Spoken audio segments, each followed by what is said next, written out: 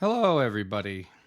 I know it has been a while since I've done a video, but I figured the time called for it. And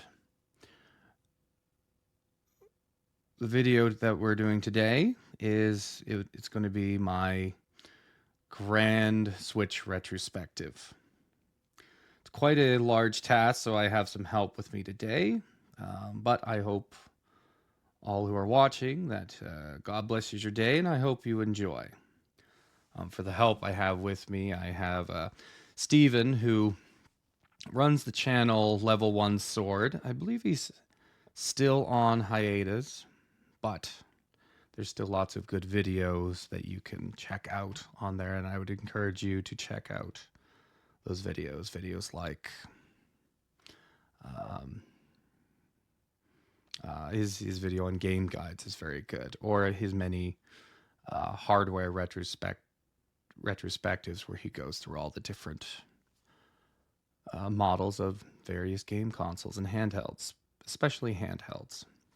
So, Steven, thank you for coming on to help me about or with this Grand Switch retrospective. How are you doing today? Good. I am glad to be here. Yeah, I really do enjoy handhelds, and the Switch is definitely one heck of a handheld. So it deserves a retrospective of this size, I think. Okay, well, perfect.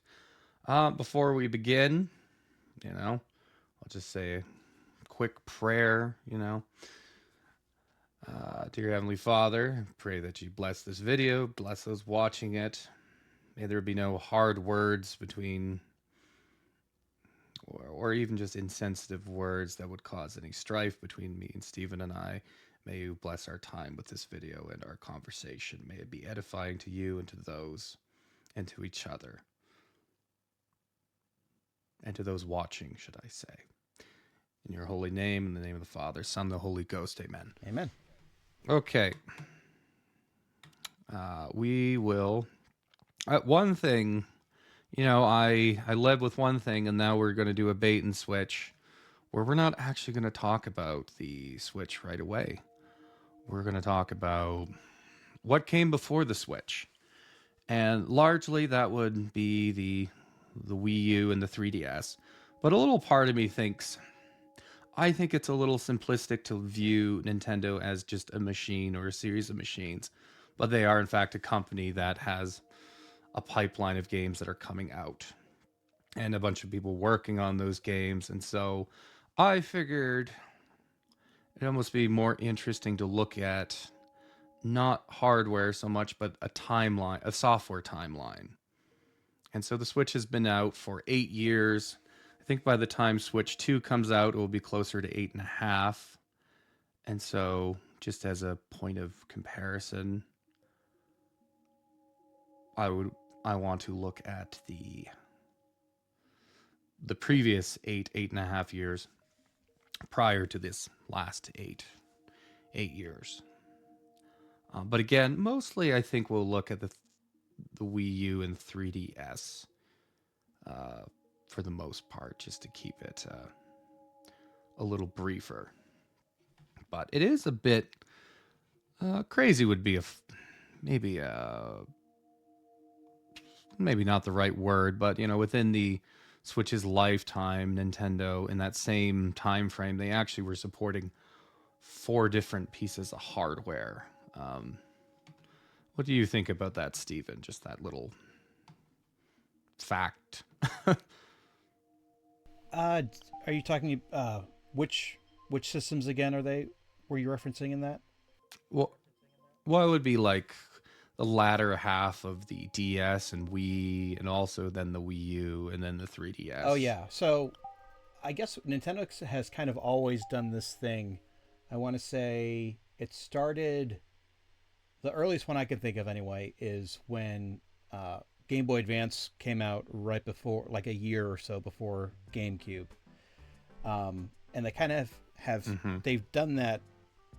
They did that with DS and Wii, and then also 3DS and Wii U. You pretty much have like this staggered release of we're still supporting the previous gen home console and support, I use that as loosely as possible with some of these generations. Like GameCube hardly got anything that last year. But they would really start hammering down on that handheld that would come out that year, leading up to the release of their next gen home console, and then things would, pretty much kick into gear that way. And there, yeah, you are right. It is always kind of an awkward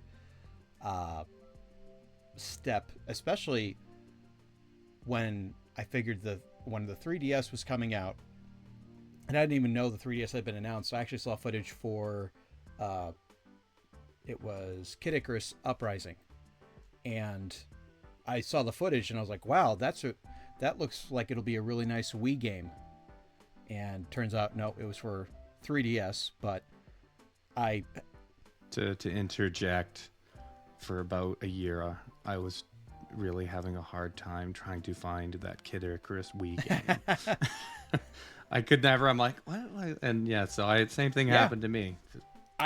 I had totally missed the 3DS announcement, and just saw the Kid Icarus footage. I was like, wow, that looks pretty cool. And then, lo and behold, it wasn't a Wii game at all. It was 3DS. So you do kind of have that weird, confusing overlap, and but they always seem to pull it off, as awkward as it was for some of us. I never believed that third pillar strategy that they were talking about with the DS. It was GBA, GameCube, and now DS, and they were like, oh no, this is our third platform we'll be supporting. No, I don't think anyone would believe them. Yeah. Well, just hedging your bets, I guess. That's what they were doing. I will say that there are times where I think the 3DS has, I was watching a video from Scott the Woz, and he said the 3DS was the worst launch Nintendo's ever done. And I'm like, in terms of software, I'm like, yeah, I could probably believe that. They probably thought Nintendo Dogs plus Cats was going to be a bigger deal. And it's not like it had nothing, but even though the 3DS had a kind of a rough launch, it is a weird thing that the DS actually had a really good year that year. Mm-hmm. They did Radiant Historia, which is, I think, one of the best RPGs on that system, in February. And then they did a really good Way Forward, did 2 games. Alien Infestation is supposed to be quite good. Based off the Aliens franchise. Thor, there was 2 Thor games, one on 3DS, but the Pixel Way Forward game was supposed to be the better one. And then there was a game called Monster Tale, which has really nice pixel graphics, and Pokemon Black and White came out that year. Wasn't it Black 2 and White 2? I believe I could look it up, but I recall it being, I think Black 2 and White 2 was 2012. Oh my gosh, yeah. And there was a fuss about that, because, but Pokemon typically, I think, hangs on to the last handheld, the previous handheld, whatever system that they're comfortable with at the time. But I think Black and White was one of the better Pokemons, or the best Pokemon on the DS. Not counting the remakes. I'm not sure, but I've only played Blue, so not a big Pokemon guy. But that is what I heard. And then there was also Kirby Master. The DS had better support. Not necessarily better, just better in quantity than the 3DS had. And a similar thing, so with 4 systems being supported, there would be it would often be the complaint that, there's no games for Nintendo this year. It's not too many for the Wii, not too many for the 3DS, but for the DS there was quite a bit. And I think the Wii, it's generally accepted that the Wii's latter half was pretty weak. 2010, that doesn't really follow for 2010, because 2010 was their biggest year on that system. There's a lot of nonsense that came out in 2010. Donkey Kong Country Returns and Super Mario Galaxy 2. Other M, I like Other M. It's not perfect, but that was a pretty large, Metroid Other M was a pretty big, high budget game. And Red Steel 2 from Ubisoft. I counted there was about 23 games we're talking about in that time, give or take. But then 2011, you still had some decent things. You had Skyward Sword, which I've documented my feelings on that game on the podcast. That has kind of been dormant for a while. But even then, it's it's not the worst thing in the world. Maybe I was too hard on it, only a little. But then Kirby's Return to Dreamland was a big deal for Kirby fans for various reasons, and Rayman Origins, and then you had the Blob 2, the Conduit. Like you had a fair few games. So, but if you add it up all together, those, like something like 2011 was not actually a terrible year, and then 2009 was also 2009 was like a pretty good year for both systems, the DS and the Wii. I think '08 was like just a collective off year. Sometimes that happens. Like 2015 was kind of just an off year for both the Wii U and the 3DS. Like the Wii U was actually better, I thought, but that does happen. But yeah, when you're splitting up your software between like as much as 4 pieces of hardware and like is 8 years, it can happen. Just something I wanted to mention. But I think for me, my favorite, I really do actually like the Wii. Obviously, there are games that don't look very good on it because it was weak, but I thought there was some pretty good looking games and it was a fun system. But the 3DS and the Wii U, I thought I don't know. I did really enjoy those systems. That was actually when I became a Nintendo fan. Like I'd been like a just kind of a casual Nintendo fan before then. But I think while everybody else was like at their, I don't know, critical discontentment, I was just having the time of my life. But I'll get into more of that. How do you feel about these systems, Stephen, and this last batch of 8 years, or the batch of 8 years before this last 8? I mean, I don't know if I have probably made mention this on your channel and podcast before, but I wouldn't call myself a DS hater, but I definitely was not a fan of the DS. I came out of GBA, switching over to PSP, and everyone that was going like gaga over the DS. I'm like, I do not get what you guys see in this system. But of course, there were always good games coming out for it. And when the 3DS was announced, I was like, you know what? I think I might jump back into Nintendo handhelds. I love the fact that it was backwards compatible with DS. So I was like, okay, so there are like about a dozen or so DS games that I would like to get, and now I can play them on this one system, which was actually, it worked out really well for me. You had mentioned that the 3DS had that really weak launch, and actually, it's funny you mentioned Scott the Waz's video. I just watched it last night about the different Nintendo console launches and him ranking them. But yeah, that was actually fortuitous for me because I had all this open time playing this brand new console, and I got to play, Super Mario 64 DS, Kirby Mass Attack. There are great Kirby games on DS that play just fine on the 3DS. So I was eating good during that opening window.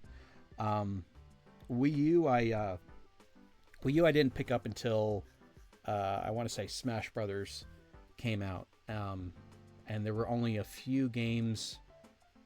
I think maybe about 8 or 9 games that really interested me on it that you couldn't get anywhere else. But yeah, that's it's the 3DS. I was a much bigger fan. I've got a much bigger 3DS library than Wii U library. But I kind of wish that the Wii U had been more successful, and that we did get to see more play between those two systems. I always liked the different things that Nintendo would do that would link the home console with their handheld, like the GameCube to GBA stuff. Yeah, that was a bit excessive with everyone needed an adapter and a GBA to play certain games like Legend of Zelda trying to think of the name now that I've been put on the spot. The Four Swords Adventures. Yeah, yeah, that one. There was also a Pac-Man game that you could use it with, and I think those might have been among the only ones that used the feature, but it was still a neat feature. No, There's also Final Fantasy. Crystal Chronicles. Not Explorers. Yeah, that game. I really try to talk my brother into playing that game with me because I think it looks kind of cool. It really was only like 4 games, but you did also have the GBA player, which was pretty cool. Which my brother paid $300 for. I'm like, okay, whatever, but I don't know what it cost at the time. So even like go jumping ahead, like so the entire like the Switch's TV to handheld isn't entirely unique. It's just more seamless, I guess. But I think the GBA player or the Game Boy player, whatever they called it, was probably a better interaction for sure, because I think it just included all games, even WarioWare Twisted. If you wanted to pick up your GameCube and turn it, you could. Yeah, but it was even backwards compatible, just like a regular GBA, so you could play, your Game Boy and Game Boy Color. And it really blew my mind when, so you could actually do DS download play even on a 3DS. Like I just felt like they thought of everything when it came to making the 3DS just as compatible with DS titles as the DS line of hardware was. Yeah. It blew my mind when you could go onto the Wii eShop and download demos to your DS. You could actually connect wirelessly to the Wii and download DS game demos. That was incredible, and I don't know if many people even know that you could do that. Through the 3DS, you could still do that? Yeah, because you still had you just use the DS download play, and you it would kind of go into a DS UI with connecting to the Wii, and you're off to the races. So that was a cool thing that it's like Nintendo has these really cool ideas that they hardly do anything with, and it's kind of tragic sometimes. Yeah. Yeah, I mean, I kind of almost... To me, there's like an endearing kind of Peter Pan quality to it, where it's like the latent potential never realized. You can still kind of get a kick out of it, even though, it doesn't really come to fruition. But again, like Peter Pan, it's like it can do everything as long as it doesn't really do anything with it. No, the 3DS was kind of the king of features in a lot of ways. Eventually got Miiverse, that the I don't know what you call it, but basically your records book, which was literally just like a little book thing on your bottom screen for the games you played, when you played them, was really, really good. Just little things like that they got quite right. I probably... definitely more 3DS games I liked than... Well, there was more 3DS games than Wii U games, certainly. But the 3DS, I was impressed by the fact that even though this 3DS, I don't know, it's like about a generation ahead of the DS. Like the DS is it's probably closer to PS1 than a N64 in terms of what kind of stuff you see on, but it's like it's like an N64 level of power. And then the 3DS, I really feel like you probably could have put any GameCube game on the 3DS with minimal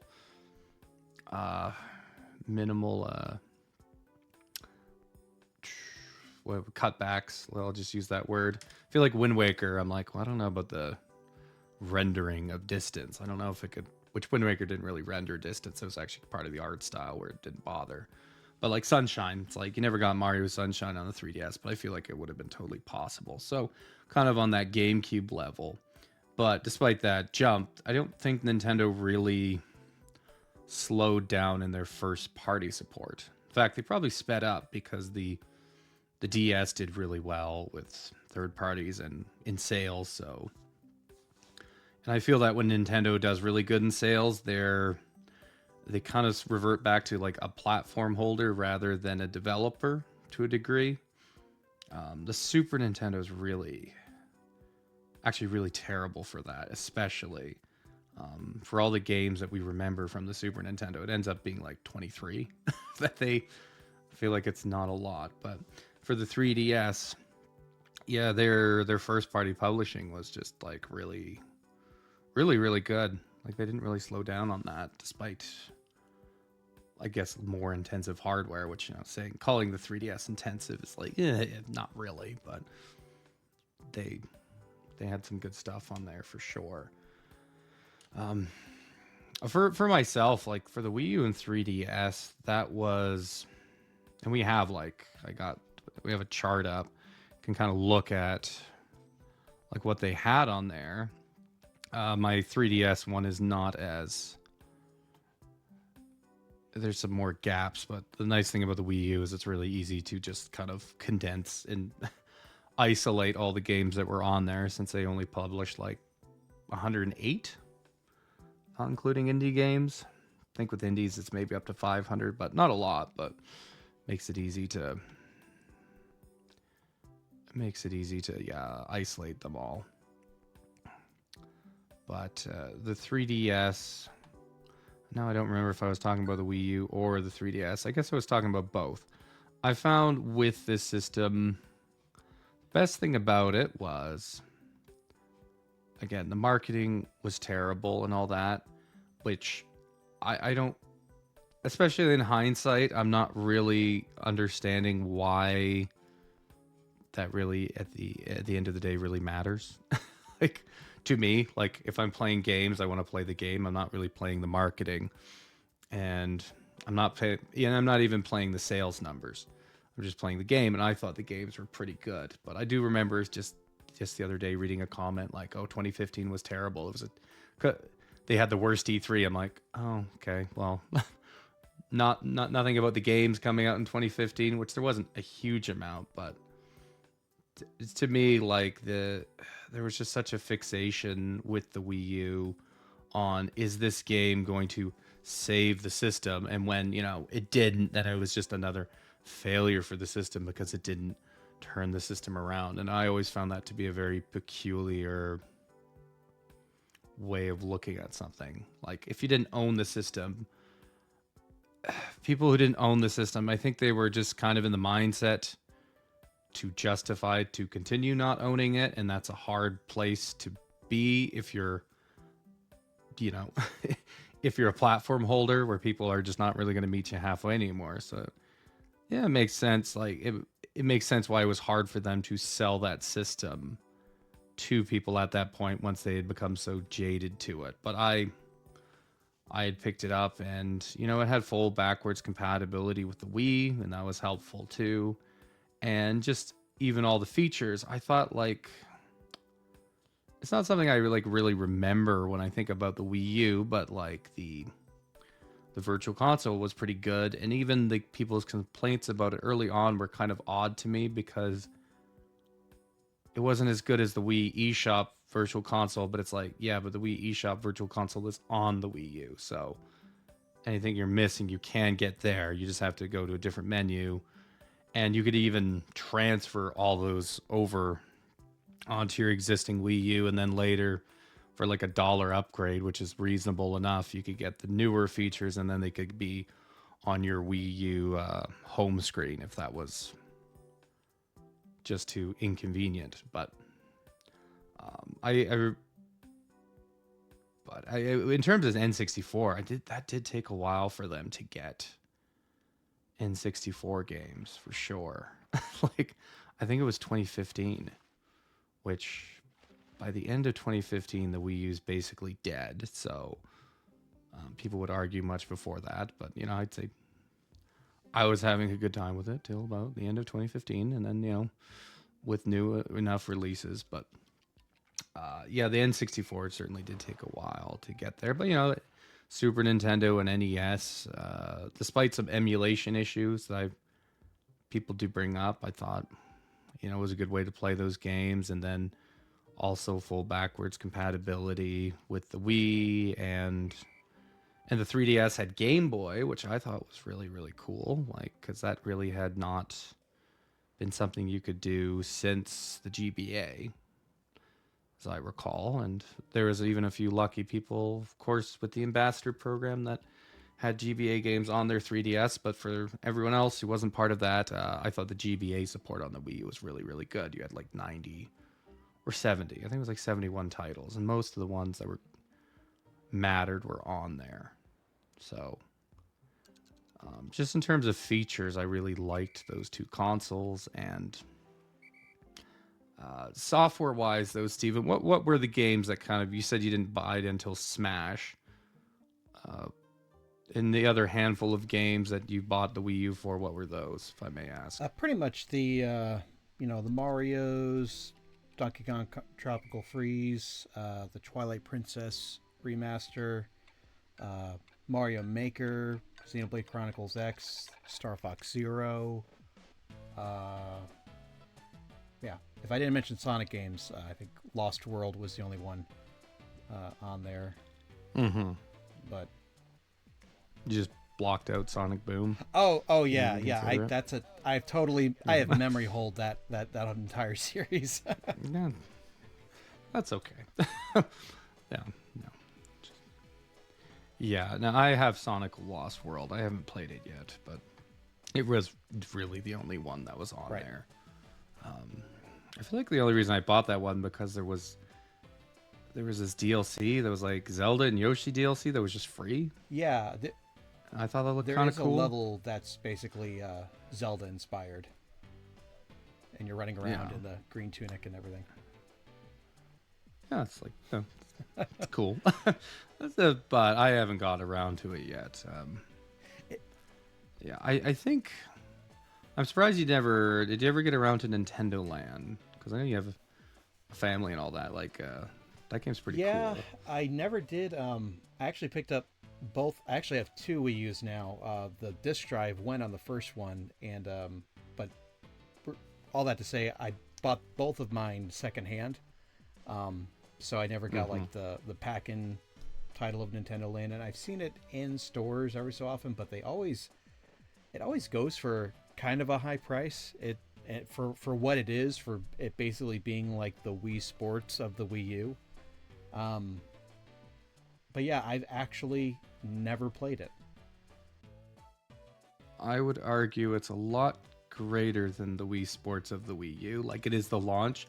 It's probably closer to like Wii Sports Resort, which I know you didn't get around to either, but like it's Nintendo Land. I mean, I guess that's a good lead in for me. I feel like Nintendo Land is just this big celebration of what they thought the Wii U would be. Like it's actually a massive game. Like every mini game has like multiple modes to it and different kinds of gameplay.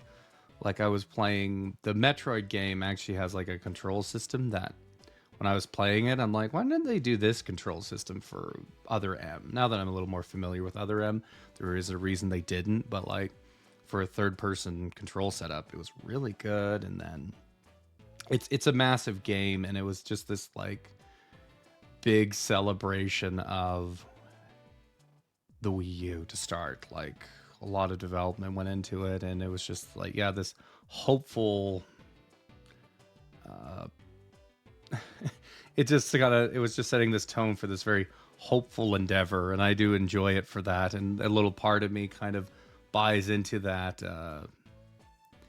that very far-flung hypothetical that never came about with the Wii U, of course. But they put money into it, and they put like, and it's really, really good, and it's one of the best cases of the Wii U gamepad, of course. There are some things in it that are just like, I don't know, whatever. But then there's other things that are, a lot of them do kind of, they seem a little similar to like Pac-Man Versus, or like Mario Chase is very much similar to that GBA game or that Game Boy GBA Link cable game that you had mentioned. But that game's a lot of fun, so there's no harm in that. And the Luigi's Mansion game on that game is really good. Like it's just asymmetrical multiplayer, and it's it's a lot of fun. Well, you're both basically you're just taking turns being prey, and it's like if you can catch the ghost with your light, then you can kill him, but then he's invisible. A lot. There was a lot of fun stuff on there, and I never actually played that one till I think after the Switch came out, but I did have a lot of fun with it with the nephews. And I think with the Wii U, I just was lucky where every game I picked up, I had a really good time with.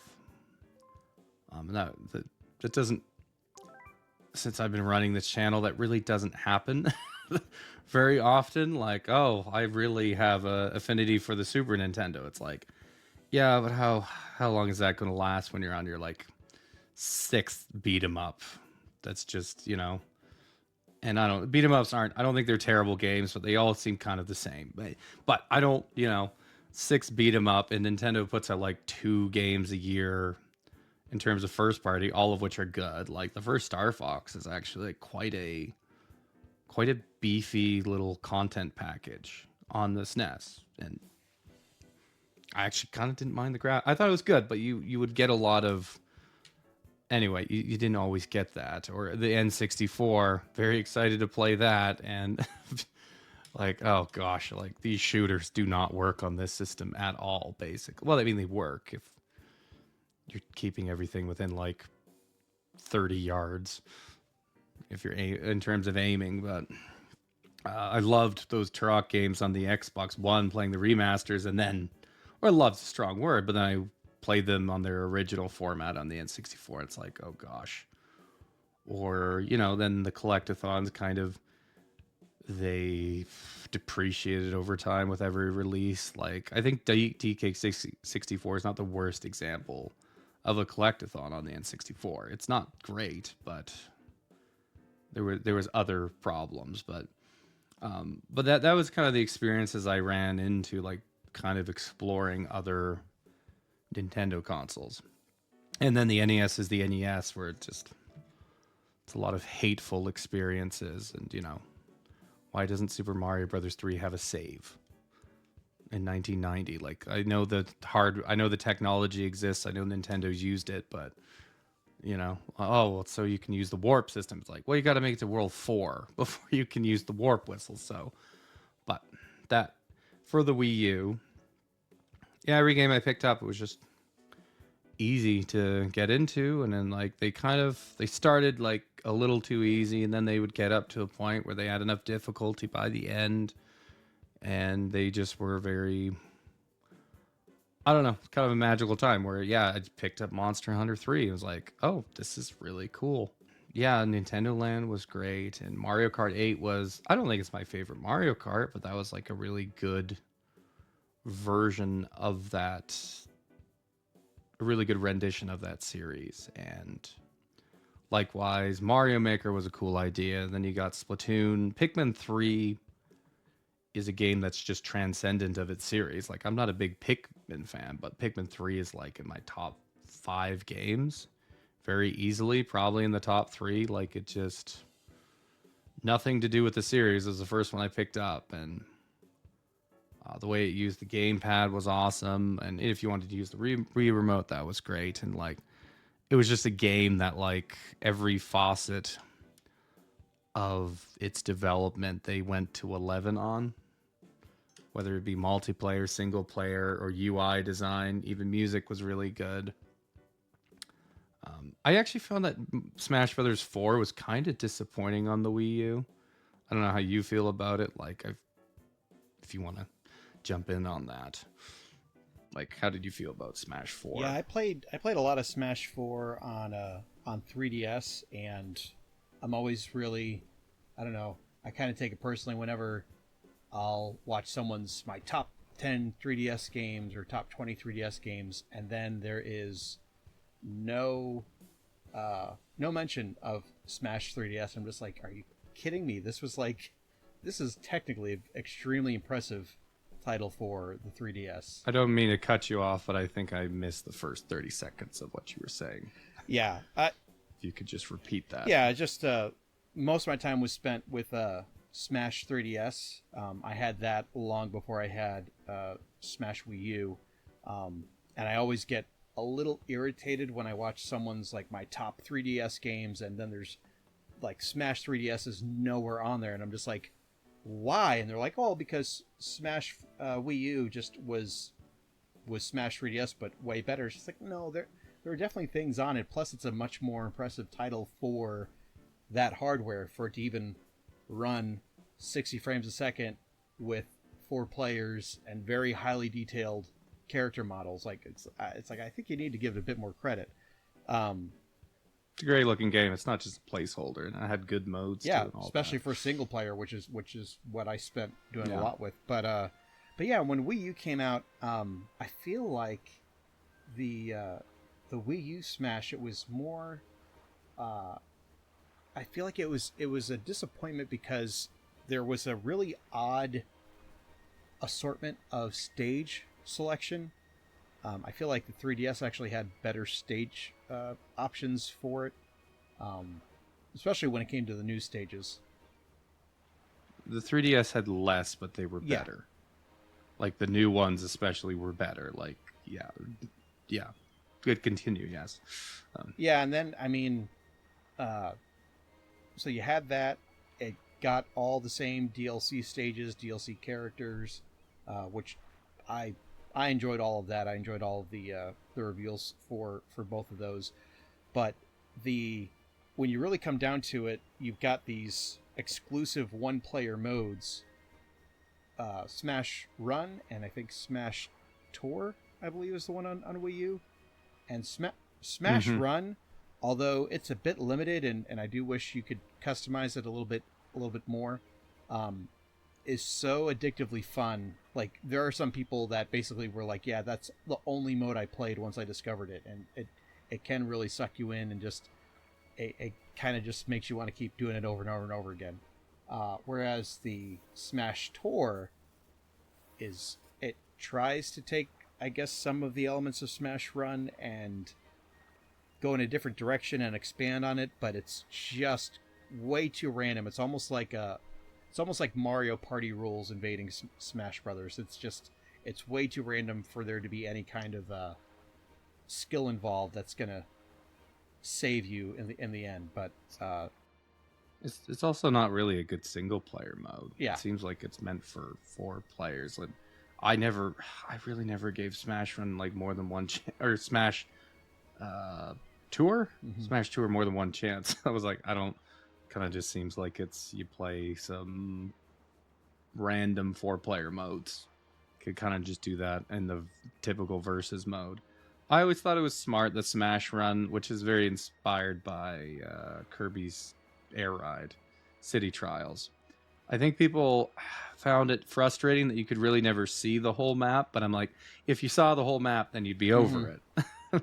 It's always that kind of chasing the dragon of, ooh, I don't think I've gotten up here yet. Yeah, And then like the final modes, like where you just collected the stuff and then you'd get a foot race or a multi-man or the various things. It was like, well, you can't really plan for it, but you just hope for the yeah, best. but it works for some reason. It works better in Smash Run than it does in Smash Tour. Like with Smash Tour, everything was on a game board, whereas Smash Run was like, no, you're actually playing almost like a subspace emissary version of, Yeah. of the game, and you're on this massive island, and they wanted to get other things running, but they just couldn't. Like they wanted you to be able to interact with the other players before you did that kind of foot race section or multi-man section at the end there, but they just couldn't get it to work. But it's so incredibly addictive. But yeah, I would say Smash 4 was really great for the 8-player Smash. It had never been done before uh, that time, Yeah. and that was just, I don't know. I got a kick out of just setting up 8 CPUs and just watching them battle on these huge stages that never would have been possible before. Um, I did, if you're still with me. You, okay. Yep. You just cut out for a moment, but I did want to mention real quick. I felt it was really generous that Nintendo, with the Wii U, allowed you to pretty much use any Wii controller on it. on any. Hmm. I think any game, pretty much, if it worked on. Yeah, I think almost any game you didn't have to use the gamepad or the Wii U Pro controller. You could actually just use like hook up a classic controller or even probably just the nunchucks. I feel like they all had a control scheme for Wii controllers. Even a lot of third-party Mm-hmm. games did, like Call of Duty Black Ops 2 has it, and that's the only reason I kind of own that game because I like the IR aiming in those first-person shooters. But yeah, a lot of third-party games did too, and I think every first-party game must have also, except for maybe Xenoblade Chronicles X. I can't imagine that using that control scheme, but it's possible. I could check on the back of the box here. I got it right here with me. Yeah, it just Yeah, says gamepad and Wii U Pro, so you might be right with that one.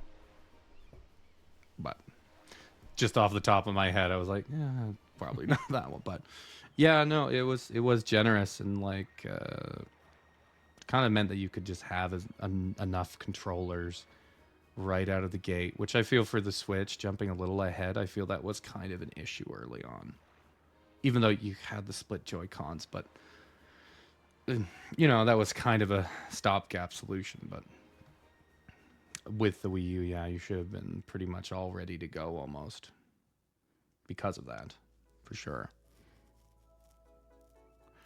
No, yeah, but yeah, just for the Wii U, I think it was just luck of the draw that yeah, every game I picked up was. Um, Actually, I'm going to be back in a second. Yep. Just a moment.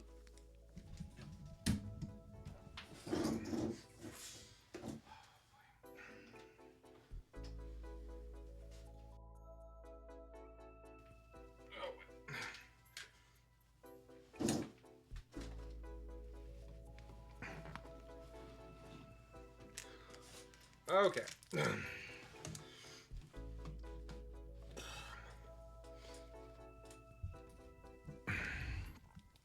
Here, that's my collection. But every, I think there's like, I feel like I'm missing Kirby and the Rainbow Curse, but I was like, I didn't love that game anyway. It was all right, but I feel like a lot of the games that they they made for the system, I don't know, they just hit with me. Game and Wario, I haven't played too much of, but I think just because of that gamer mode, I feel like it's more interesting than say WarioWare Get It Together at the very least. But kind of middling reviews, but I'm kind of optimistic for that one. Um, this game it's a new Super Mario Brothers game, but it's fine. I think it's actually one of the better ones, and but every game I just felt like they kind of had, if not the best game of that franchise, like the second or third. So like Need for Speed Most Wanted You like was a good version of this game and one of the better Need for Speed games. And if it's the only one they got, like, well, it's a nice little vertical slice of that system. Assassin's Creed 3, I think, forgive the chewed up case. I actually bought it like this. I just felt so bad for the guy selling it that I'm like, I somehow have to buy it off of him. I'm like, I don't know. But Assassin's Creed 3, I don't know if the dislike for it was overblown, but at the very least, like, I don't know. You had Assassin's Creed Black Flag.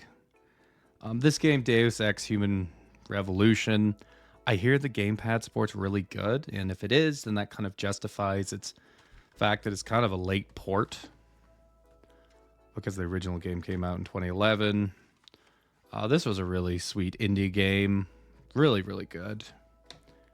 And forgive me if I'm going too fast. Ninja Gaiden 3 Razor's Edge takes a terrible game and makes it a decent one. That was a launch game. But anyway, I have a nice little stack of games on this system that I had a lot of fun with. Is kind of my point. And it was kind of just, I don't know, like that's really important to me. Like, and the fact that I only have 50 of them doesn't really bother me. Like, I don't know. It's like, I actually find it very hard to find a system that I like 50 games for, or even like usually it kind of caps off at 30. Then there's Hyrule Warriors, which I feel like maybe it was just the time and the place that I really enjoyed that, but a lot of people like Hyrule Warriors, of course. Super Luigi U, really cool DLC. I don't know if you can even see all these, but I'm just kind of moving them. That was like actually kind of the definitive Mario Brothers of that system, I think. And of course, Breath of the Wild, and but anyway, like, or yeah, here's Black Flag. Like, just I don't know. I think it like got a lot of like, even if it's just one version of a game, it was one of the better ones. Like Black Ops 2, Tekken Tag Tournament 2 Wii U Edition, supposed to be the best version of that game and one of the best Tekkens, and blah blah blah. And you had a lot of Mario, and I think a lot of people didn't like that it never really got Metroid, but I don't know. Here's an unpopular opinion. Metroid doesn't really. The amount of Metroids you get for how little it sells is like actually pretty fortuitous, I think. I like Metroid, but that series has never really pushed numbers. So the Wii U didn't get one, but eventually during the Switch time, you got one on 3DS anyway. But yeah, that's just my little collection, my little stack of games, and I had a really grand time with it, more so than I have with the other Nintendo consoles that I played. So, and of course, the 3DS was just a beast for Fire Emblem and Zelda titles, and I never really got into the RPGs because it's not really my forte. But there was quite a few of those, less than the DS. But I don't know. So I think all to say, like, I don't know. I get a little. I feel like people kind of just came up with reasons to think that this was like the dark days of Nintendo, when it's like, well, if you don't have the Wii U, like if the Wii U isn't running, if there's not stuff on the Wii U, then there's stuff on the 3DS. Right. And it's fine. Like, obviously third party support was basically non-existent, but even just that 1 year of 2013 was, I don't know, you got a dozen games out of that, at least, some of them exclusive. So yeah, now I don't know what to do with this. Oh boy. You should just hold it like that the rest of the time. Just, Yeah. No, I'll just put it off to the side. But anyway, I had a great time with the predecessor, but obviously, like, with the predecessors of the Switch, but by the time of like 2016, the 3DS is still going fine, but the Wii U's dead in the water. There's like 4 games for that year, or 4 or 5, and one of them is Star Fox Zero, and I like Star Fox Zero, but I'm not gonna stake my reputation on that game being incredible. It's like, it's okay. And then you have a decent remaster of Twilight Princess, and then kind of a middling Paper Mario game. So by the time the Wii U was done, like, I was definitely ready for the Switch.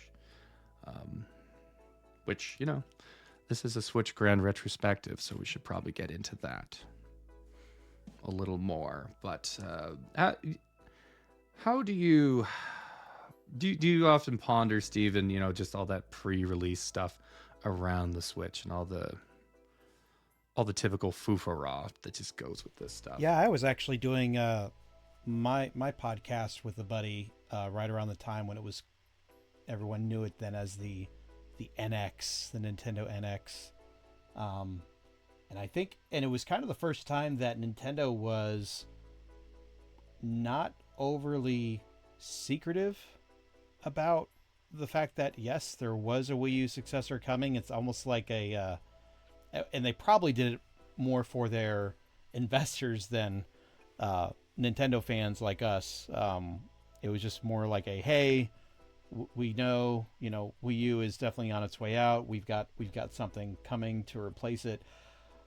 I just remember that a lot of people were thinking, well, this is only going to be, so the Wii U is only going to be the flagship console for Nintendo for, I think it was only about like 4.5 years, I want to say. So people were like, wow, that's a really short life cycle for a Nintendo system, Virtual Boy notwithstanding. But people were just kind of like, wow, this is kind of it. Everyone was happy because Wii U, of course, was very unpopular, but at the same time there was this trepidation because they were thinking, all right, how long has this been in development for? Has Nintendo really learned from their mistakes with the Wii U? What are they going to do with their next console, and what if this next console flops? That was a big concern for a lot of us. And Nintendo was kind of in like a bit of a pickle because the PS4 was an absolute runaway success. Microsoft could put out an Xbox, have it do practically nothing, and Microsoft just keeps smiling and trekking along because they're Microsoft. They have all the money in the world apparently. But it was looking kind of bad. I mean, that's when they were doing a lot of stuff. Like we mentioned, there's literally a Hyrule level in Sonic Lost World via free. It's free DLC, but at the time, it was something new for Nintendo because Nintendo doesn't really like other people doing stuff with their stuff. They don't like people taking their IP and putting it in anything. And we saw this tie-in between Sonic and Zelda. We saw Hyrule Warriors. That I would say that's definitely a big deal. We had I'm trying to think of what else it was.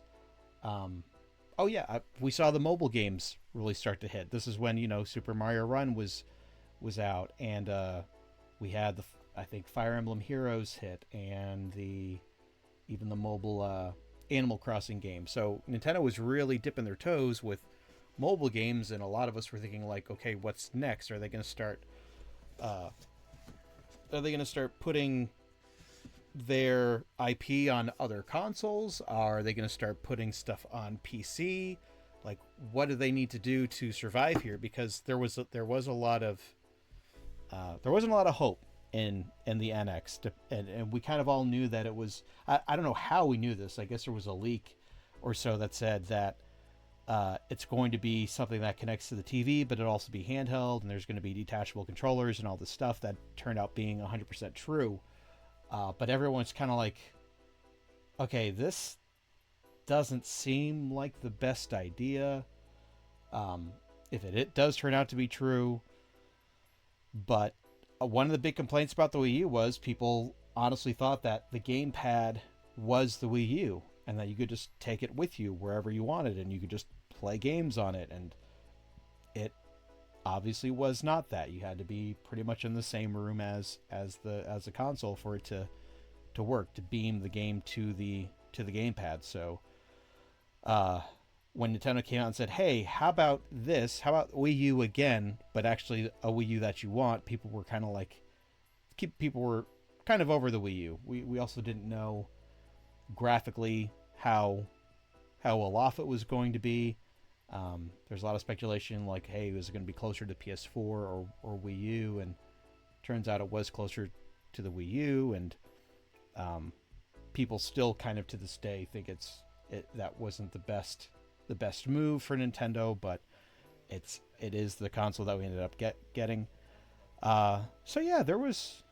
If I may interject, I think obviously, like for me, I obviously have issues. Like there are issues with the power level of the Switch that I have, but obviously financially, it was a perfectly fine move for Nintendo. Sure. Like, yeah. So, just to clarify that, it's like I don't think anybody can argue finances, like whether or not, like in terms of it being the best move. But yeah, just throwing that out there.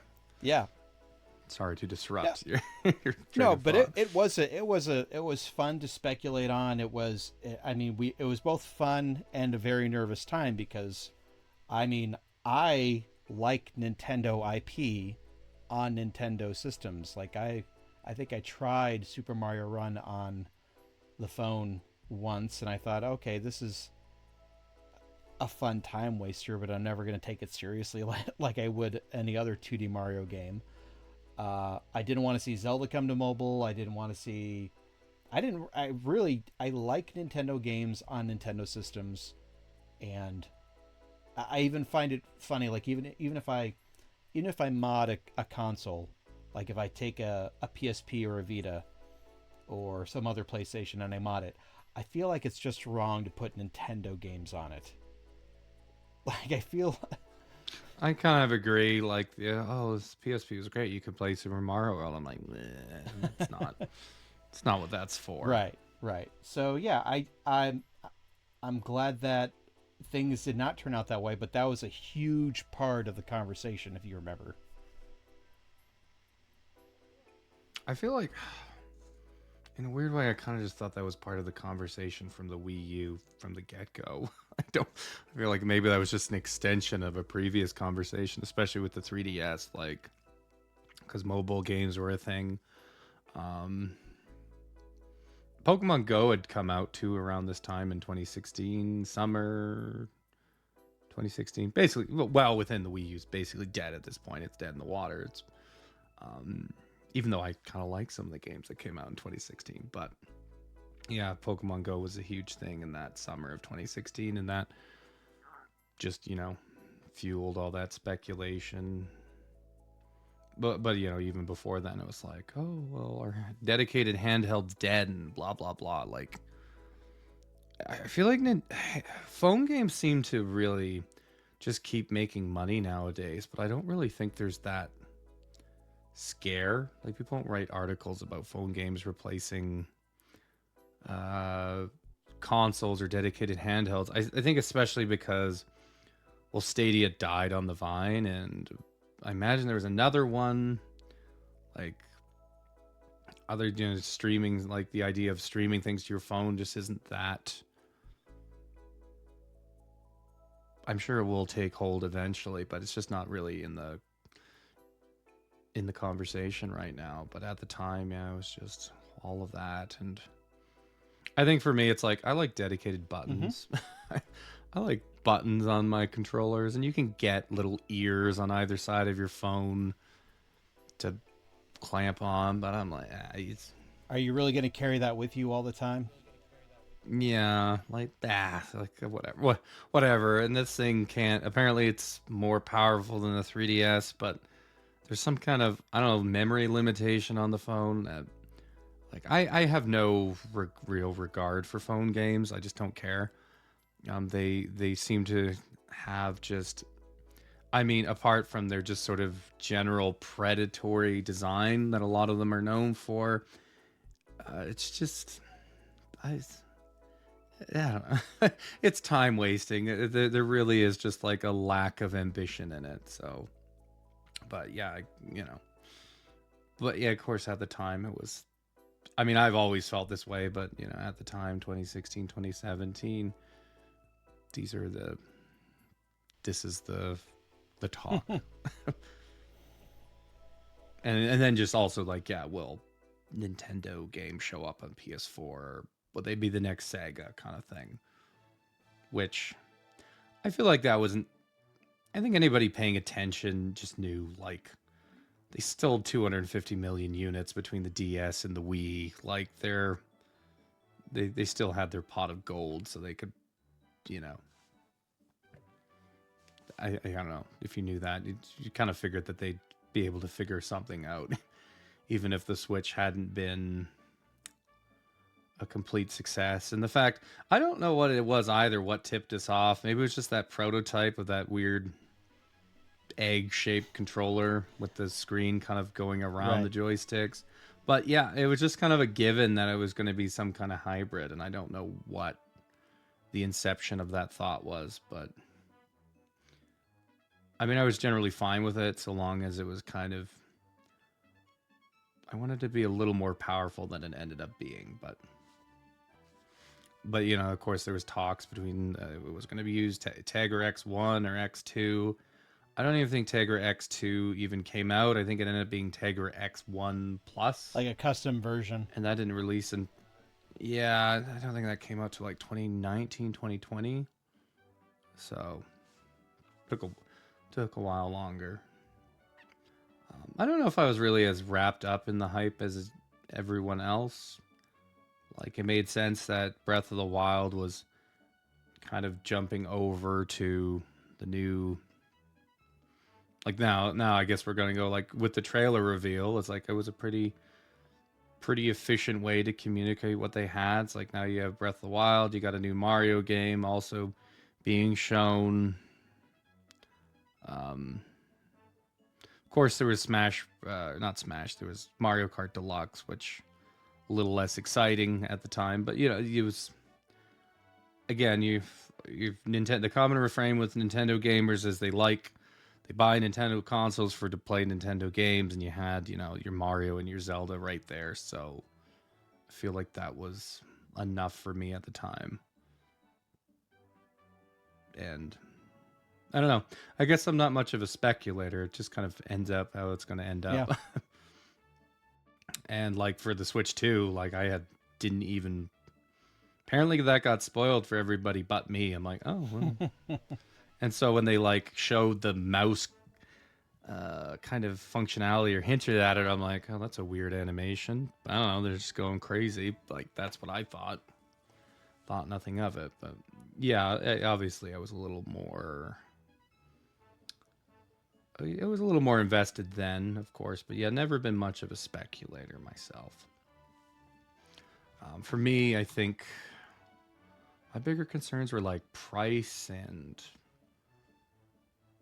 mostly just price. Like, what is the price of these things going to be? Like, a little part of me kind of wishes that Nintendo had priced, because in many ways they talk about the.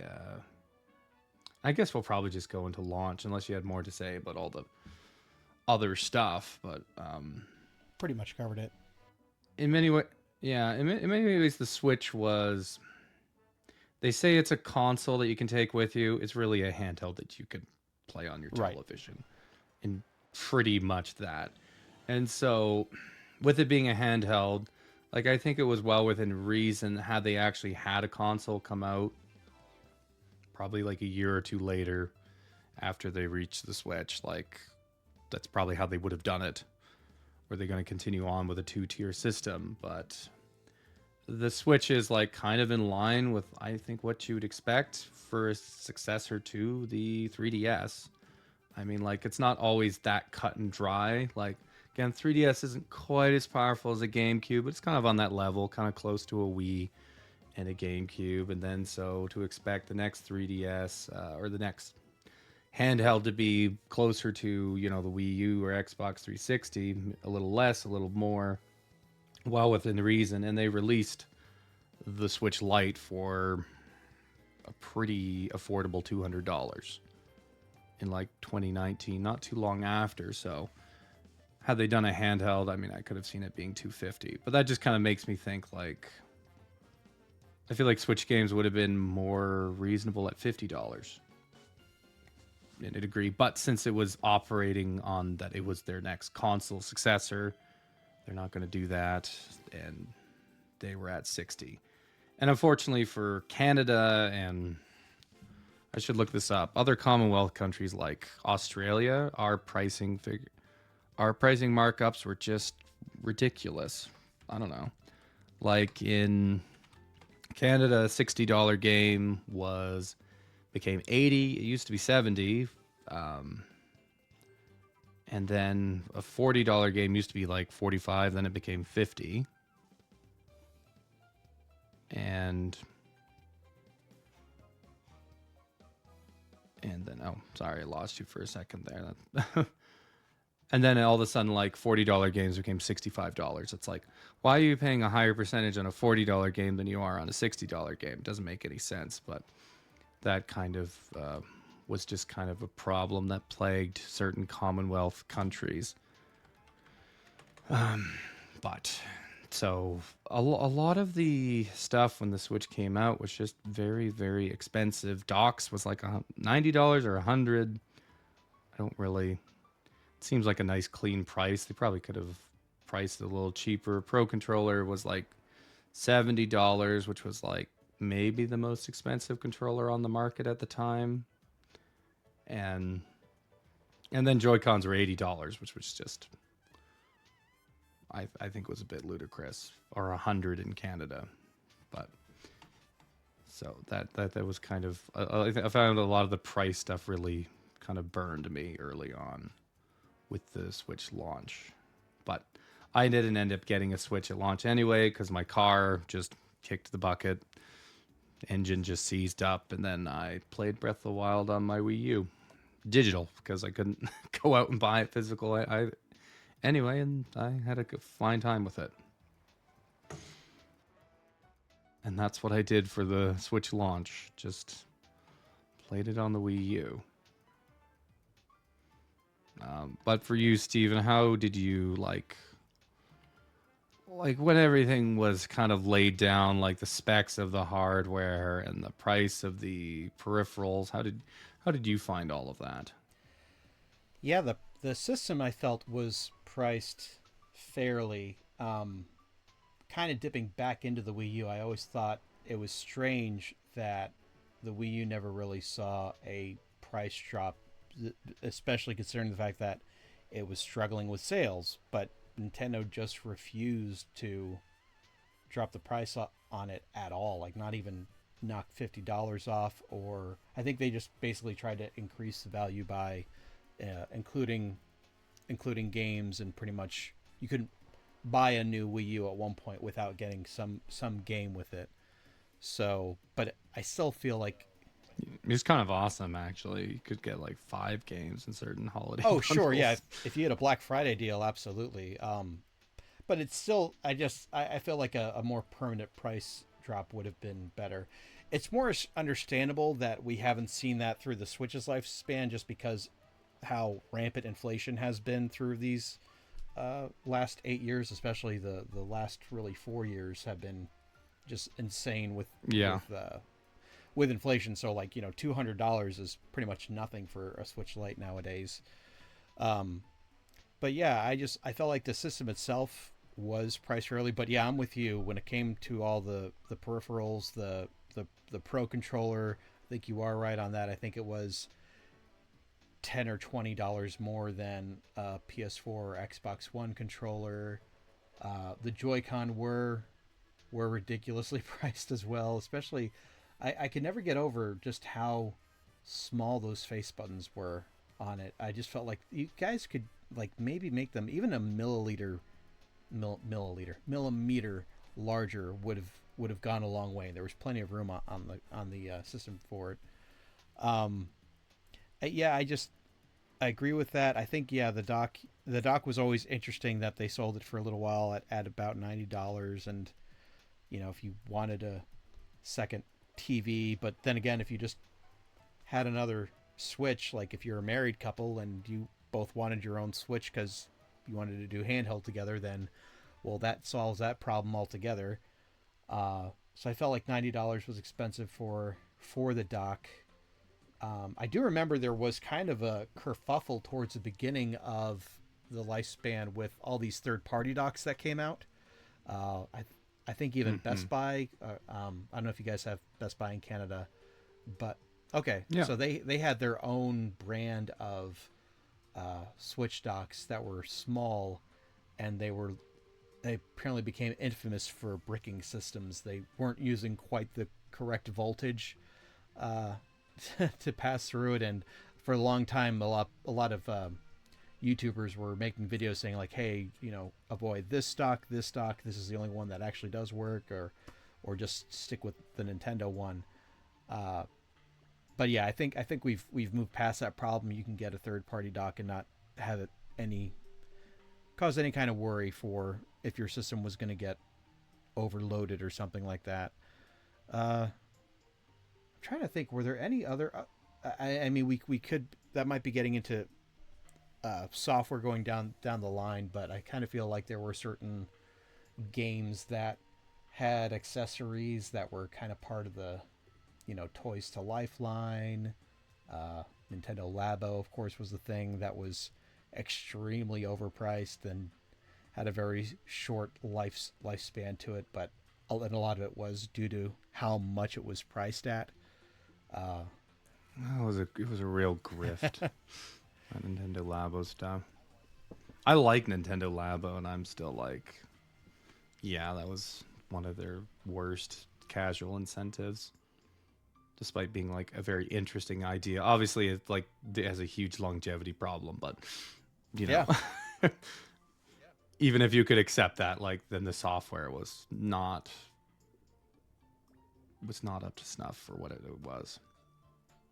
I was gonna say like the one thing I really that just apparently maybe I got rid of my Switch over this. Well, I didn't really get rid of it. I just annoyed me and I wouldn't replace it because it was $40 for an AC adapter for the Switch. mm, I'm like, what? It's like 15 for a 3DS one. Obviously, it probably requires a little more juice, but I think it was like 10. It must have been 10 for a 3DS adapter in the States, and then it went up to must have been 25 for like the cord. And I let one nephew like take it out of the wall once, and then it was bricked. And I wasn't that upset with him. I was more like, it's like this is a console for kids. I mean, it can't survive one encounter with a kid. wow. This brick, but I just would not replace it for $40. I'm like, no, thing can stay off because I'm not.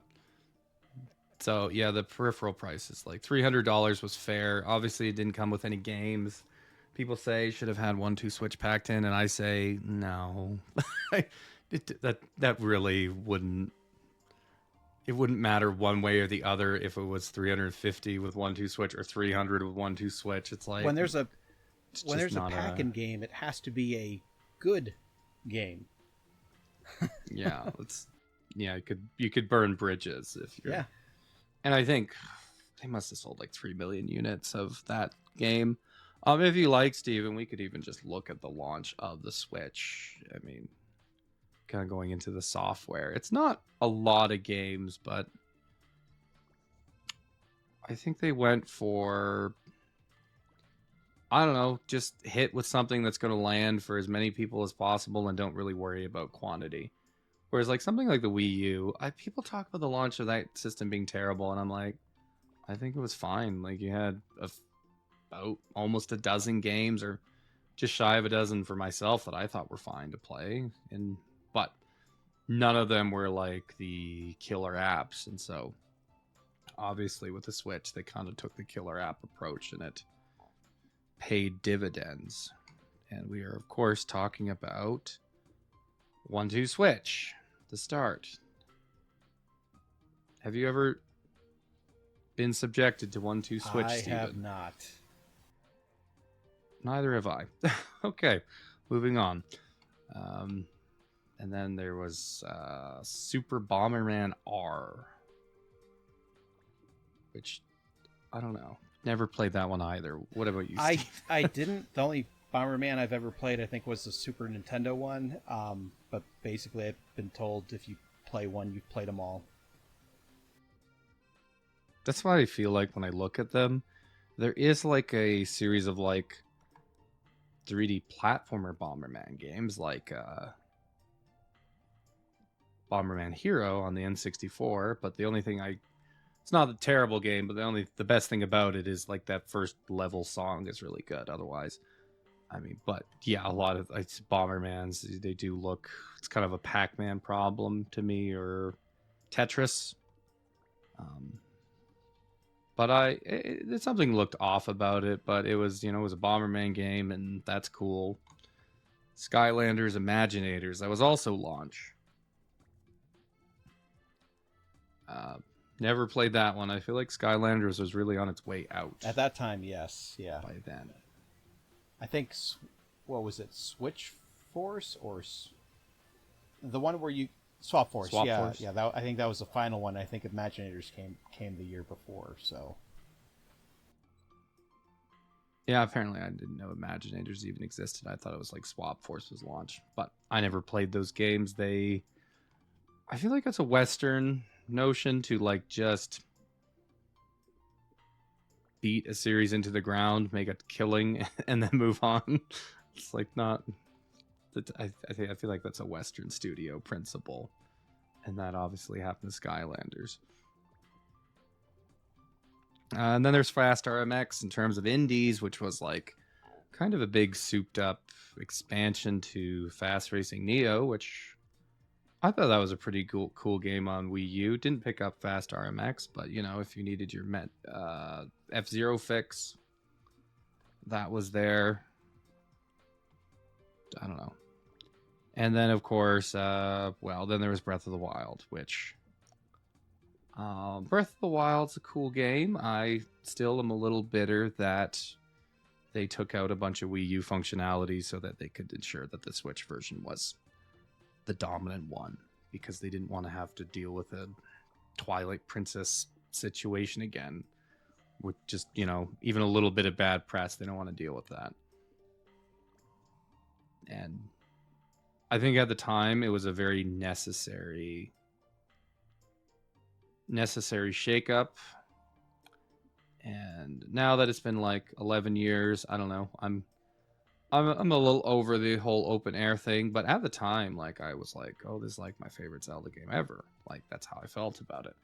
I've cooled on it since then, but for, you know, for a new novel system to have a game very predicated on novelty, that was a smart move, and that just people were buying the game when they didn't have the system was a common refrain I'd heard.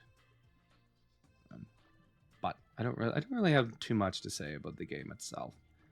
I like it as kind of as that one different Zelda game, and then I have my misgivings about it being the template going forward. Which, given the sales, it's going to be the template going forward. But like as it was, I thought it was decent, though it did have its own little issues.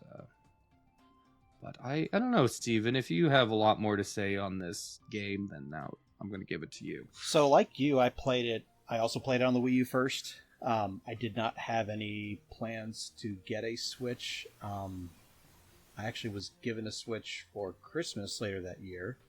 And at that point, I was like, well, I definitely want to have Breath of the Wild portably and play it whenever. So I think I played it twice within a single year.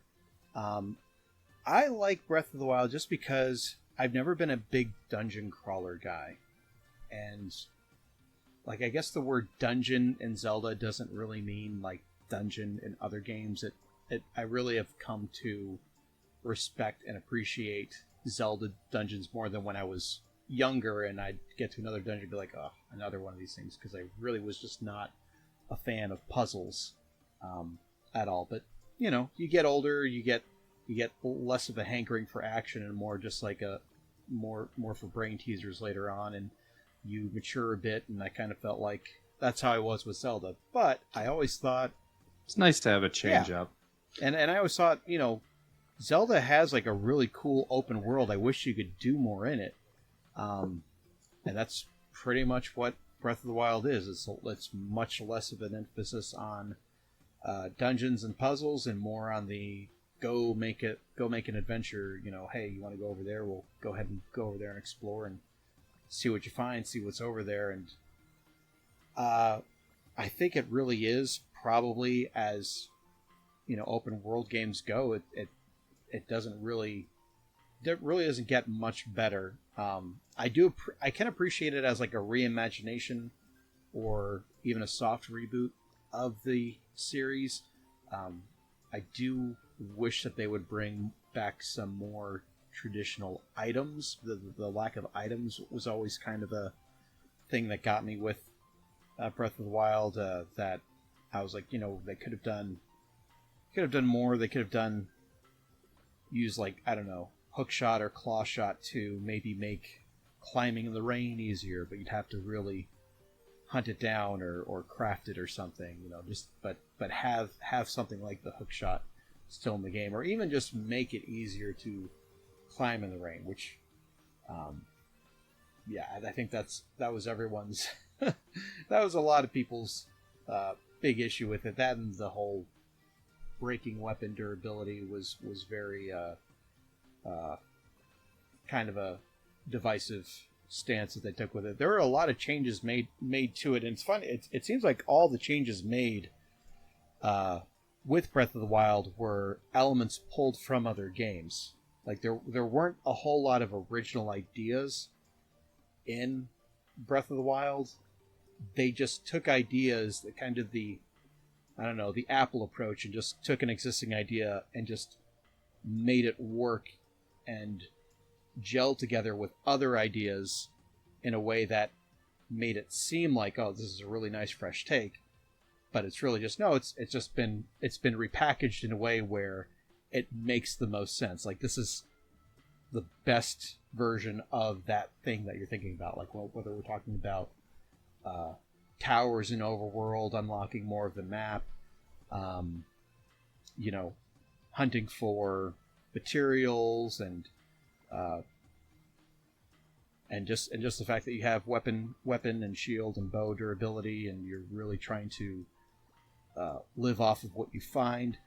A lot of that stuff, again, it's in other games, but it just is done really well in this game. Did you ever bother with I Am Setsuna at all? No, but it wasn't that the first of the HD 2D games? No, it was more of a... It was Square Enix, so it was kind of their incentive to kind of make smaller traditional It might have been RPGs. the same like team within Square that eventually moved on. Yeah, maybe. But it didn't have the HD 2D look. I think it was just kind of 3D top down. It was like released for like $20. It was part of some kind of incentive. So there was that, and then a little later we got a game called Snake Pass, which I could not. That was done by the guys Sumo. I could not get a wrangle on those controls at all. I don't know. Do you have anything to say about that No, one, I Steven? just remember seeing trailers for it. Yeah, it was a fun idea. I just couldn't play it. I couldn't like figure out how to like wrap around a pole and actually like be secure there. And then a little later after launch, you have Blaster Master Zero, which people really like Blaster Master, but every time I see those really slow moving top down sections, I can't do it. It's like the tank sprite's really cool, but that little top down section where you move slow, it can't. I don't know. Maybe I should give it a chance, but on the NES, it's supposed to be one of the hardest games, and I was really done with the NES by that point too. Of course. And then everybody, really, again, it was kind of a more anemic launch, but because like on the launch, you also had Snipper Clips, which is a very cute puzzle game. I think the fact that it was launch really benefited it. And, it played off the iconography of the system well and all of that. I never played it, though. So Me neither. Yeah. Really, it was really just about Breath of the Wild. And, yeah. And then, like, a little later in the month, you had, like... this is kind of an interesting topic just about in general. Like, later in the month, in March of 2017, you got... Mario Superstar Mario Sports Superstars. A very disliked game. I don't know if it's actually that terrible, but you're going for 5 sports in one, you're not going to have them as developed, but the 3DS was still just continuing to exist. And I think people really just disliked this continued existence quite a bit. I never had a problem with it. I thought, these are games that have been in production for years at this point, and it wasn't going to cause any harm or take away from the new system at all, just to let them complete their development and come out. Yeah. I do think some of those remasters are a little pointless, almost because or remakes rather. I've gotten to a point with remakes where I usually just used to assess their value on like how much better their graphics were, but I don't know, I don't really do that. That's not really what I'm looking at anymore. Like, I think of a remake that didn't happen on Switch, or even just a remaster that should have happened, was Kid Icarus Uprising. Because I don't mind those controls, but they do hurt my hands. So even just a nice remaster or a sequel would have been better. But I feel like there's a lot more reason to have that than there was to have Luigi's Mansion on the 3DS, or even like the Alpha Dream kind of bankrupted themselves on these remakes of Mario and Luigi that just kind of didn't look better than the original games, because the 3DS look that they chose for Mario and Luigi was just kind of a little different. I don't know how to describe it. Like, I don't necessarily think it was sprite based. It was kind of had this a smudgy sprite look, but anyway, it did seem like not terribly prudent to actually spend too much time on those, and I did feel like I feel like they could have backed away from development of Bowser's Inside Story at the very least, because that was like 2018. Yeah, I think the remake of the first one, the Superstar Saga, made sense just because that was a GBA game. But then everyone was just, when they did Bowser's Inside Story, everyone just pointed out the obvious fact that you can just play the original on the 3DS, since the And there's also that, yeah. so yeah, and also it didn't make a whole lot of sense because you would, I mean, the game does only play in 2D, which kind of, for some reason, that also happened during this time. It's just like any game put out on 3DS that Nintendo made, was just like, we're only going to we're not going to bother with the 3D effect, 2D only, and that applied to these Mario and Luigi games. And but it still was kind of weird because you had those Bowser Inside Story sections where you would turn the 3DS sideways, to kind of have like one character on one screen, another character on another screen. But now you don't have, now you have those screens with a 3DS being, the top screen is bigger, it's a wider screen as opposed to like the 4x3 screen on the bottom. So it's kind of like that worked with the DS because both screens were exactly the same size, and now they're not. Yeah. It was just, I don't know. It was a very, very strange choice, but of course they chose it because that was the top selling Mario and Luigi game on the DS anyway. Yeah, I just think maybe they would have had a. I guess after the sales of Superstar Saga, I figured they would have backed off, because that one didn't really make. Superstar Saga was already in development, and then there was other games like. I just remember people being so unwilling to play Samus Returns, like Metroid fans. Like, I'm just not gonna play it on the 3DS. I'm like, well, that's what it's on. So hey, you want a new Metroid game? Well, if you're not gonna play it on there, well, you kind of deserve your problems at some point. Like, if and I actually think Samus Returns, I didn't love it at first. Well, I mean, I really liked it at first, but it grew on me on the second playthrough. I think it's very good. I think some of the graphics are a little crudgy, for lack of a better word, but it generally the art direction's pretty good, and it was a very good remake of a Game Boy game the Game Boy game's actually fine. Like, I just played it a month ago, or maybe 3 months ago, but it was a really good remake, basically a new game. And the similar thing happened with, I feel like the best Fire Emblem that came out on the Switch era was Echoes.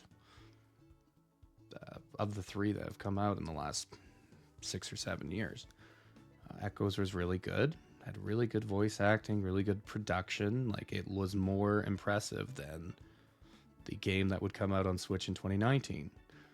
So, but that just really rubbed people the wrong way. Like, and you had WarioWare Gold come out and Dylan's Dead Heat Breakers, and at some point, like, a lot of people should still have a 3DS, and it's not. I think the 3DS, like, ergonomically, well, depends how much you have to use the shoulder buttons, but I think the 3DS is like a very nice.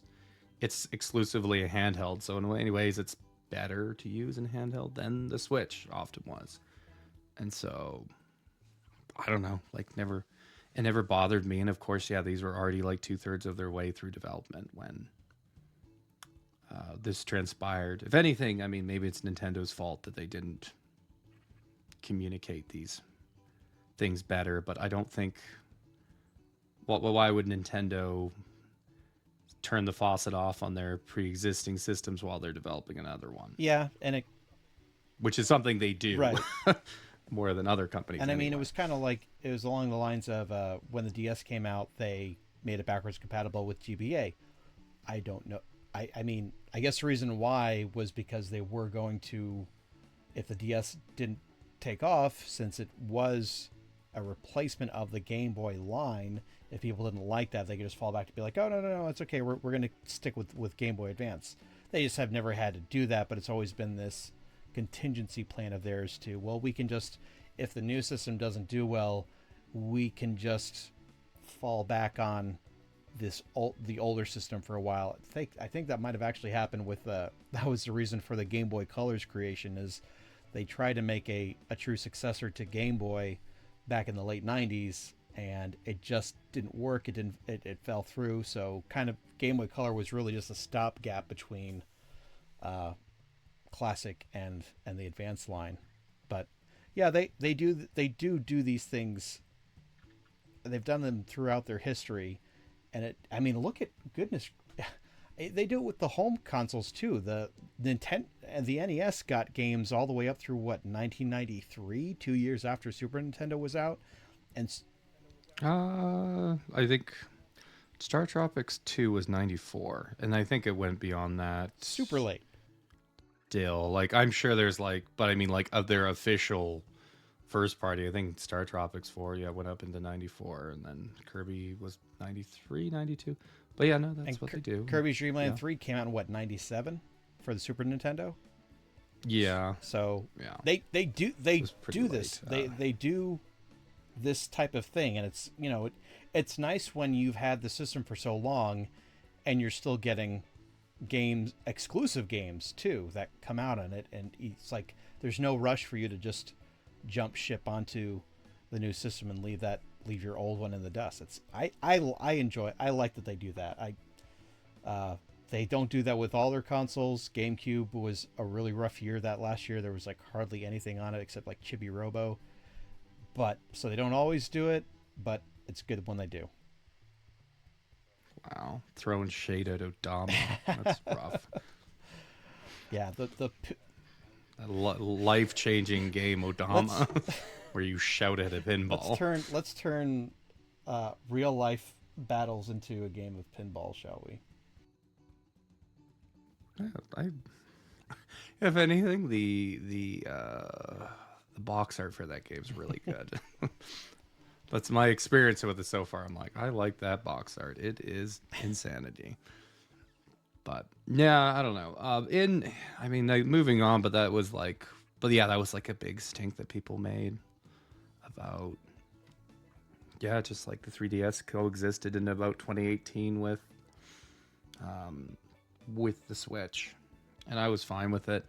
I actually think I probably liked the 3DS games after the fact. Maybe not at the time, but after the fact more than the Switch games. Because the Switch, I mean, I think the port of Mario Kart Deluxe was a fine enough purchase. It really does burn me that it just never reached full market saturation. And so you never got Mario Kart 9, really. You got kind of a carryover with the Boost Pass later, which for $25, it's a reasonable price, even though like I feel like it's not up to the same quality. But I never bought Mario Kart Deluxe at that point anyway, so it really wouldn't be $25. It'd be like $85. Regardless, though, like the first little bit launch window of Switch, I don't know. How do you feel about it, Steven? I'm going to kind of just turn over this to you, like just these next, I don't know, moving on from the launch window into 2017 and just beyond. Like, how did you feel about just the rollout of games 2017 for 2017 and beyond, but just definitely started with 2017? It just kind of seemed pretty typical, leaving Nintendo games out of it for a while. I felt like all the third party offerings were about what you would expect to find. I mean, it is interesting. Capcom has this kind of this habit of re-releasing an older Street Fighter game as a launch title for Nintendo systems. They did it with Street Fighter 4 for 3DS. They did it with, and now they did it with this, you know, Ultra Street Fighter 2 version that did not really, at least at first, a lot of people were soft on because of the HD sprites that they made. Like a lot of people were not big fans of the art style of the HD version, but it was nice that you could just play the standard 16-bit sprites if you wanted to. Price was a little Yeah, rough. it was. Wasn't it like 50 or something like that when it came out? At least 40. Could have been 50. But I mean, you kind of and aside from that, like you just kind of had like a everything was kind of just a very much by the numbers launch window when it came to third party stuff. You're not going to get the best games that stick around all generation unless it's going to be first party. So, and that's pretty much exactly what we got. Yeah, no, for sure. It was a lot of, I don't know. There's this game Has Been Heroes, which is like I don't know if it's a tower defense or whatever, but it was like whatever stuff like that, or was that it? I can't really. I mean, I could pull up the chart in front of me, but it wasn't too much. But again, Breath of the Wild was a big enough game that you kind of had a month to, you know, you kind of wanted to clear the way for that. For me, I didn't pick up the Switch for a while. So the first game I got with my Switch, and I bought this game for someone else because they said they would play it with me, and we didn't play too many games together. My brother and I got ARMS. Let me tell you, I recently played ARMS for like maybe 5-7 hours, but back in the day, I played it for 80 hours. Because it was the only game I had, and I paid $80 for it, and it was ARMS. I don't know if you ever picked this one up, Steven. No, no, not ARMS. I don't know, the idea of playing as a character who is in this cursed existence of having springs for arms just never really appealed to me in the slightest. So the gameplay looked neat. You were overthinking it. They can retract them into their roomy hoodies. It's like, what else are you gonna do? Yeah, you're gonna be a boxer that can throw punches from a distance. I mean, can you think of anything else? No, this is what you're stuck doing. But you thought the gameplay looked all right. I thought so. I did not think it was going to become like the next big Nintendo IP, and it ended up not doing that. But and I think they really wanted to be like almost like a Splatoon, like esport type thing. But it just, it didn't. It came and went. I think it was overpriced for one. A lot of, it's not necessarily that I like the characters so much. I think I just like the art style or something. I think it's one of the better looking Switch games still. Like, I think it's a very good looking game. It's kind of confined to smaller arenas, so it can get away with that. But playing it now, my tolerance for it was even shorter. And I just determined that it is best if you have like a spastic little 8-year-old boy, like a son or a nephew who's going to play it with you. And that can be a lot of fun. Or someone else in a local setting. Online, like, you get completely destroyed online if you want. But it's not like it looked like it was that technical. It's just that they just kept up their tempo faster than you. It looks kind of spazzy. There's finesse to it, but I found that every time they released a character on that game, it just made me realize more that every character is kind of the same. And even like it's probably a smart idea that you could actually unlock other characters' arms for other characters, but then that like even decreased the differentiation more. Yeah. So it was like, well, I mean, like it's probably a smart idea, but there is that double-edged sword that these characters just don't. Their inputs are exactly the same. This isn't Ness and Fox, where it's like, well, it's the same button controls, but obviously, like it does different Right. things. Yeah. And in every character, they just punch. They just do a 1-2 punch, and it really doesn't build. So every time they added a character, it was just more and more. It's like, yeah, this doesn't really Well, it's change. also Nintendo already has a fighting game. They already have an immensely Yeah. successful fighting game series. It's just, but they don't want that to be in esports. They want it to either be Splatoon or they want it to be Arms. But it's like they just, for some reason, they don't give Smash the support. But that's way off topic. But I We'll do get think there. it's a big reason why Arms did not become popular, because people were just like, I'm just gonna wait for Smash. Yeah, and for me, I can see that they're very different. I do almost think that it was a mistake to make Min Min a character in Smash Ultimate, and I think they would have been more goodwill if they waited for the next one, because then fuzzy nostalgia, distance. Like she seems like a cool character in Ultimate, but it's like three. You know what I mean? Like, let put some distance when it becomes like Yeah, no trivia one was almost psyched. that this No game one was psyched existed. to see her reveal trailer. Yeah, and yeah, I mean, I thought she was the right choice for that game. But yeah, Arms was of the wrong game to get at launch. It was the only game, or to get with my system in like July or June, and it was the only game I had, and it was just every mode in that game. They had so many different modes, but all of it was just kind of them isolating individual aspects of the game that you're already doing in the basic fighting mode, just kind of uh, isolated to themselves. Oh, this is the mode where you do a lot of grabbing. This is one where you do a lot of aim Mm-hmm. punching. And it also had this thing where just playing it with the Joy Cons, like in motion controls, is funner, but more fun. Don't know. Don't Doesn't matter. Most fun, but the your movement's so weird in that way. So like if moving front to forward is just really awkward, so you can't even close distance if you're playing that way. But then it's just like it's just less stimulating if you're going to play it with a controller. But that's if you wanted to play it online, you're going to play it with a Mm. controller. So it was just one of those games where like I had a lot of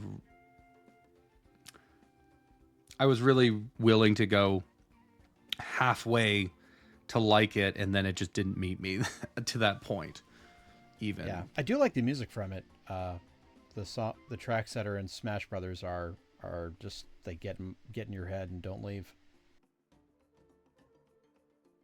I don't know if it was as like expansive as you hope it would be.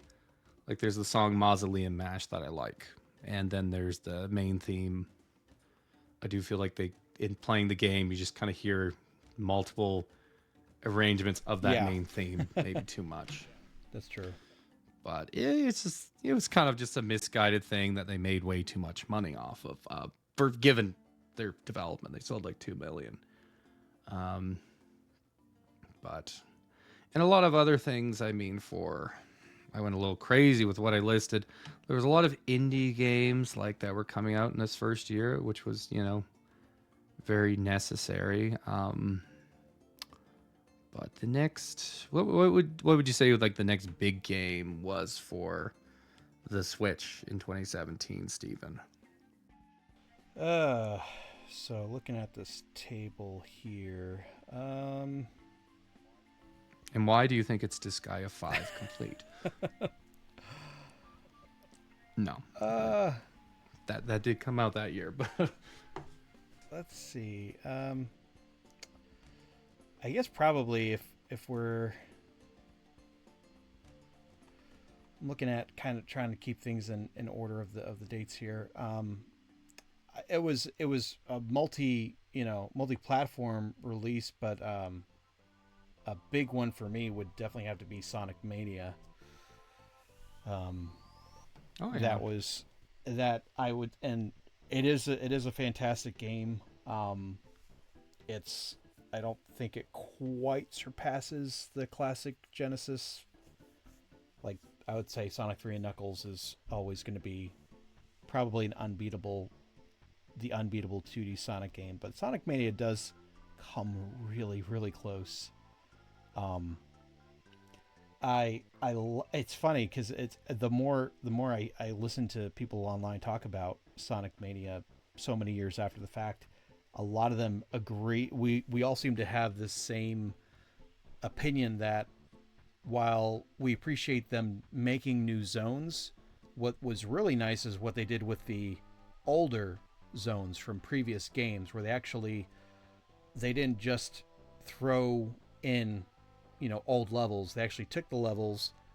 There'd be an Act 1 and an Act 2. Act 1, it was the same, what you would expect of, like, oh, okay, yeah, this is Green Hill Zone. I've played Green Hill Zone a whole bunch. This is exactly what I expect from a level called Green Hill Zone. But then Act 2 happens, and it's almost completely different. Like, you're going underground, you're you're running into different gameplay elements that never have existed before in those older zones, and Yeah. that was actually more impressive than the new, completely original zones that they made for it. So, um, it's a nice, fun game. I mean, it's probably, there's a lot of Sonic Origins haters out there, so Sonic Mania is definitely not a Sonic game that gets really any hate, and it's for a 2D Sonic game, like it's hard to beat, especially considering how recent it is as a release, and it's really cheap too. It's like $20 a lot of the time at Walmart for a physical copy.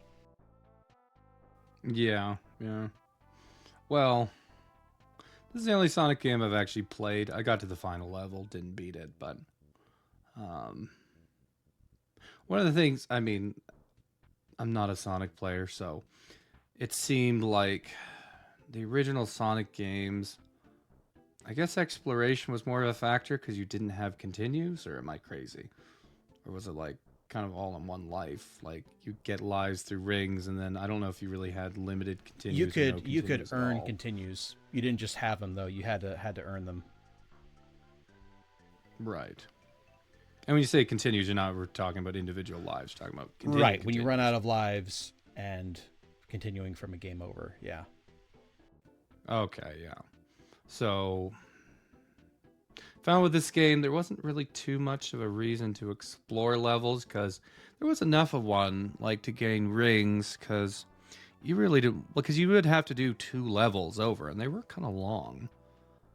I don't know how big original Sonic was, but it anyway, that wasn't my favorite game, but it was very visually nice, and I did kind of surmise that I'm like, I assume this Act One is maybe not shot for shot an old level, but pretty close, and then the second one's the twist. Yeah. And of course, there was I don't know if the I don't know about wholly original levels. I feel like type. I think the last level's kind of wholly original, and then there's the studio zone, which is very Yeah.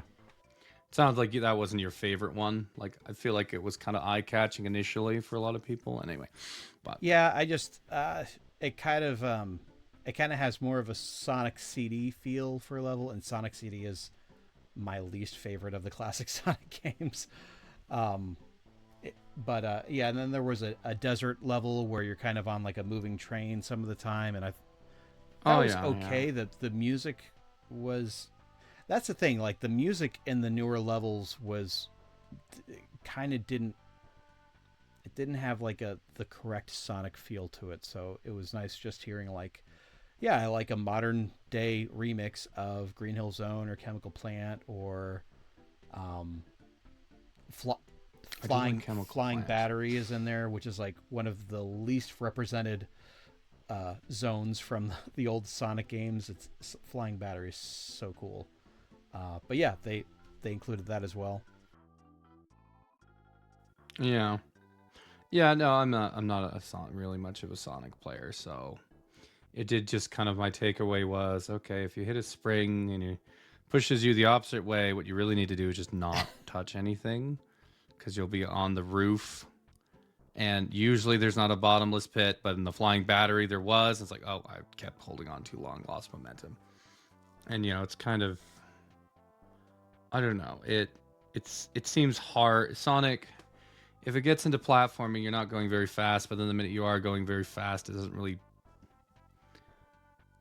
Unless you kind of have memorized the level and like to hold left or right on the minute you sort of take a big leap off of one of those Mm-hmm. springboards, it's just kind of hard to follow on a first playthrough. What I always liked, what I always liked about Sonic is you're right. They would always have parts that obviously platforming was the focus, and you're not expected to just speed through it. You got to take your time.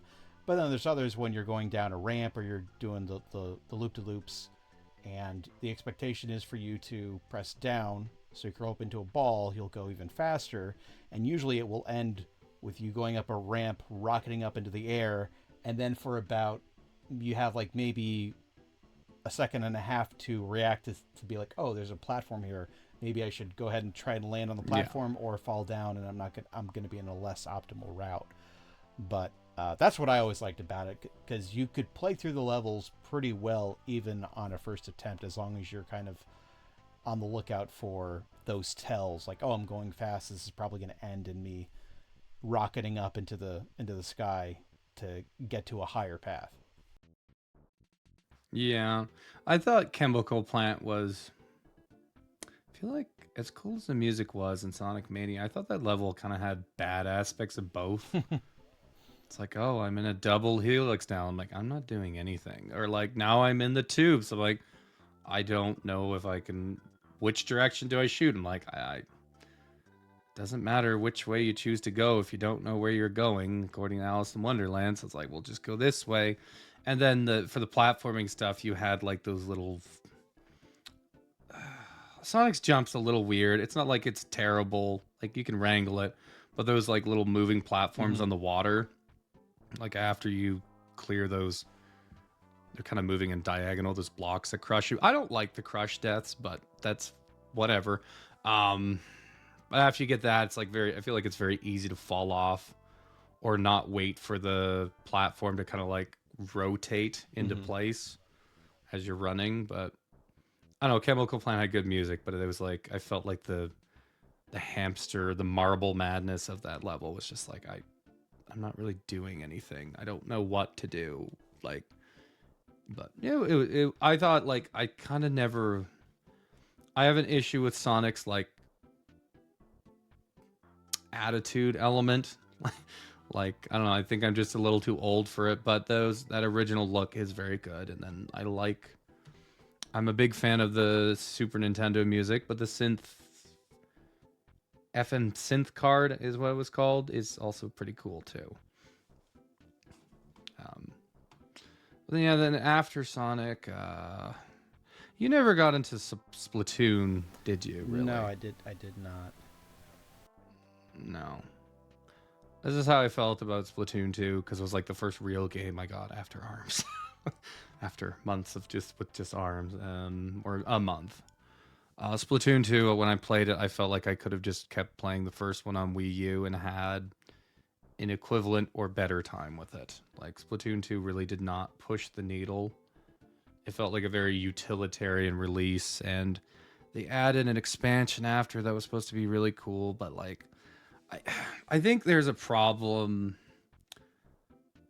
in terms of like what kind of a commitment you expect from your player base if you're going to fix your game with kind of live service elements. And the first Splatoon was kind of an accidental live service game, but they had completed it. Like one that came out had 5 stages and a single player. And the single player was very important because it kind of tided you over until they actually started adding stuff. But they added stuff within like the first weekend it was out. It's like, oh, here's this stage. Now here's another. Now here's a ranked mode, and now there's another ranked mode a week later. So it was very fast tracked. It was never intended as a live service game. But then Splatoon 2 came out, still didn't have a lot of content, and I thought the content was kind of worse. And they didn't fix things that were obvious to fix, like changing weapons between matches. It's like, no, you still have to leave. You have to leave the group you're with, even if you kind of are jiving with them, because you want to use a squelcher instead of a splat roller. They fixed that, but eventually, but it's like, no, you don't get credit for that. That should have been a day one thing. But I really found that the originality of Splatoon original, the whole stay fresh element just didn't really carry over into Splatoon 2 and into a degree into Splatoon 3 either. And so that was a purchase. I spent a long time with it, but it really was like, this isn't, as its own individual game, this is just a way to play Splatoon on Switch. I don't really care for ports, but it might as well have been a Splatoon 1 port. And also, I didn't have a Pro controller, so playing it with Joy-Cons and a Joy-Con grip compared to playing it in with a gamepad, because Wii U gamepad's very comfortable. I would have, but that was Splatoon 2 for me. It's it's Splatoon. I had a fun time with it, but it didn't really feel unique. And then I think we both played. I mean, there's SteamWorld Dig 2, which was supposed to be really good, and Golf Story was. I don't know how often do you play indies, Steven? I kind of have to get dragged kicking and screaming into them, to be honest. Like, if unless it's a really cool concept, and I get convinced by some YouTuber's video or a friend of mine, it's like, yeah, you really need to check this out. Right. So, well, we won't focus too much on the indies, but there's a lot of indie games on Switch. I really couldn't get them all. I kind of gave up.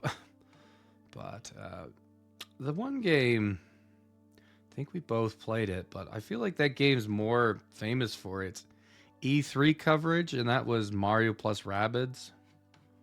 Yeah. Did you play that one, Steven? Yeah, I do have it. It's not a game I've spent a whole ton of time with. It's on my backlog, but it's Yeah.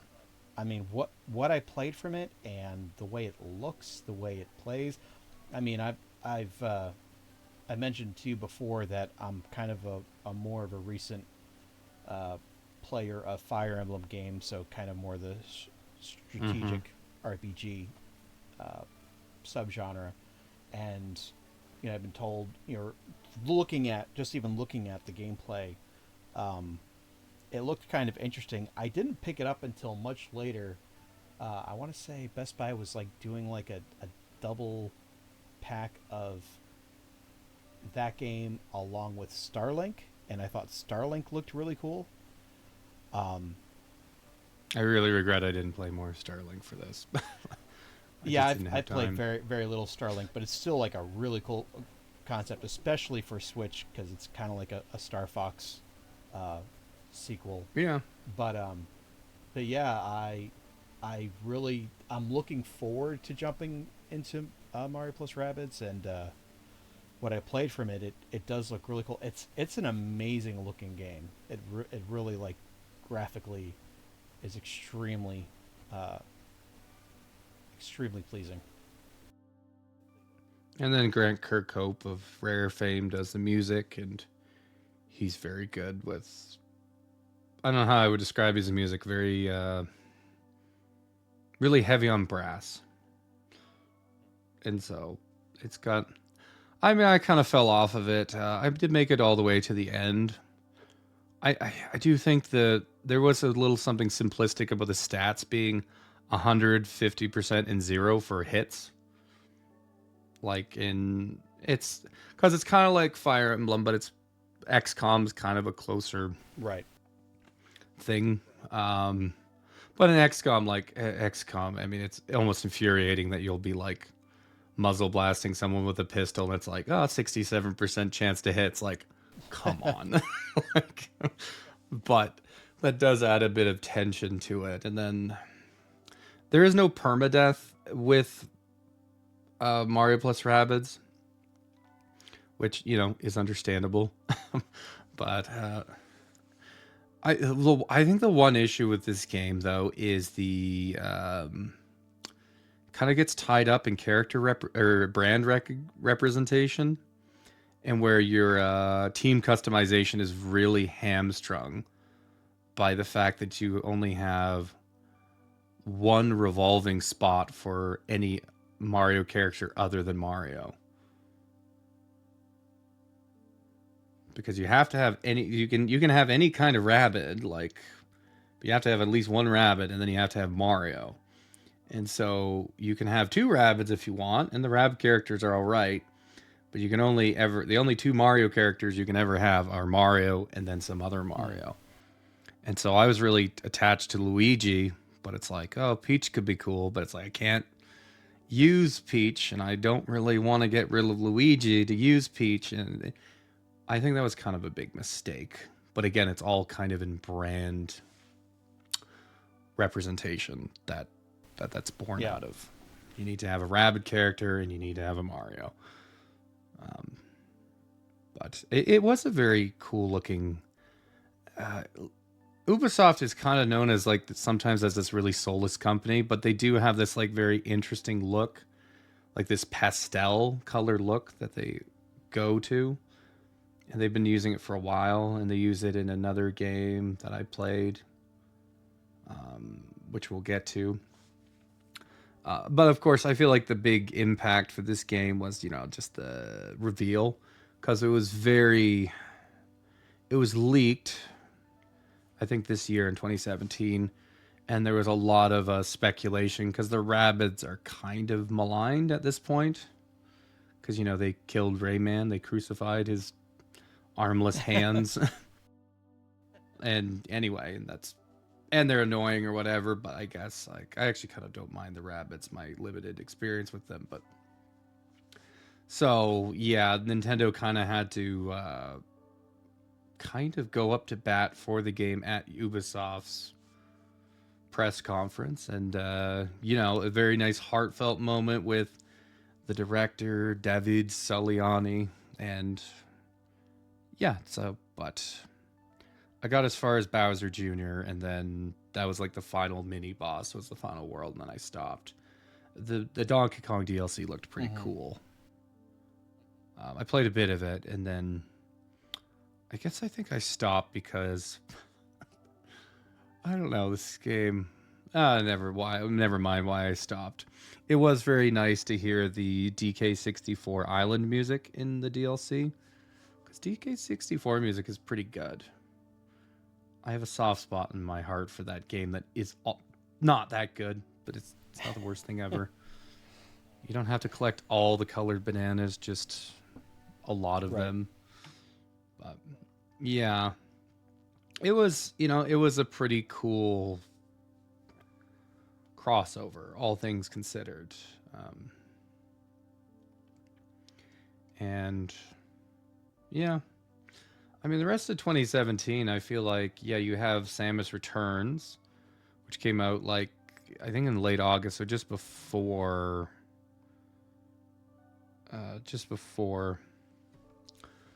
Mario Rabbids, which came out in September, and I thought that game was very good. Obviously, it was a new team, and they were known for making a middling Castlevania game. Did you ever get around to this one, Steven? I'm sorry. Or even this Which franchise? Metroid Samus Returns on the 3DS. Yeah. I think I'm a little bit more than halfway through it. I've been playing it in spurts. I like it. I love the concept of there are 40 Metroids in the game, and you're just you're just basically trying to hunt them all down, and unlike the Game Boy version, like each boss fight has, I wouldn't say they're totally unique, but there's always an element that's different from the other boss fights. Like a lot of times they'll run away from you. You got to go track them down. Um, Never loved that one myself, but it just yeah, first couple times it's okay. it makes it does make it different. I love the melee counter Yeah. in the game. I think most people Mm-hmm. do. But I think when the game came out, people were again they were a little bit like I don't know about this. I don't know about Mercury Steam's take on all this. But Mm-hmm. no, I do wish it ran a little bit better. I don't. It doesn't. It's not a game that I think should be locked to 30 on the 3DS, especially when you look at A Link Between Worlds, and there's a lot more. There's a lot of graphically going on in that game as opposed to Samus Returns, and I'm just kind of like, why is it stuck at 30 frames per second? But because it being an action game, just a higher frame rate I think would work better with it. Mm-hmm. I think I'm unfortunate that I think I'm affected by lower frame rates, but I just can't see it. I'm like, I think if something feels sluggish, I'm like, oh, maybe it's because it was a lower frame rate, but I can't. Like, I'm just completely useless. Like my testimony on the matter is throwaway. I can't see 60 and 30, and at least not immediately. Like, again, I can kind of vaguely tell, but so I didn't even know it was 30 and not 60. I'm like, oh, well, whatever. I kind of go by timing when I do action games. Yeah, I mean, to me, it's definitely it's kind of the difference between cinematic and action oriented. Mm-hmm. 30 frames feels more cinematic because it's closer to the 24 frames that a film runs at. So Mm-hmm. it works in cinematic games, but if you're playing an action game, like the higher the frame rate, the more responsive everything feels, especially with Yeah. something like the melee counter, which you can get good at that, but there are some times, especially with the new enemies, um, they'll just pile into you. And I like the fact that it is hard. Like there have been times when even though I'm pretty good at finding health tanks in that game, it's still there have been many times where I'm just like I'm on my last I'm on my last E tank, and I need to find some health here pretty quick, and um, so that part has been cool. There are Where's my amiibo? Where's my zero? there Where is it? Just knocking over stuff on your shelf. yeah, I do think there are a lot of areas where it's just like you'll have to come back to, you'll have to come back to, you'll have to come back to, and I've played through the entire Metroid Prime trilogy, and I don't remember the backtracking being as bad as that now. And I've also played I played Metroid Fusion as well as Zero Mission, but Mm-hmm. I feel like out of all the Metroid games I've played, like Return of Samus like has a lot more backtracking.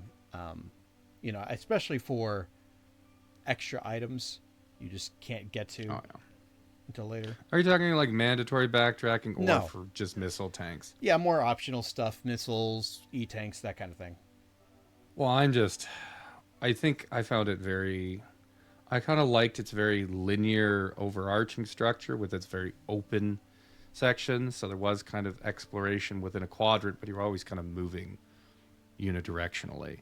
Um, yeah, I just didn't bother. Like, I probably have enough missiles. So there is an element. I think there is a way at the end where it kind of gives you a chance to kind of just get all that in one go towards the end, but it's not something I ever go for.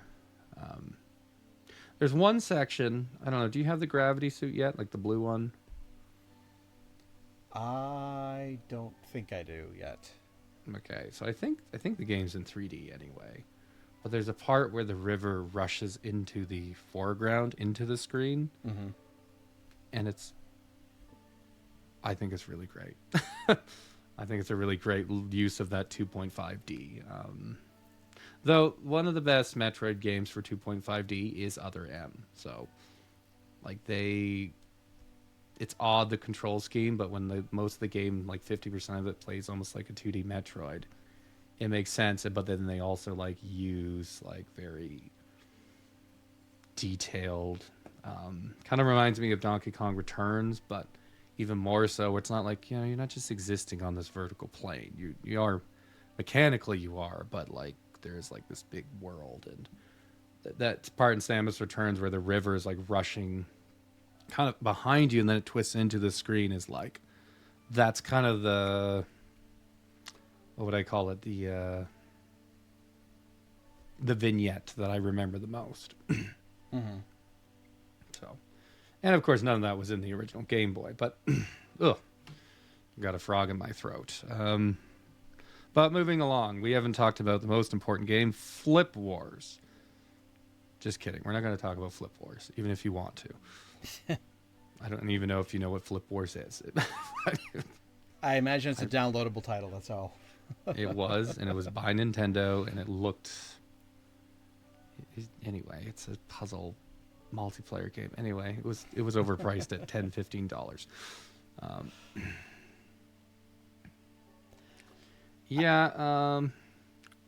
Ever Oasis is a game on 3DS I really want to get into as well. Haven't gotten into that one. I don't know if you got into that one. No, but it had a lot of advertising behind it, strangely enough.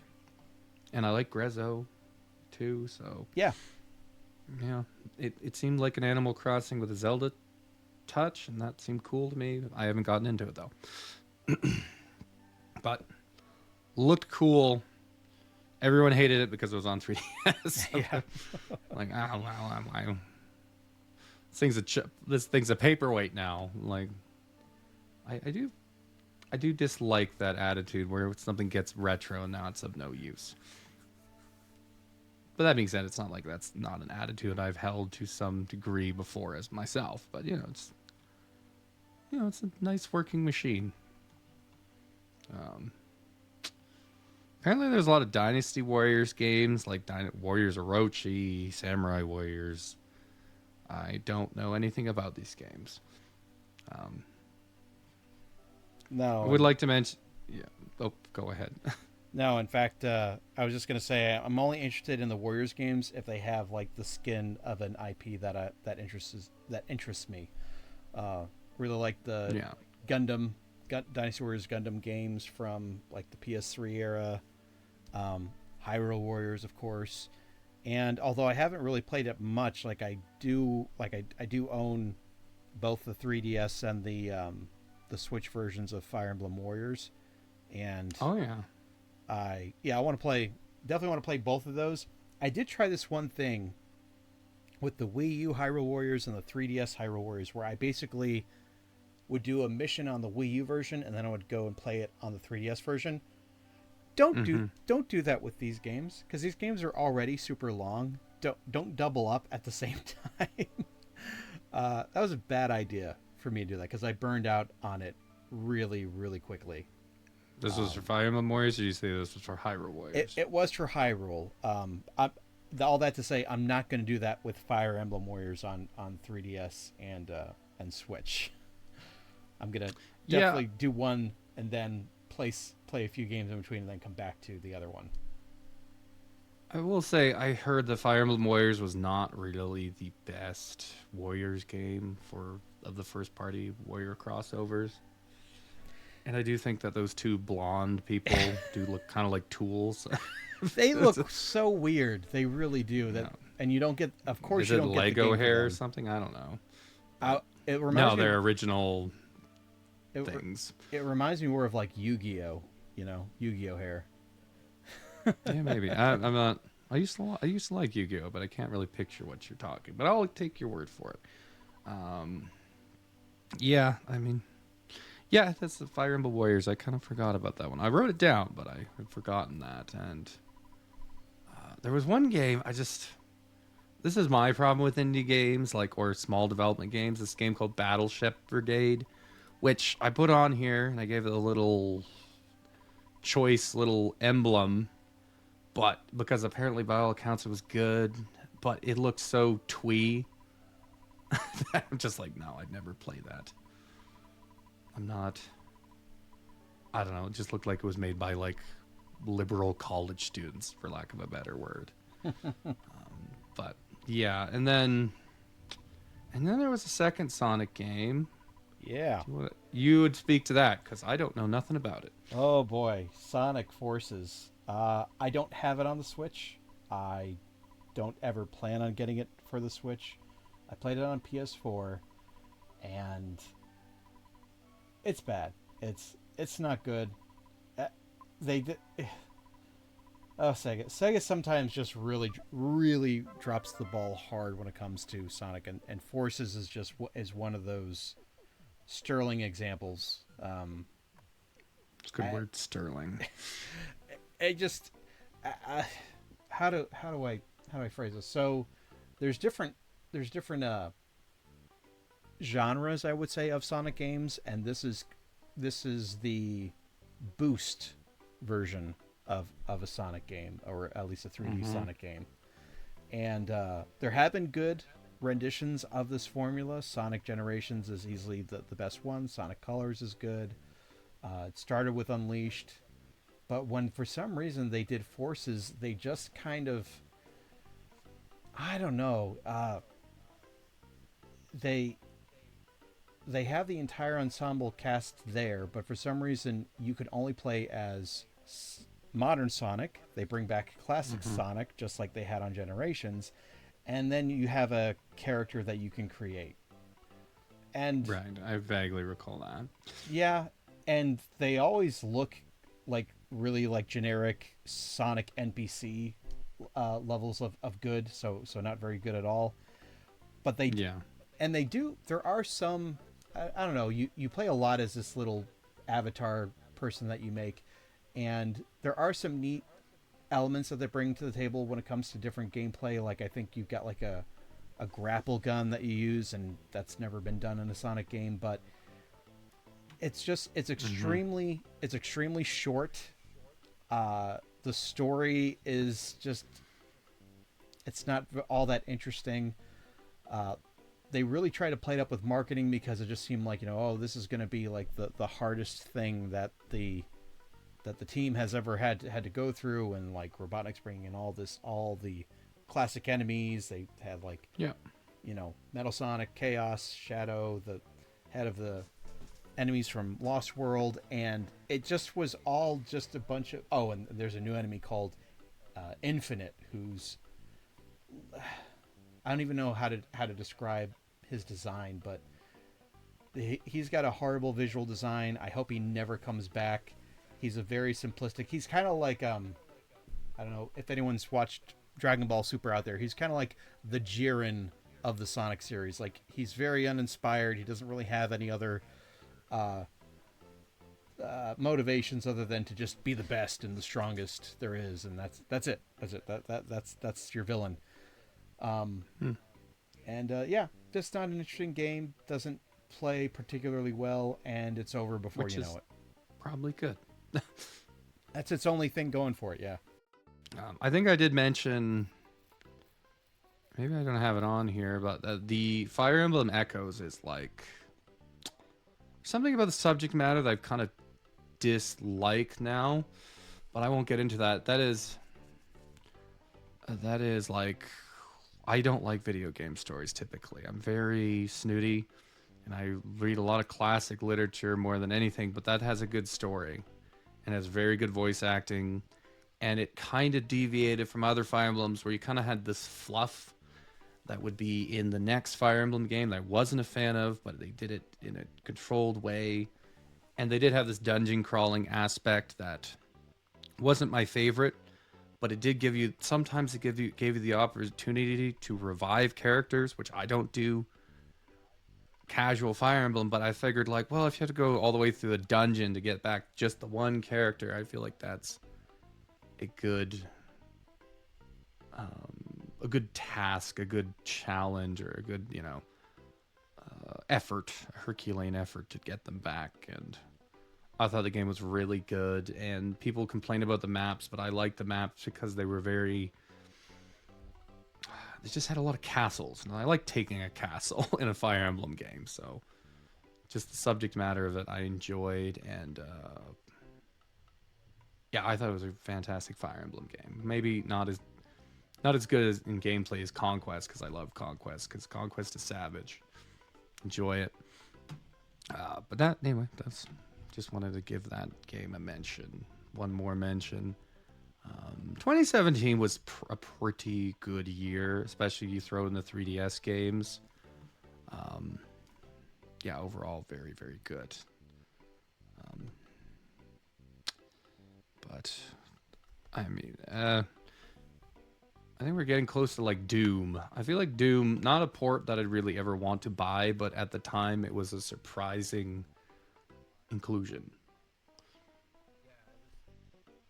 Yeah, it was. I think you'd pretty much call it like the first miracle port on the system, where we were just kind of like, okay, there's a team out there that can get that running on the Switch. Then what can they not have run on the Switch? Yeah, Was the attitude. and it clearly had graphics shaved off, no doubt, but and you had gyro control too, so that was an added benefit to it. And yeah, it was Doom, which I like Doom 2016 well enough. Didn't play this port, but you know, it was a surprise to see that in the direct at the time.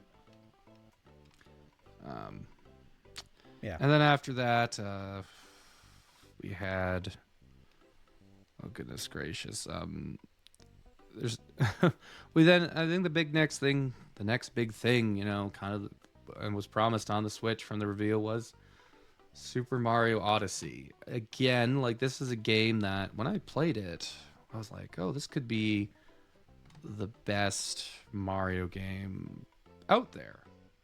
I really don't hold that opinion. I'm not close to it, but what did you think of it, Steven? So again, we are firmly in my backlog still, but so yeah, anytime I say games in my backlog, I've played it for maybe an hour or so. And Mario Odyssey is definitely one of those. I have really enjoyed everything that I have liked about it and played it. I think technically, it's got to be the best looking Mario game. I would say. It runs at 60 frames per second. Although apparently, I recently heard someone do like a tech breakdown of the game, and apparently it doesn't run at a very high resolution, which is why it's able to have a pretty good level of visual fidelity as far as character models, but still run at a high frame rate. But I don't care. It's a cool game. It looks good. I kind of feel like it does kind of approach the levels to, I would say, like Super Mario 64 and Galaxy, as kind of those tentpole 3D Mario games. I don't think it's the best 3D Mario game based on what I've played so far, but it is definitely up there, and I do like the direction they went with. It was interesting when it came out that people were saying Mario possessed enemies, because he does take over their bodies. Like it literally looks like that, and Nintendo was very much like, no, we don't. The term is captured. He has captured enemies, and we were like, okay, Yeah, Nintendo, the internet sure. ran away with it, of course. You know, that was Right. I feel like at this time, Nintendo, like again, I really liked the Wii U, but the problem they had with their games was not just marketing them. It's just that I guess their games, because they're oftentimes they were kind of iterative, they lacked like this really strong hook. And so Mario Odyssey was just like, what if you were a frog? And he has a mustache. Like, you know, just that thing. And yeah. Well, the reveal was kind of Yeah. like the T-Rex, right? With the, and we were like, why does that Yeah. T-Rex have a Mario cap on? And again, like even I think beyond gameplay reasons, I think they just wanted to make sure that they had this very easily marketable idea. Because playing the T-Rex, I think, kind of blows. I don't. It's like, yeah, whatever. But like it was that idea. I think this game does kind of have an excess problem where you have, if you have like 852 unique moons, you can get up to 999, but you get them through purchasing. I think on the map there's 852. They just become not very involved or special like the original 120. And there was some throwaway ones in Right. the original 120.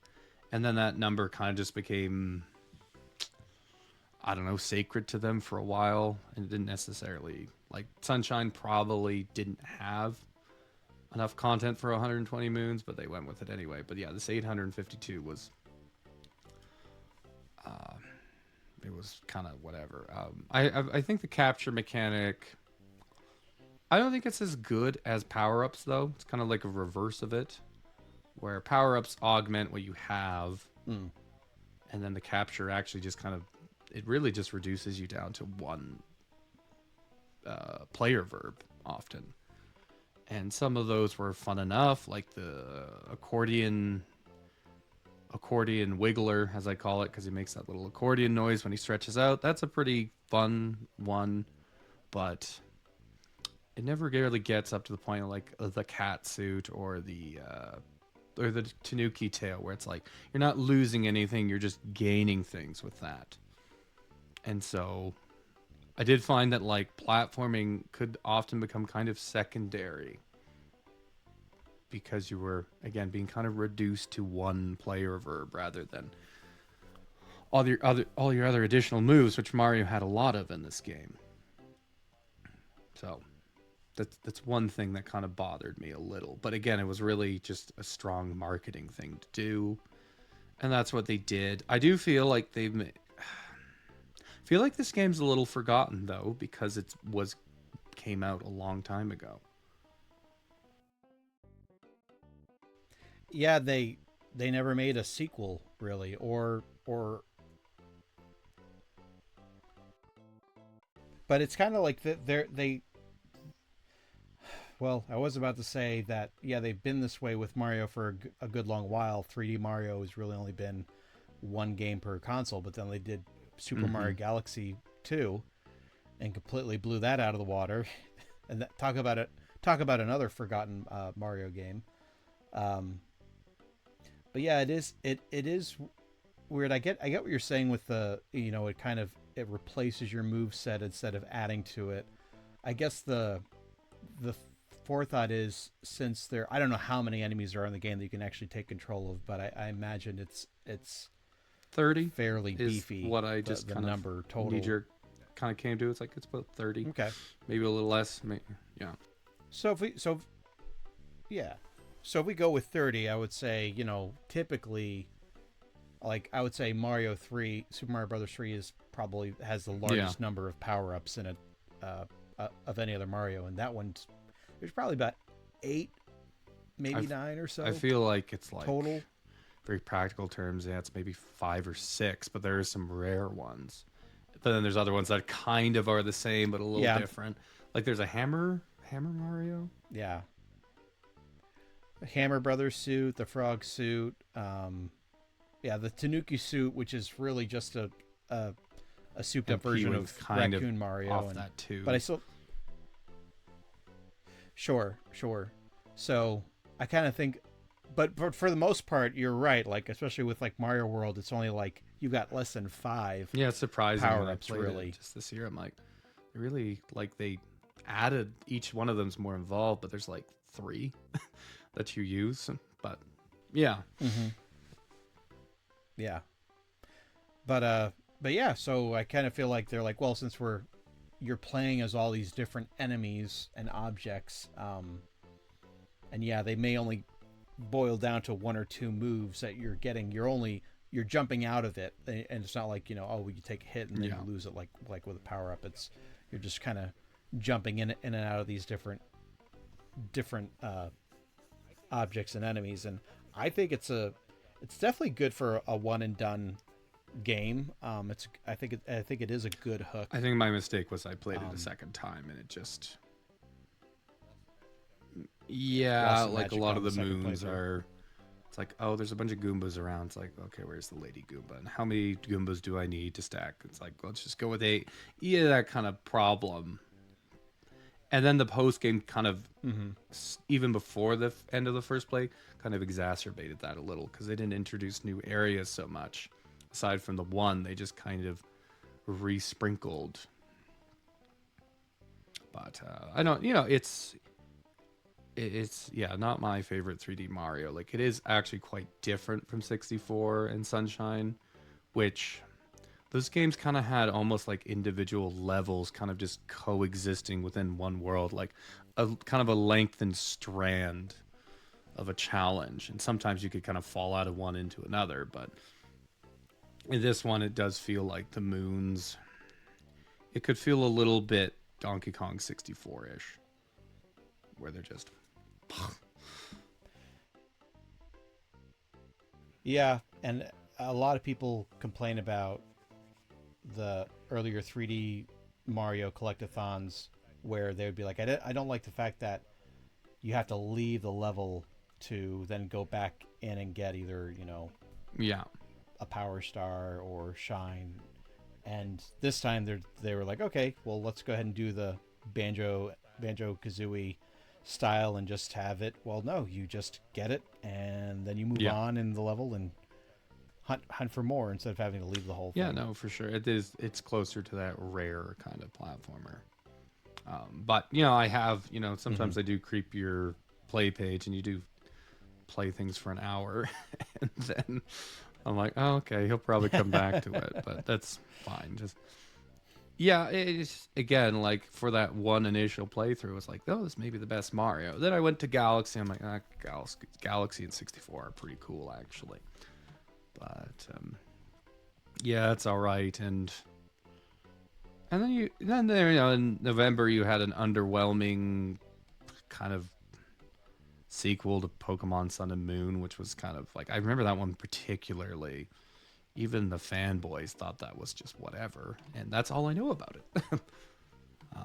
And then, Yeah. if anything, like if any series saw representation on this system, it was the Xenoblade series.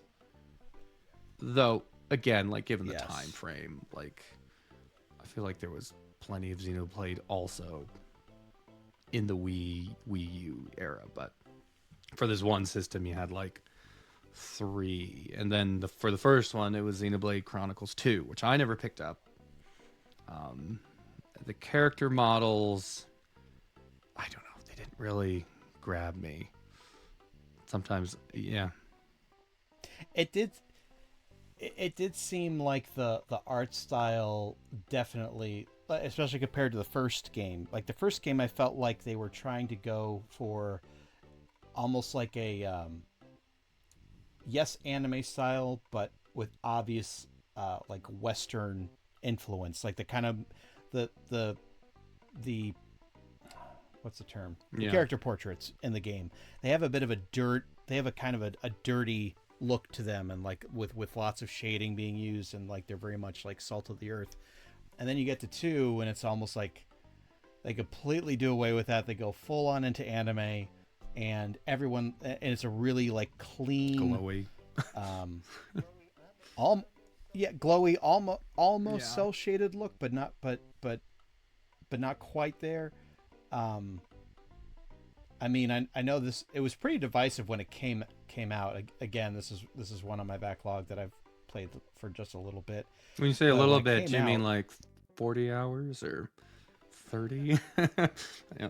uh, Yeah. Yeah. I have. It is one of those RPGs that people say it gets really good 30 hours in. Mm-hmm. But that's a lot of Xenoblade games. But apparently, like there were issues people had that there was too much battle chatter when the game first came out. Just too much of people of the characters talking to each other. And the first game already has plenty of that. Like it's pretty Yeah. much nonstop. And it's kind of it's actually Yeah. fun to make fun of. And There was like instead of a set of like soldiers of one nation that like have this very like bad Scottish accent, and they have three lines that they just never ends. over and over and over. So Yeah, I think they did patch it. That they specifically yeah, had a someone patch said that they addressed silenced the that. voice of But the nation. How dare they? Facetiously, but yeah. Um, Yeah, I don't know. I never. I feel like this is the one that you really have to like Xenoblade Chronicles to really get into this one because there's a lot of like it's an MMO that has like a lot of systems that you kind of just stumble through, and maybe by the end of the game you actually get a handle on them. That was how it was with X. I've only played X, and Yeah, I don't like RPGs, but I really liked X. I just thought the open world geometry was really cool, but two, had cool things about that too, but it kind of pulled back on the open world, and there's just a lot of RNG and stuff that I heard about, crystals and grinding gems to make blades. I don't know. It was a story supposed to get quite good. I mean, I don't know. yeah. I loved the first game setting. That one I Yeah, did play all the way through. I just love the fact that you're living on these yeah. giant unmoving creatures, and you literally live there, and the whole game takes place on these two creatures. And Well, I mean, to your um to your point, it's like they were able to take something fantastical and then ground it with just the minutia of it because they were so big that you kind of lose where you were at, but you were on like, oh, this mountain's actually a finger, and that's why it's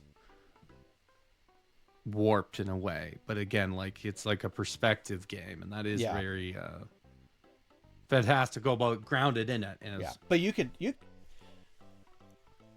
yeah, and you can look around and you can like see like, oh, there's the rest of yeah, the body over there. And I love it when games do that, when you can see where yeah, you're going off in the distance. And I mean, some games do it extremely well, and it's always one of those things that just kind of that I really appreciate that they don't hmm, have to do, but they do. But uh, Xenoblade 2 doesn't have that.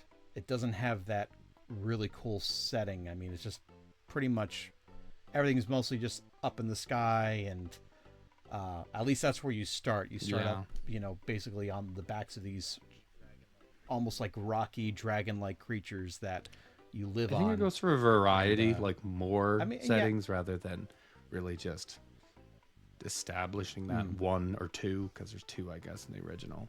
I remember, I forget what it's called. Is it called the Aries Sea in the first one? Or that starts with an A? It's like 30 hours in, because that's as far as I got. It's when you meet, like, Melthea? Is that her name? She's like the Melia, maybe? oh And so yeah, the yeah, sea is Melia. actually like placed in such a way that you're actually like in the very distance you can actually see the back of the titan's head, and so that kind of stuff where you have Mm-hmm. to like think about Yeah, you're where you are was cool.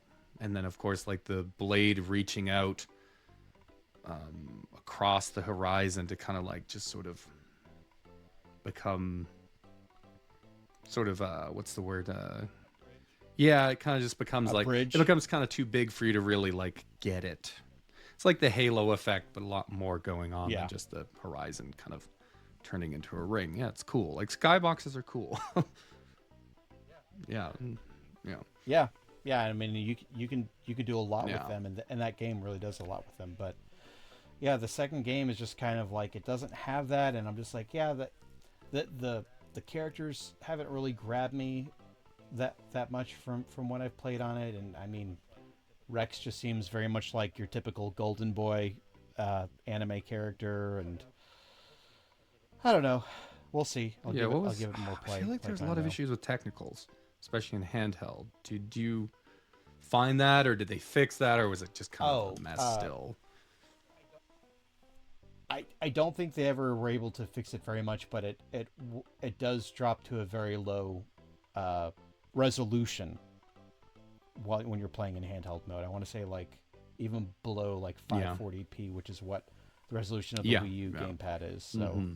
gets Like it kind of was like a low. big issue, which sometimes it's nice when they're pushing the hardware that you can see the hardware just like yeah, like that's like kind of Buckle. the I don't know, it's like in a Dynasty Warriors game, it's sort of like is that a flaw or a feature if you're breaking the frame rate, or like Shadow of the Colossus, big example of that. Just like, well, Right. hey, we're pushing it. But that game kind of capped off the Yeah. 2017, which I think was, I don't know, was that the best year for the Switch up till now? Like, there's a few contenders. I thought 2019 was pretty good, but I mean, we'll get there. But yeah, like 2017, you had a big RPG, a Zelda game, a Mario game, a Fire Emblem game, a lot of things. A Metroid game, even. So, I thought it was pretty good. Yeah. They were Yeah. definitely running on all cylinders, I would say, and the fruits of their efforts from previous years that were somewhat dry. Now Yeah. you're seeing the payoff.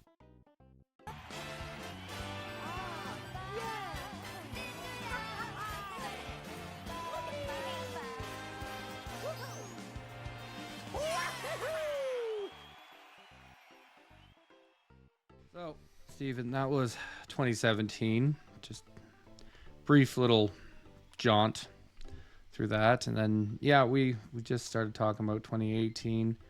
The first game that, again, like I feel like 2018 is just a bit of a. Before I start talking about the first game, it just seems like a little bit of a dip down. That's how I view it, but we'll dive right in, and talking points will come up as they come up. The first game that came out was Kirby Star Allies, or like at least for Nintendo, that was their big release. I never owned this one. I remember having the demo so the nephews could play, and there were some things about it that I found peculiar. But did you ever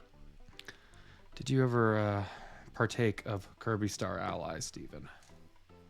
Yes, I'm a pretty medium Kirby fan. I have most of the games, and Star Allies.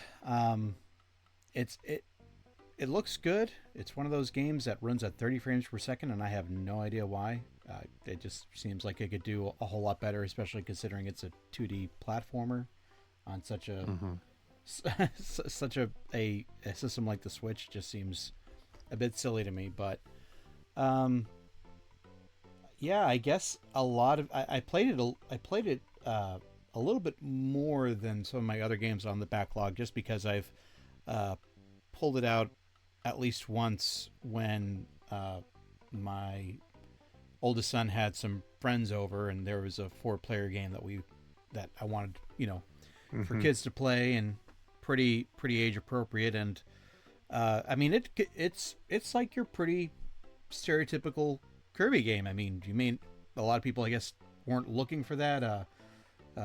This came out after Planet Robobot. I think Planet Robobot was maybe only 2 or 3 years before this came out. So that was fresh on a lot of people's minds, and that went into a whole. A lot of people like that game. Like, a lot of people think that's one of the best ones in the series.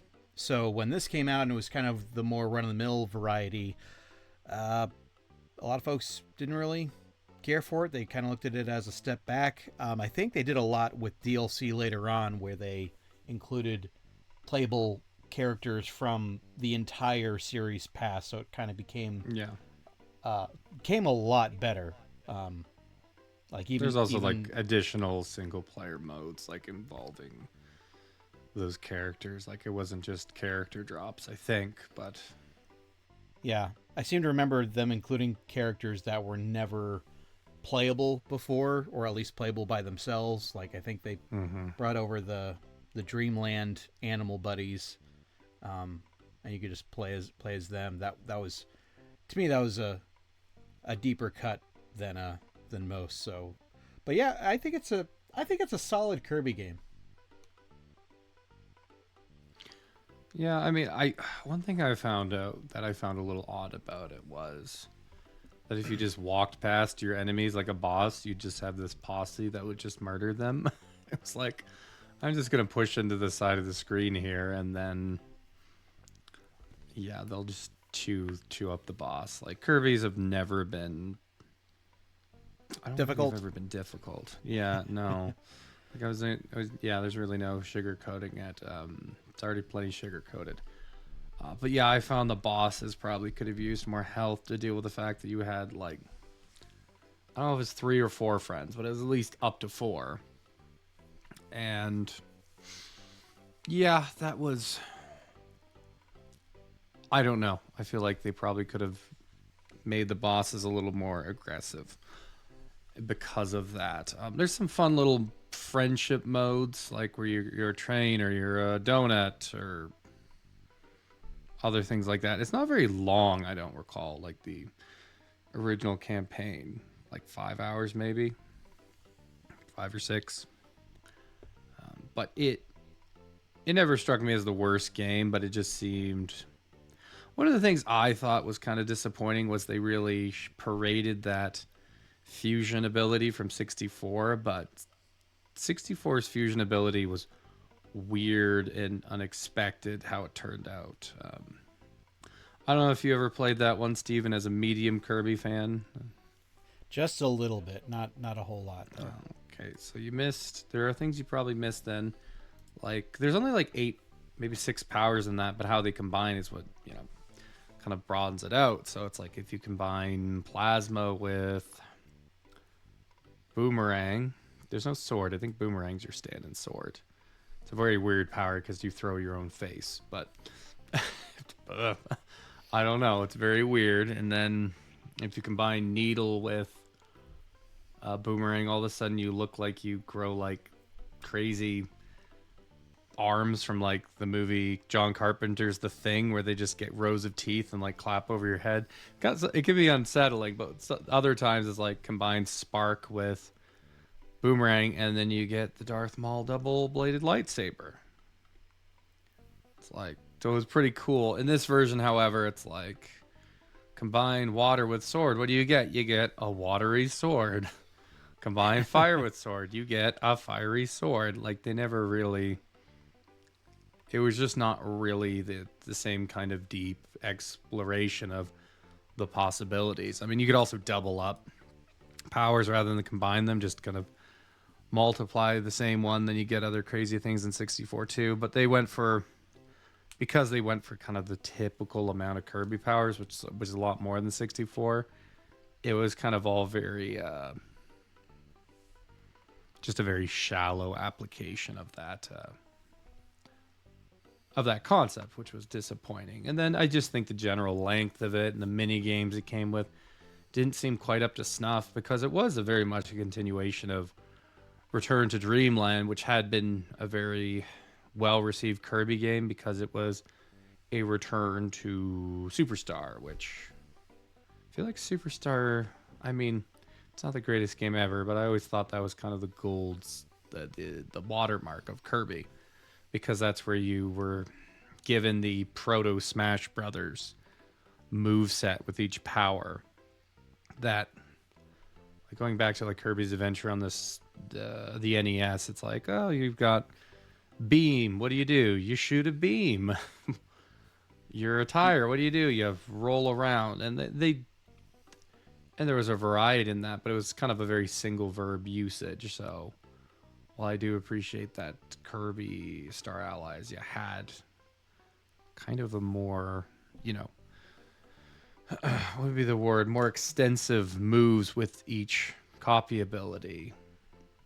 It did seem like you just didn't really have enemies that stood up to you in that game, particularly. Like, it was more easy than even your typical Kirby game.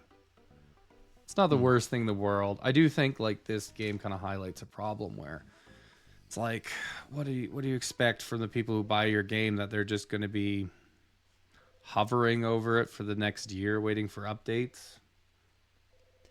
Yeah, because I think the DLC came out pretty late. I want to say it was like, it was Yeah. well over 6 months when it finally arrived. Yeah. Yeah, so, and then there was more ones after that, but it's just that one of those things, like, anyway, I did that, now we're moving on to something else.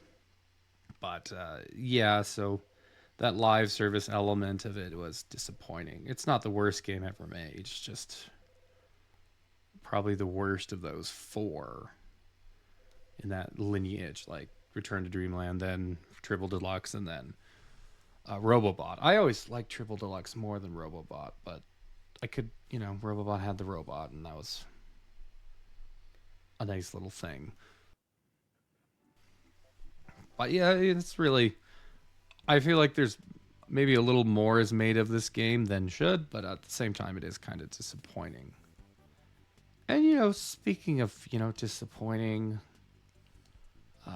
just to speak no more than 30 seconds on it, Nintendo Labo Variety Pack. This was one of those trailers I showed to people because I just thought it was like weird and crazy. And I was into the idea. Unfortunately, the price kind of was a no-go from the get-go. There was 2 variety packs. I actually have the robot one. I found it for $40. Only the first little cardboard thing is popped out, but it's also one I have no idea what to do with it because the minute you make it, it all of a sudden like has no value. It's like, it's only going to be an hour long, but like I kind of wanted to like just gift it to like someone much younger than me. It's like, hey, here's a cool thing. Like I don't, or you have work on it with a nephew and they can have it. But Labo, I heard this ugly rumor from the Go Nintendo podcast, I think, that Retro Studios may have had some involvement with Labo. And that makes me sad if that's true. Yeah, it doesn't seem like a Western developer or studios Western studios idea in the slightest to make something like this. And I've never verified if that statement's true, but because Retro Studios really hasn't done anything in like a decade, sometimes you wonder, like, what were they doing? How are they filling their 8 to 5? And we'll get to them, but yeah, Labo, this kind of, I like the concept's wacky enough that I can forgive its lack of longevity, but the software was just not there. It was like 20 minutes per game in the variety pack, an hour or 2 for the robot, and these were, what was it, like $70 and $80? Maybe like 80 for the robot. Yeah, it was something. Yeah. And then when you're done with it, it's kind of, you can burn it eventually. I mean, I do think it's very creative, but that was just how it went. And yeah, it is what it is. But then after Labo, you waited for a little while. And I do find that this game, this year for Switch, was a little heavy on ports. And not necessarily very involved ports. Luckily, Donkey Kong Country Tropical Freeze was a very involved, enhanced port. It came with what mode did it come with, Steven, that really was a game changer? Funky Kong mode. Oh yeah, woo! Funky Kong, pretty much a new game. This is pretty much this game on the Wii U is, I think it's up there with Pikmin. Like it's the Wii U hierarchy is weird in that it's not really Zeldas and Mario's that I think are the best on it, though they're up there. But like Donkey Kong Country Tropical Freeze is a wonderful game. There are some things about this port that are just, I don't know. Have you gotten around to Tropical Freeze yet? I remember last time we talked you hadn't. Yeah, it's another backlog one, so just kind of played the first level about. Well, they haven't made a new Donkey Kong Country yet, so you have time. I still got plenty of time, apparently. Yeah. But Tropical Freeze is a very good game. This port, there was elements of it that were very odd, like, I don't know, do you remember like the weird elements where like it all of a sudden was off the eShop on the Wii U when it was being? Yeah, I think it because it was, I don't remember the price exactly. I want to say, but it definitely was discounted at the time on the Wii U's eShop, and then it just disappeared pretty much day and date with the announcement of the Switch version. Yeah. And a lot of people caught on to that, and then Nintendo like begrudgingly brought it back. I don't remember if they relisted it for the full retail, the original full retail price, or if they left it at that at the discount or not. But uh, I don't I think remember them relisting it. I thought that was Pikmin 3 where they did that. Donkey Kong may have been okay, gone maybe, forever. Yeah, maybe, because they did maybe. it twice. But it's kind of silly to do that because people like used video game stores exist everywhere. You can just walk Yeah. into a place and pick it up for $20 for the Wii U at that point. Yeah, this is like a $15 game, like on eBay. Yeah, Sometimes it was not.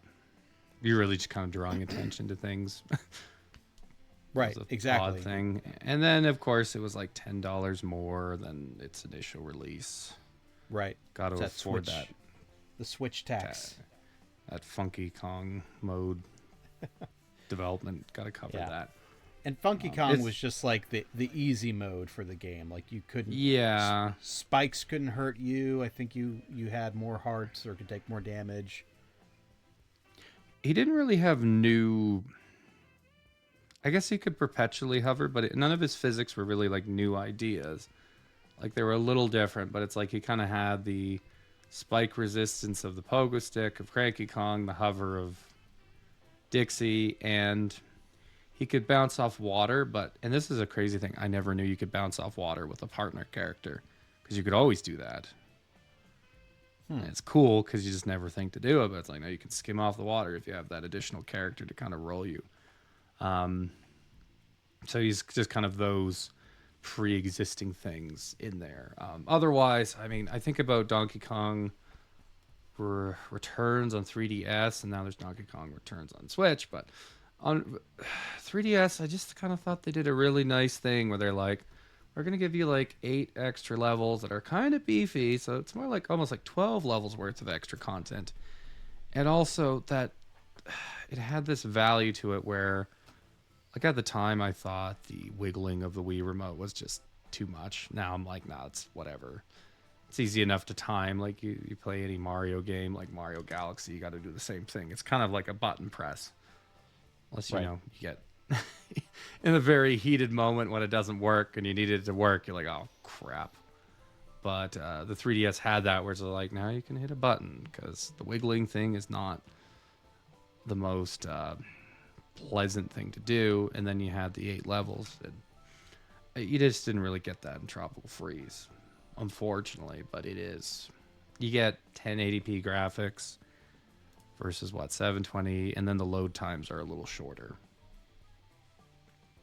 And that's what the game was. I never purchased it. I just own the game already, so no, I don't need it. And yeah, those are my feelings on it. I don't know if you have feelings on it, Steven, if they're just buried with it in the backlog.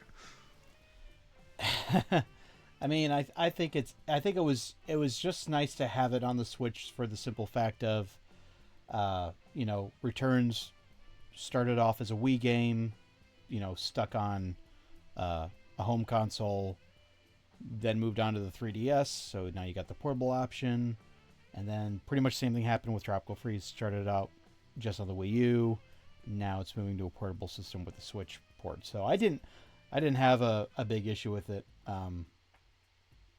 But yeah, it looks good, and apparently a lot of people say play this one over the Switch port of Returns. So there's that. I mean, I'm kind of the opinion if you don't have either on other systems, you might as well play both. Like they're kind of different. They have their own little idiosyncrasies. I mean, to the greater conversation about it, it's unfortunate that Donkey Kong has not continued in about 11 years. Or it will be going on 11 years. Or no, it's 11 years, yeah, 2025. Came out, it was done by 2013 Christmas, and they moved it to 2014 winter, and then, yeah, 11 years without a Donkey Kong, and it had gone away before, but there is an element, and I find this sort of insidious, and I don't know if it's the developers themselves. No, well, actually, no, they sometimes do it, but you hear it online too.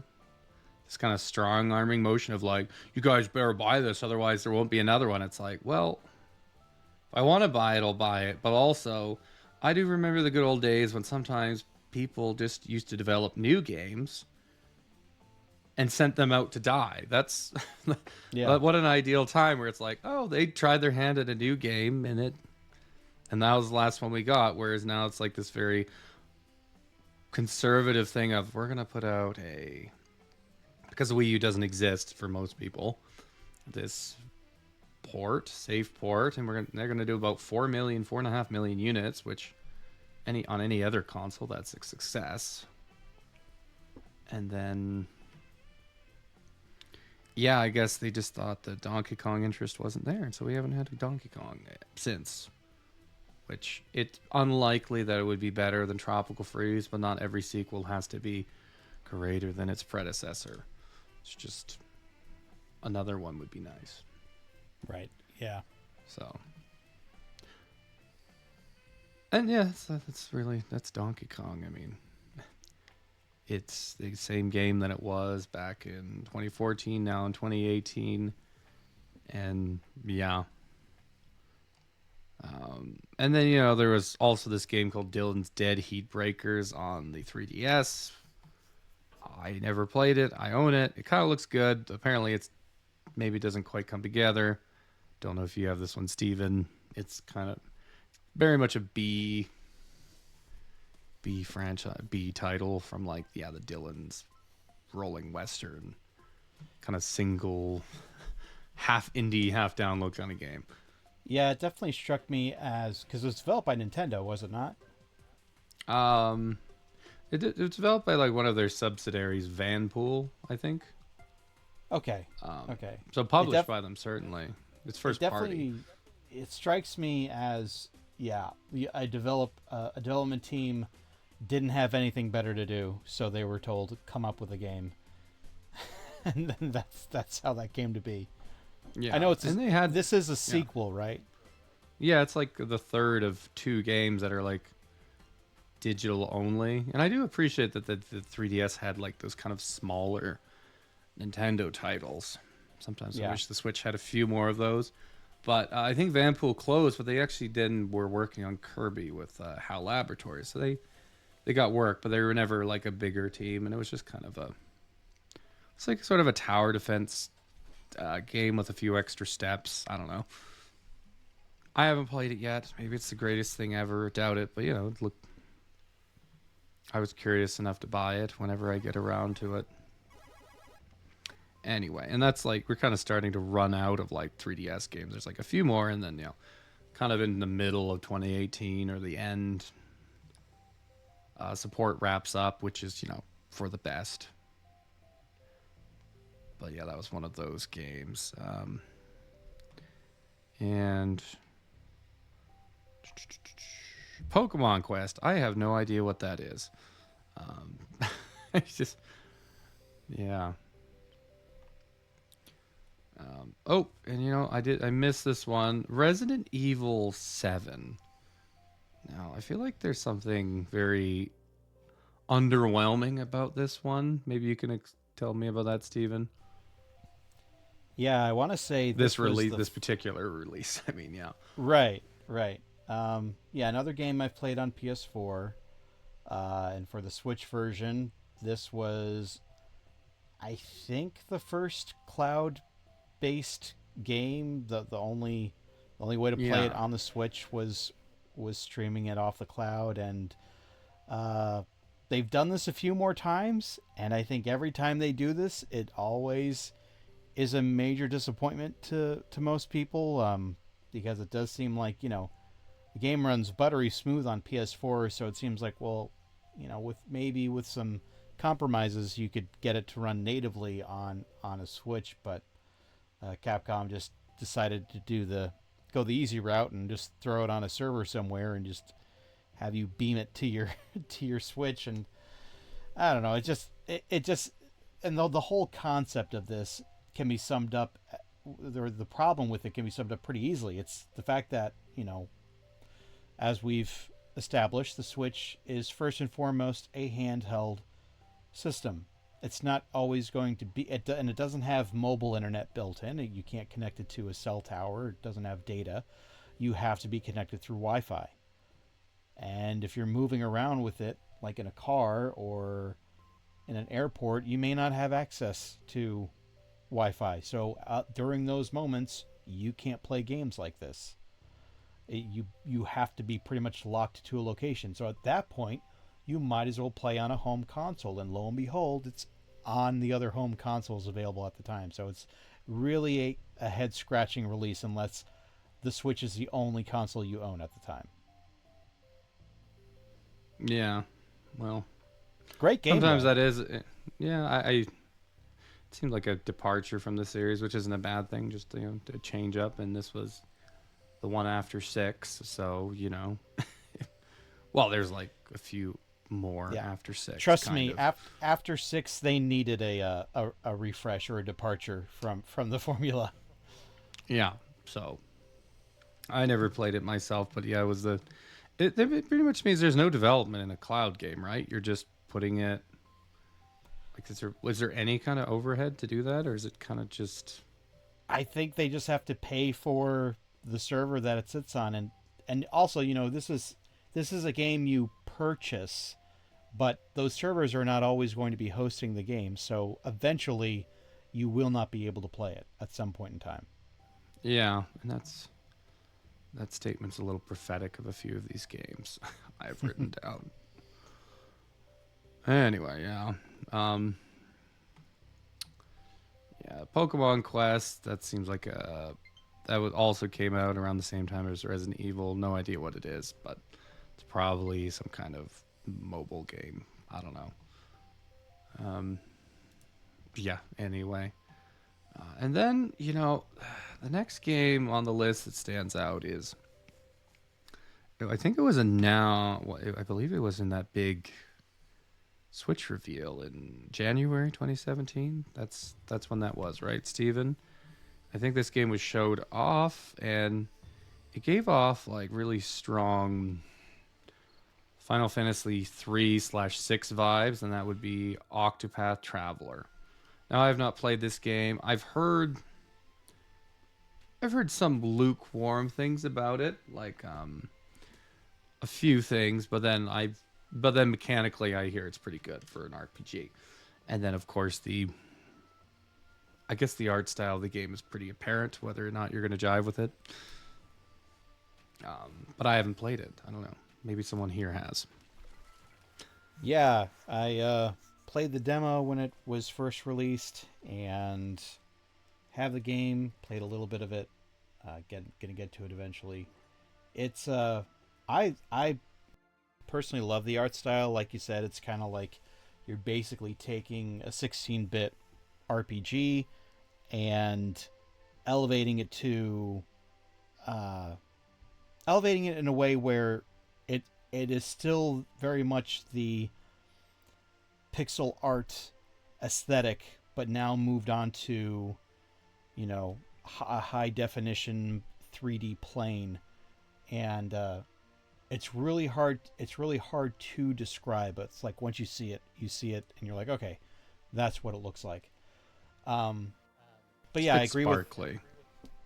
yeah, I agree with the sentiment though that as far as the mechanics go, it has some nice some nice RPG mechanics, despite the fact that when you get into a battle, it looks very much like your traditional Final Fantasy. All your characters on one side of the screen, enemies on the other side of the screen, and seemingly doing basic attacks. But there are different things you can do. You can boost your characters. You can kind of save up your turns, and instead of turning, just kind of save up and boost your next attack.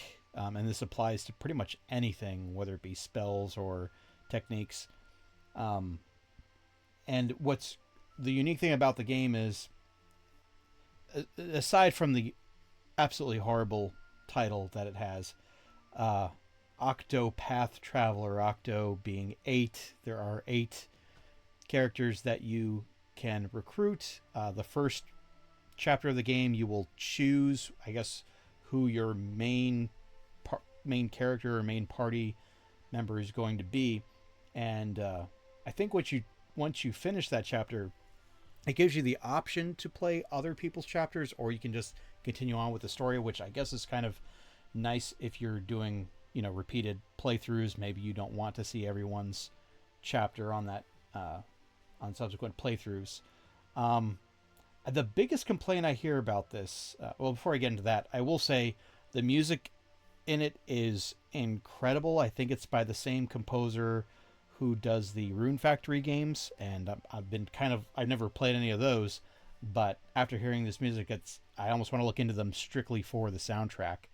I have the soundtrack just by itself. I've got it on rotation.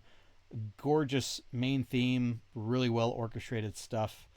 Uh, Really reminds me of honestly like Chrono Trigger and Chrono Cross with the flair that they go with. Um, but I guess people's main complaints are the way that the story works is in the story the characters when they meet up they don't really interact with each other.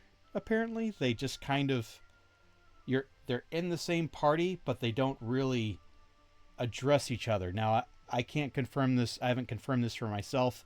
This is just feedback that I've heard from other people. And so they, of course, in a story-driven RPG with a large cast of characters in your party, that really does strike me as odd that they would go with that choice if that is indeed how it plays out. That's kind of a Breath of the Wild problem with the story. It's like if you're going to be non-linear, you're just gonna you can't have what I don't know a very well crafted plot. You're gonna have to have a very general plot almost and very general interactions, I guess. I suppose a game like Baldur's Gate 3, which came out years later, kind of flies in the face of that because it sort of accounts for many, many things. But I haven't played it. But it can be done, but it wasn't done here. And again, RPGs, you usually want them to be pretty character driven. Yes, and story driven and conversation dialogue driven, all that. Mm-hmm. Otherwise, you just might as well have a dungeon crawler like Etrian Odyssey or something. But the one thing maybe I did play the demo, and this is again a very Final Fantasy 3 thing where you have like this kind of evil guy. He's like the master of this dancer character, whatever her name was. She was kind of more of a favorite, but voice acting was pretty decent too. But he looks like a little chibi man, but then you go into a fight and he becomes this like giant fat cat, like leaning back on a lounge chair with a goblet. It's like very good sprite work, I guess, kind of reminiscent of like, not that I've seen much of it myself, but Final Fantasy 3 just had that, and maybe other Final Fantasies, but specifically 3 I remember where it's just like, there's like a difference in like, it just, once it zooms in, it becomes a little more lavish in its sprite art. Right. The enemy sprites are definitely far more imposing than the map sprites. Yeah. So, I thought it looked good, and I don't know if this was the Bravely Default team, but it was the Square Enix. They kind of chose this was kind of their foray into support for the Switch. And I think of the third parties, Square Enix was pretty good about supporting the Switch through its lifetime. Did you include I don't know if you were done with Octopath Traveler, but did you include Hyrule Warriors Definitive Edition on here in this year? I did not, like, unless it was like, or maybe I did, maybe I didn't. I didn't know if it was like very different from the Wii U game. Like if it had like, yeah, no, I mean, it probably came around this time. Like, didn't it come out in September or something? I think so. In 2018. Well, if you have something to say about it, certainly go for it. I was understanding it was sort of a mix of, it was almost a definitive version of the 3DS version, which had more stuff, but obviously had compromised graphics. So yeah, I mean, it definitely is the definitive edition. It basically the visual fidelity of the Wii U, all the content that included, including the 3DS exclusive content, is in there. And the game runs at 60 frames per second. It only ran at 30 on Wii U, so it's incredibly Hmm. silky smooth. I mean, I love all three. I love all three versions of that game. But yeah, if you have to just get one, get the Switch version. One thing about the Wii U version I did like was that you could divide the screen between the two displays, though it really tanked the graphics on your television. Yeah, you could do that with the Hyrule Warriors on Wii U. Apparently, but but but then you could also, and you could not do split screen. I think but you could do split screen on the Switch. Yeah, like I guess you'd have to. I would have. No, it doesn't matter. I would have thought that the graphics of Hyrule Warriors aren't so incredible that I figured they must have been going for performance, but guess all they got was 30. Yeah, well, more you know. Um, yeah, no, it's a good poll. Good to mention that. Um, I did quickly want to mention like Monster Hunter Generations Ultimate because it's a very weird game where like it's basically a 3DS game, but it's yeah, now they just kind of added in like the G rank stuff, which they added on the 3DS version in Japan, but then it never came over. That G rank stuff never came over into the States, even though the original version did, and then they threw it on, threw it onto the Switch, and this was the only Monster Hunter content we would get for like 4 years. So I guess the G rank stuff makes it like worth talking about as an individual release, but it's very modest visually speaking because it's just an upres 3DS game. Hmm. But a lot of content and Generations was pretty cool. So yeah, well, just throwing that out there. Uh,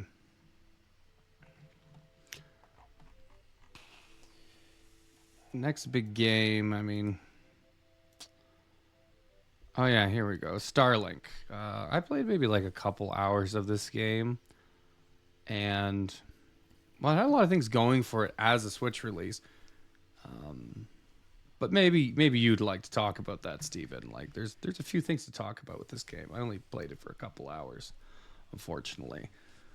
Yeah, the best way to describe it would be, it's definitely a toys to life game, and since we're kind of a few years removed from that, I think it bears some good to revisit that concept for a second. But just basically taking the idea of something like an amiibo, where you're using a physical object, real life object, and placing it either on a portal or a part of your uh, controller that has NFC capabilities, and you are augmenting the game in a way. You're either unlocking a character or unlocking items or changing your roster.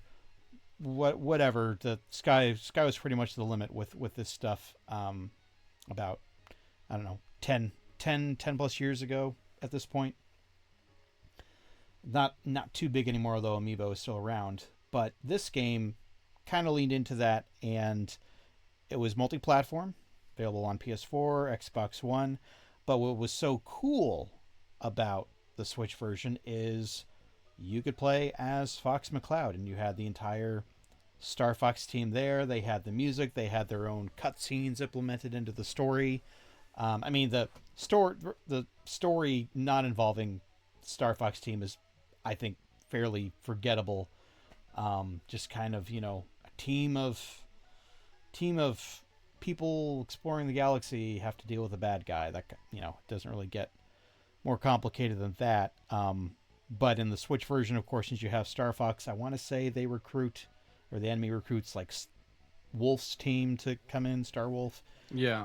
to counter Star Fox. And it's a very long game. So the gameplay is a lot. It's kind of like if No Man's Sky was a lot smaller and put on Hmm. and actually had personality to it.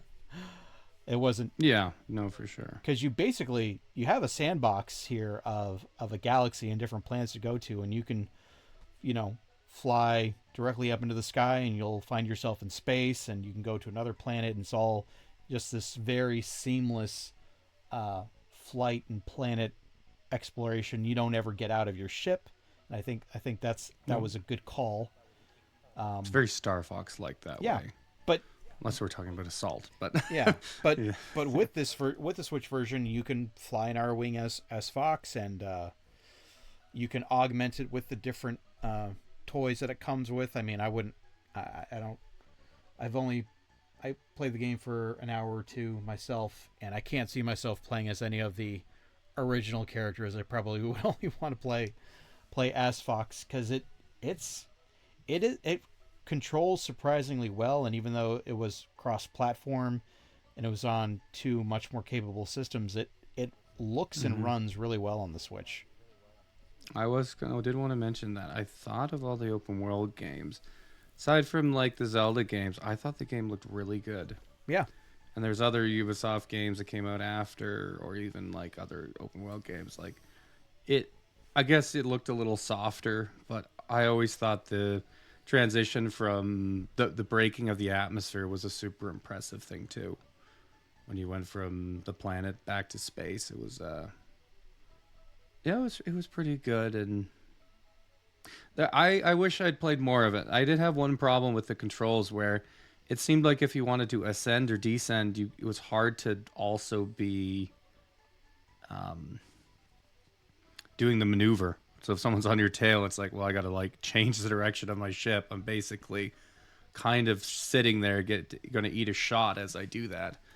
When I reach down to, I think when I reach down onto the right analog stick, because then the other button, the X button, is your dodge roll. But maybe you could change it. But that was like the one thing that I had trouble with. It was also co-op, split screen too. So that was pretty cool. Fortunately, yeah, I didn't play more of it. I think the Star Fox team eventually was also like they were there in cutscenes, but I think they were added as DLC where you could have all of them as well for like $15. So yeah, it had a lot of promise. I really wanted to get around to it for this retrospective, but I did not. And yeah, it's a little part of me worries that it's going to fall into like kind of it develops like a very repetitive loop where it's like, oh, well, you go to this little camp here, fight some guys, and then yada yada, like, and then rinse repeat. A lot of rinse repeat. I did think some of the enemies were kind of impressive though, like those four-legged walkers. They seem pretty cool to fight, and some of the spaceships were like bigger corvettes or cruisers, and that seemed very promising. Did any of the so you never really used any of the weapons other than the R-wing blasters? well, you they by default they came with like there was a fire attachment and an ice attachment, and I think you have to use those for either some puzzles or some parts of the game. Like they just require those weapons, but Mm-hmm. those are the only ones. But yeah, if you actually detach those, you just have the normal blasters, and I think the charge shots from the Star Fox games.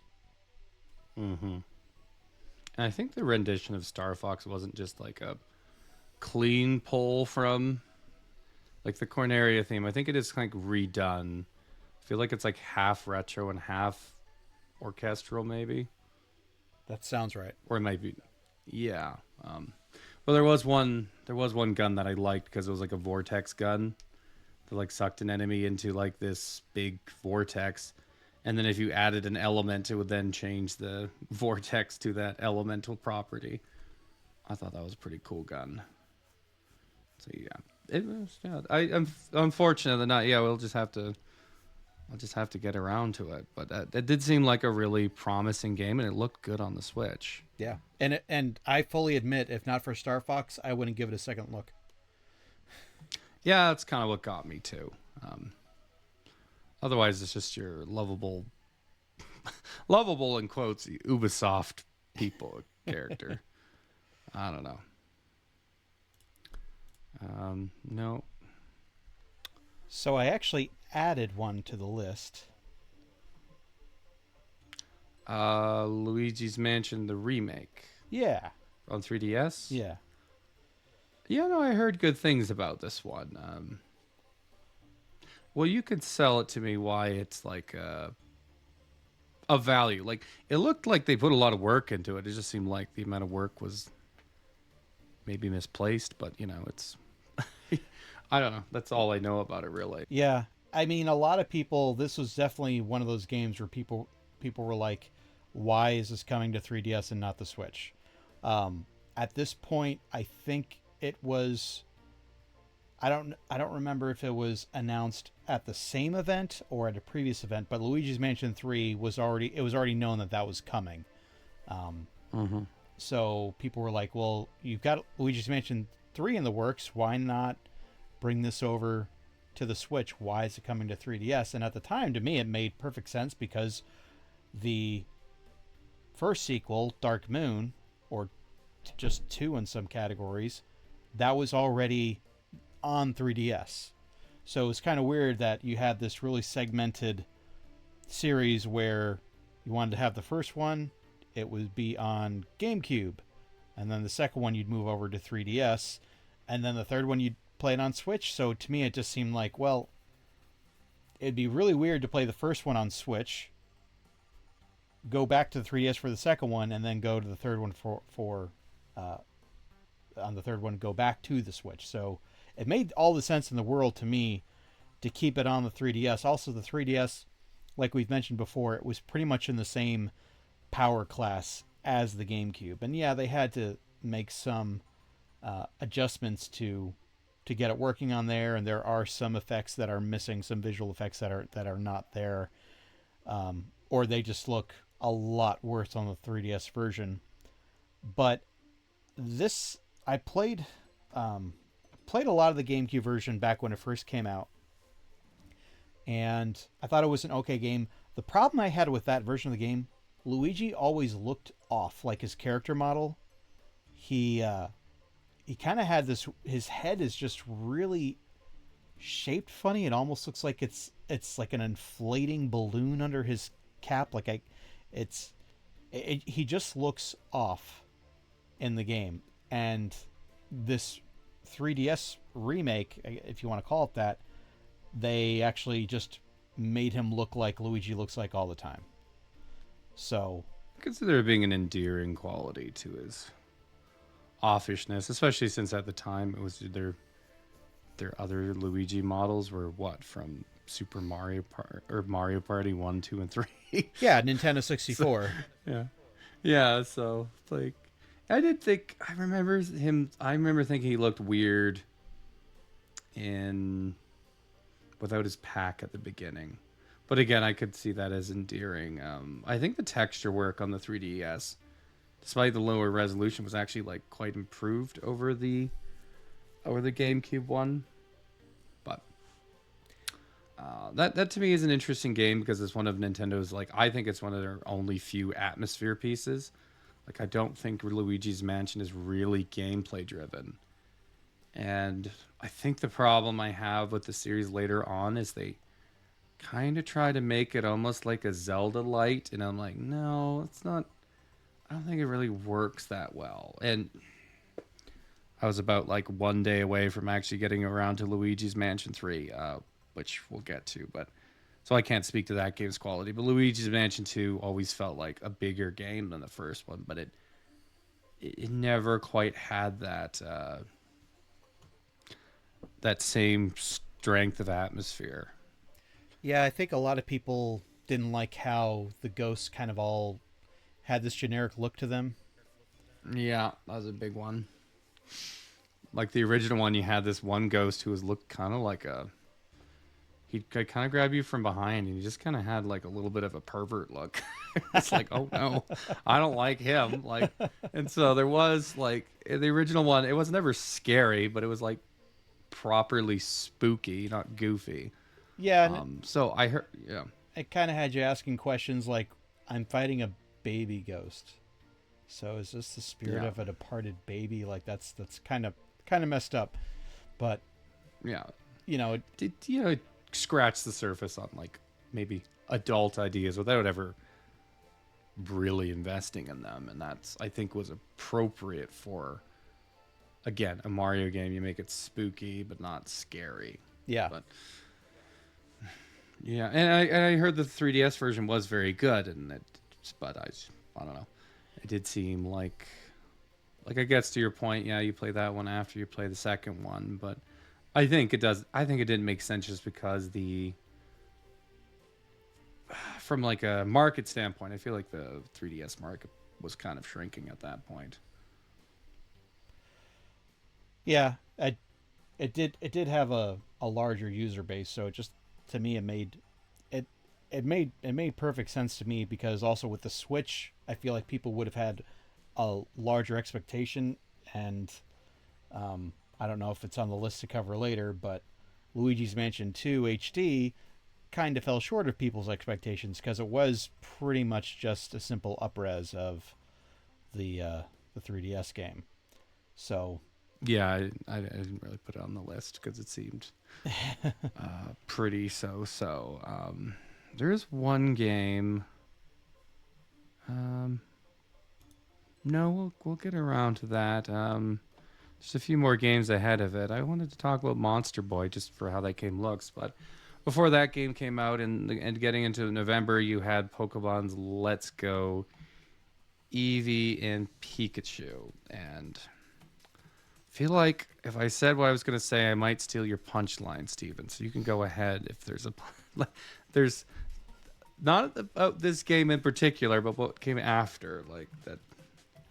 uh, There's kind of a joke in it. it is fascinating to me that, and I'm very much a set in my ways Gen 1 Pokemon fan. Yeah, you're the weirdo who doesn't like silver. Everybody loves silver. I Well, played I'm sure there's lots of other people who don't like silver too, but yeah. I played But Gold and Silver, and I'm actually at the tail end of Crystal right now. I'm like trying to capture the what are they like, Entei and Raikou, I think is their, like, the legendary dogs. Trying to catch them at the end of Crystal, but are anyway, those the ones in Melee? So, yeah, yeah, yeah. I'm like, I think what, yeah. Don't ask me. I'm like, are they in Melee? That's all I know.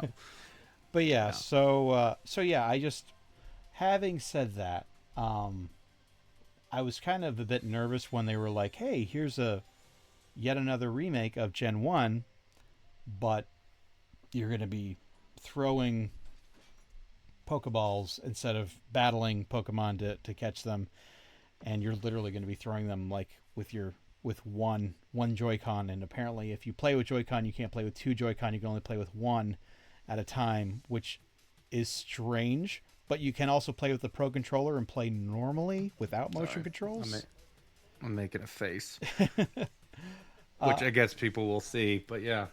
yeah, Right. but That does seem weird. there is an option to play without motion controls, which is nice. I like control options in games. But it's funny because this is I would say it's the best looking, stablest running Pokemon game on the system, and it wasn't even made by Game Freak.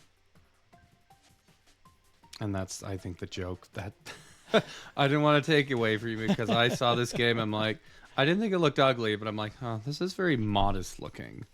Sure, they can't make a game better looking than this. And then and then it became the watermark.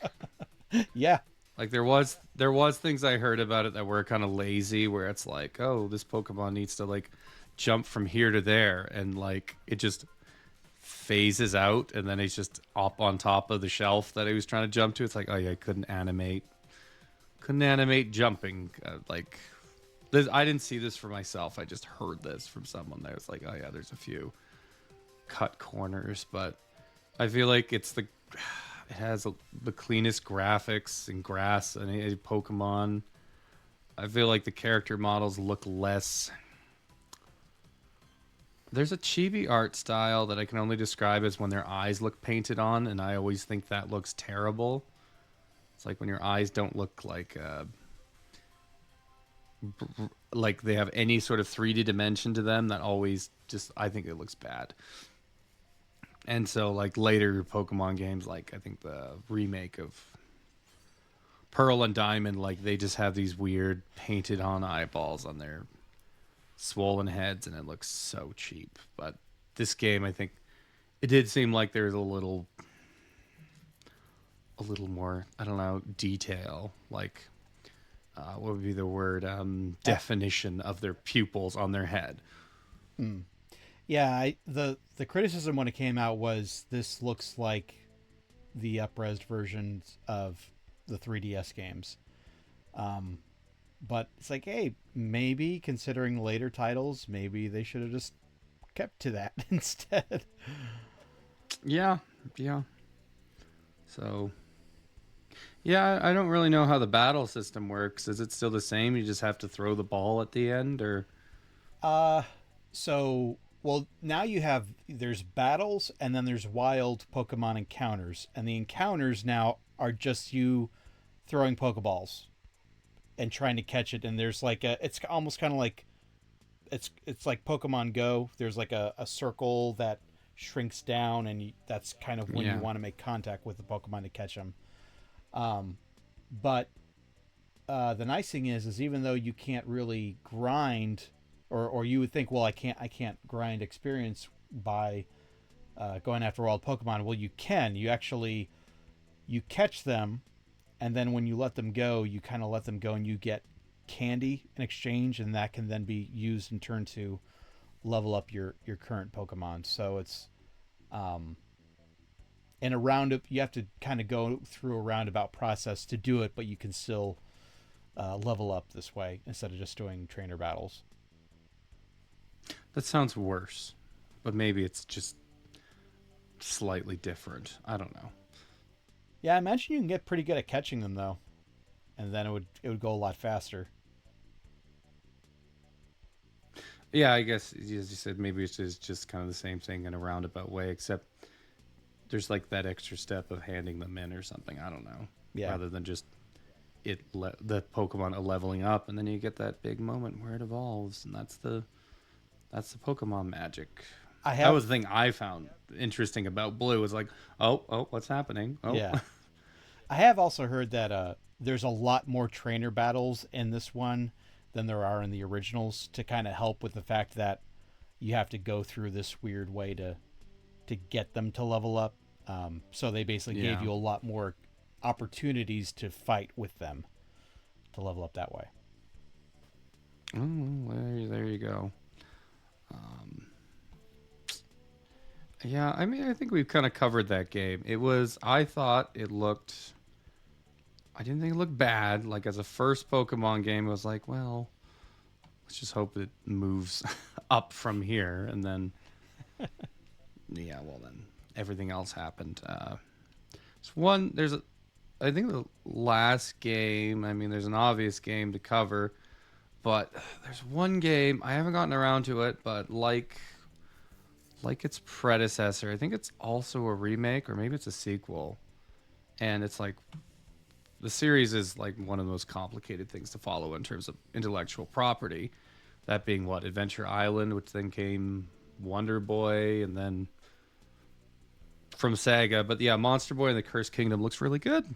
Looks really, haven't gotten around to it, but it looks great graphically, and the gameplay looks all right too. But I haven't touched it, so I don't know. Have you seen any footage or played that one, Steven?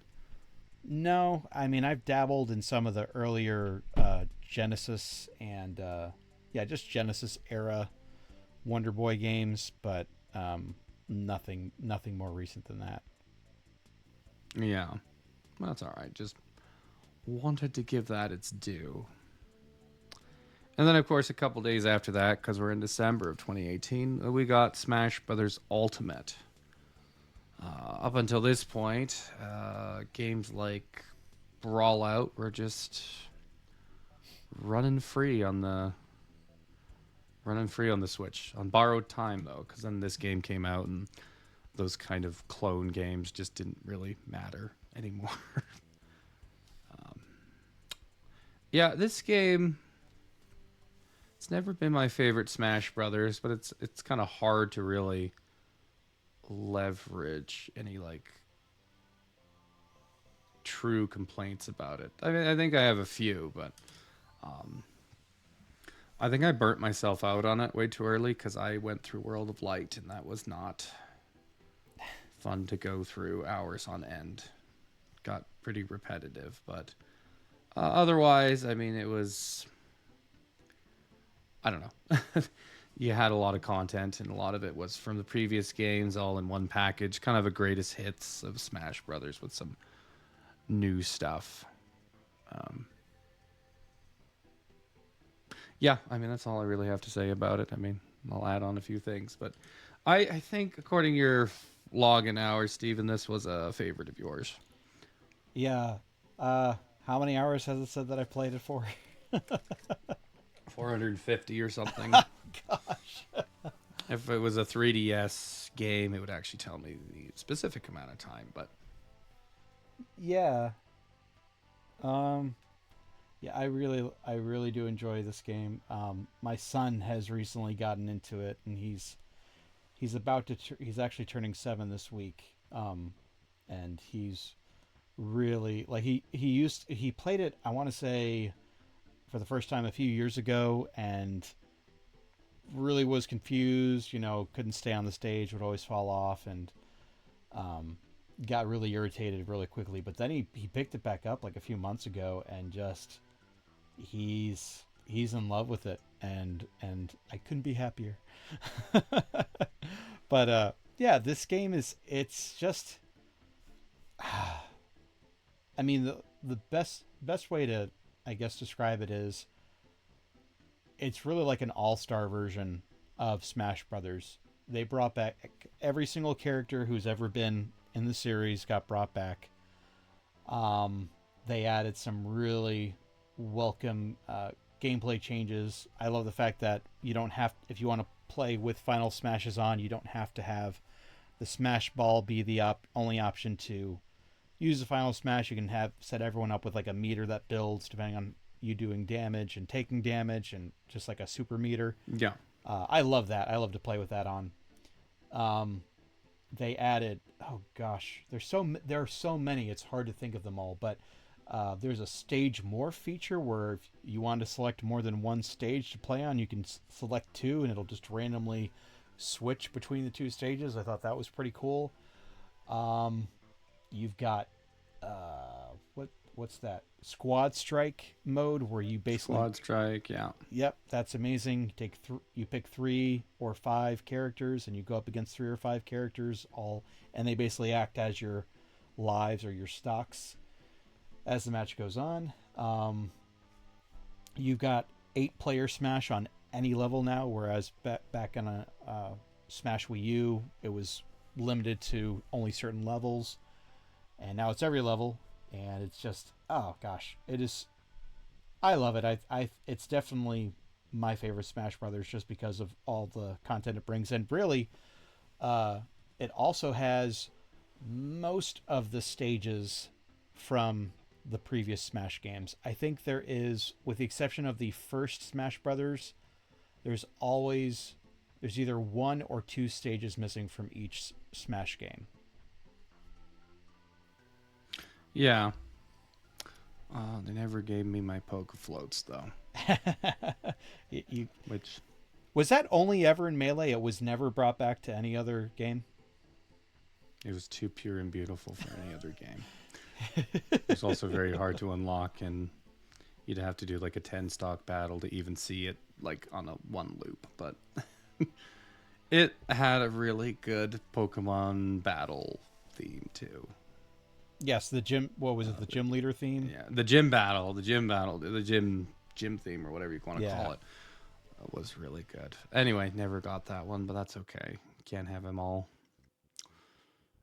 Yeah, I think. I mean, there's I think my concern with the game is the next game has to. I think it should do this. I mean, I would almost consider getting a new. I feel like Sakurai could do better and more other things with his tendonitis or whatever.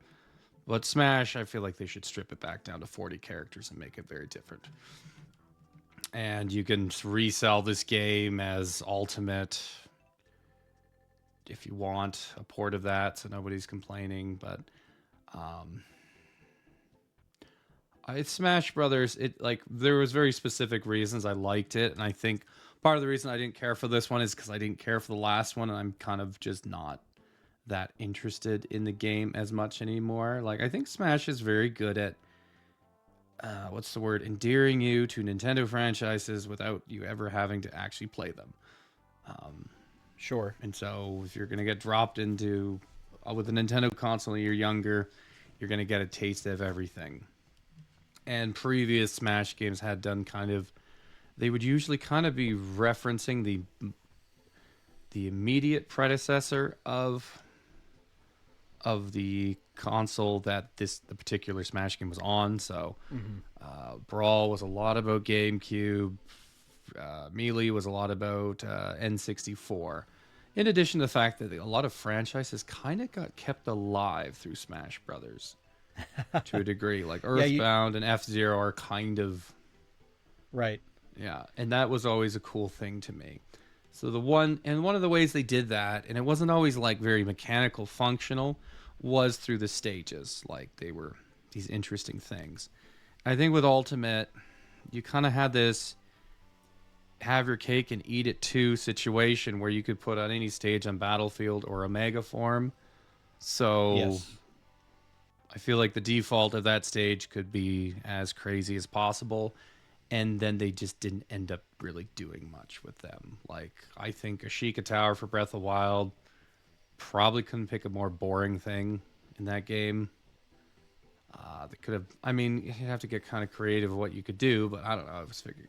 Always picture, like, what if you did like a shrine challenge where it just kind of moves from the top, the entrance to the kind of the testing chamber to something. It would require work, Yeah. but I mean, always did quite a bit of work on some of these stages. Or maybe have it be kind of like what was it? Pokemon, was it Tower? Pokemon Tower, where it would, it's kind Yeah, of like it's kind of like Delfino Plaza, where it mm-hmm. would start off on the ground and then go up. Like maybe the tower could be on the ground but then shoot up, and you'd have to get onto the tower to avoid Yeah, you could do. I dying. mean, a little part of me is like the most at least interesting thing in Breath of the Wild is the tower, but um, you could do something more dynamic than it's got a shatterable cone. And they kind of did that similar thing with the Odyssey stage, but I felt that Odyssey stage was a very boring rendition of it, not very It is. dynamic, and Yeah. I don't know, they didn't have too many new stages, and they just seemed to kind of throw them together. And then a lot of the stages with the DLC characters tended to come from fighting games, so they would be very flat. I was like, well, it's a fighting game. This is the source material. Like I think there's like a little divot in Terry Bogart's stage or whatever, or like kind of a walk down, like I don't know what you call it, but it's kind of just a flat across. But Yeah, I do think though that like with Terry's stage and then Kazuya's stage, they did things that you hadn't really seen yet in a Smash Brothers stage. you'd have to. I don't think I ever. I did play as Terry Bogart. I don't know if I played his stage. I don't. I don't You remember. basically, there are walls that you bounce off of on either Uh side. huh. But if you hit the wall with enough force, you will break through it and get KO'd. I thought that was the Kazuya stage, right? Uh, Like yes Tekken. and no. Yeah, yes and no. Because Kazuya stage, it's almost like Luigi's Mansion, where you're in a shrine or dojo, Yeah. and as you get launched out, you break up pieces of the dojo, but you can still get, even if you're off screen, you can still get back. Yeah. Um, It just it destroys itself. But that wall in the King of Fighters stage, it's always there. It only gets ruptured whenever you get hit with enough launch with enough force, and then it doesn't like go away and then come back. It'll just be enough to like it'll let you out and be KO'd. If I'm describing Okay. that right. That's a little more interesting than I think the Tekken stage, where it's kind of just a, what do you call it? Destructible building. Yeah, like, I don't know. Like, I think Smash 4 did. And maybe this is like a reaction to Smash 4, because Smash 4 did kind of have lame stages where, like, I don't know. It's like, hey, it's the Yellow Devil. I don't really want to play. I don't like Yellow Devil in normal Mega Man. I don't really want him here. But again, you could kind of do that stage in Omega form. So even if the stage wasn't to people's taste, even if the stage was the Great Cave Offensive, it's like, it's kind of no harm, no foul if the Great Cave Offensive is complete nonsense.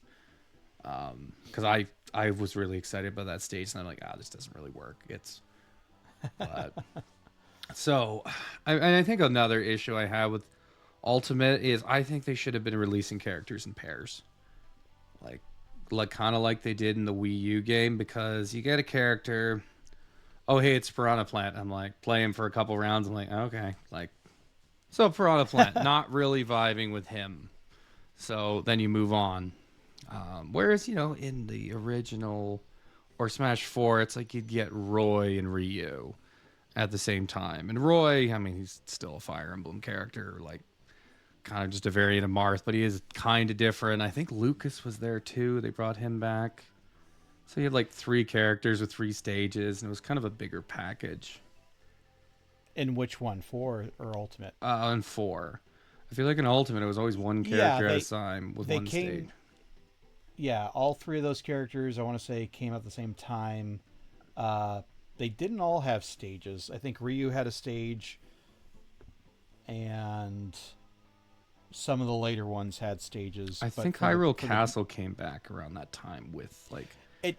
Yeah, It or did, but that wasn't really attached to any DLC character. It was just you could just buy it for like what, $4, something like that. I think it was $1.99, maybe. Might have been. Yeah. But you know what I mean? Like, there's kind of a package to it. Yeah. Well, there's a package to the Ultimate ones, too, because when you got a character, you also got their stage. You got their stage, and then you got a classic mode, which I never really bought into the classic mode. And then you got a series of spirits, but I did feel like it was... Like, I remember getting Joker, and I'm like, I don't know if I really care about Joker. I think I like Terry Bogard the most, even though I had no idea who he was. I'm like, King of Fighters, like, that's a fighting game or whatever, like, and that was fine. But yeah, I thought that was kind of a thing, but I was already kind of checked out of it anyway. So I think with that game, the expectation is that people aren't going to be. They're kind of going to be. That's going to be their main game for a while.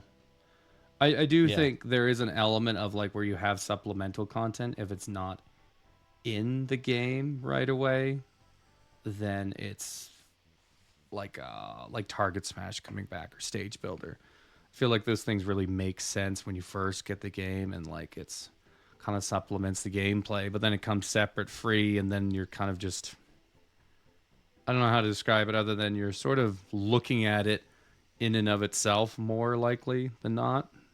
And it's, again, I think it's more supplemental. So I thought it was good that they brought them back, though. I always thought Brawl Stage Builder was way less creative and yet just more functional for people like me. It was just like, it just works. You have pre-made assets and you can kind of arrange them in a way that's interesting rather than like making very ugly, crude lines with material blocks or whatever. Like, and again, hypothetically more creative, but it was harder to use. But I think overall, like, I think like the game just didn't. I was kind of already out of it with Smash 4 in this game. I played a lot of World of Light, which I kind of thought was just, I don't know, maybe played in smaller spurts would be better. But yeah, no, it's Smash Brothers Brawl or it's Smash Brothers Ultimate. Like, it's not a game that has too many problems. I do think the characters are overlit though, and that kind of bothers me. Like they remind me immediately if you're playing a team battle, you'd always have the one character because they're all the same colors who's like kind of just like desaturate. Lighter or darker. Yeah, lighter. There's a dark shade and a light shade. I thought the characters in Ultimate actually kind of really resembled that lighter character, which always kind of made me wince at him. Like, oh, I don't want to be that character. If I'm playing with a team member, I want to be the regular color. And it didn't seem like they're. Sometimes I was just playing it a little recently with my brother. And it's like shadows in the stage didn't really like affect the character model, even though the character models themselves like kind of cast realistic shadows themselves when the shadows don't have a thing on. It was just little weird graphical things like that, or like that Donkey Kong just looks bad in Ultimate. I don't know why. Well, he doesn't have his fur that he had in 4 Yeah. and Wii U. No, it's funny you mentioned that because I actually, I was testing something out with the Wii U and I wanted to Smash 4 and played a match as Cloud. And on the victory screen, like, it does the whole close up of Yeah. everything. Cloud's sword has like a metal reflective sheen on it that is not present in Ultimate. And I also feel like his character model in general just seemed to be a bit more detailed um, than it appears in Ultimate. It's almost like there were some uh, maybe like optimization done to maybe slightly lower his polygon count, Yeah. but only very slightly. But yeah, that sheen on the sword like really struck me. I was like, oh, that's just completely absent from Ultimate.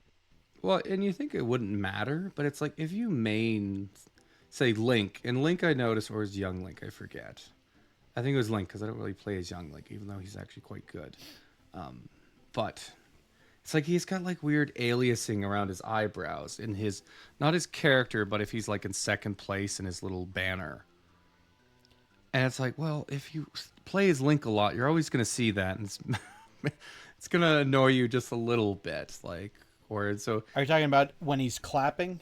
Yeah, I think it's just his, or I don't know if you Well, can I see him clap. I guess maybe you can see him. It's just like that kind of square profile picture on their like stat yeah. banner or something.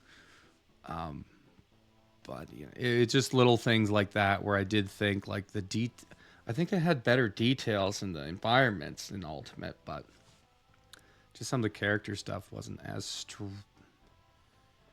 strong inherently. But I can applaud them for actually getting a game done in like about 2 years, whereas I feel like other Nintendo studios just really wanted to take 4 or more. So Yeah. again, there are a lot of things that I don't like about the game, but they are kind of subjective. It's like, yeah, I'm not big on PS2 characters, but there's nothing wrong with having PS2 characters. Though, if we ever get Master Chief in Smash Brothers, I'm not going to play it. Well, I shouldn't say that. Like, I'm not going to make an oath, but like, I never want to see Master Chief in Smash Brothers. But then you can beat him up. Yeah, I don't want to. I choose to beat him by not. I don't. I even like Halo games, but I just don't. There's like that thing. It's like this and this. Like even Steve to me, it's like I don't. Yeah, I enjoy beating up the Minecraft crew. Just putting him on this training CPU so you can hit him with Mr. Saturns over and over again. I don't know. But yeah, all Ultimate's Ultimate. Like it's. Again, like you can't argue with the content package, though. I do think something like Smash Run is a lot briefer, and it's just I don't know. I think I like stuff like Smash Run in terms of single player content more than World of Light, but that's more could be said about the game. But really, we need to talk about fitness boxing. I'm just kidding. I have nothing to say about that game. Came out that same year, and I really don't know. There was one indie game that came out in 2018 though, Bad North. I must have played that game for 40 hours, and Wow. I don't know. It was just one of those kind of roguelites with like procedural elements, but you're kind of defending like one set path with kind of an RTS sort of capacity, except there's no like economy to it. You're just building up a crew of guys, and then if they die, then oh well. Like, do we restart, or do we try to advance to the next island hobbled? But yeah, I don't know if it counts as a tower defense, but I enjoyed it. I enjoyed the Anglo-Saxon vibe of it, and I did not enjoy the guys with the big bows that seem to kill everybody from a distance. But what can you do? Just I did beat the game, but it was pretty cool. Not the greatest game ever, but I got a lot of time out of that, and that came out in middle of this year. And I think that was all there really was for 2018. Like, definitely a few things.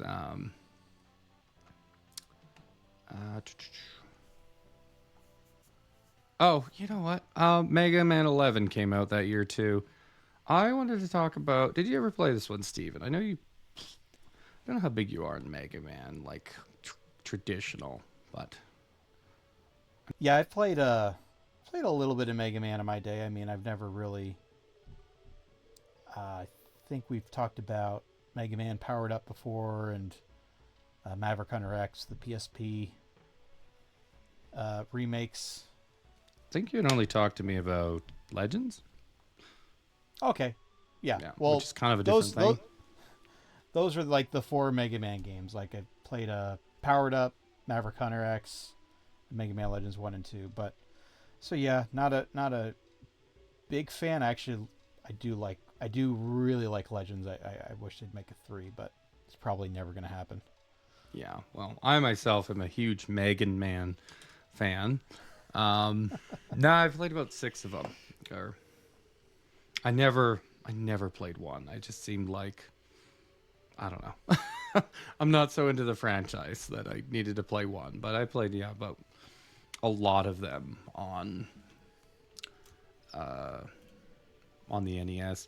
I feel like Mega Man has a really horrible habit of oversaturating himself, so I'm never really in the mood to be like, oh, we need Mega Man back. It's like there's like there's probably 20 Mega Man games you haven't played. Just go play those.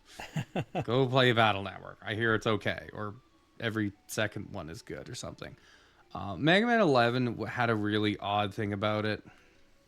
First off, I have no idea what the story is. I skipped all through that. I just don't really think a game that has a stump robot is going to be Shakespeare. So, and then the voice acting, yeah, it just didn't.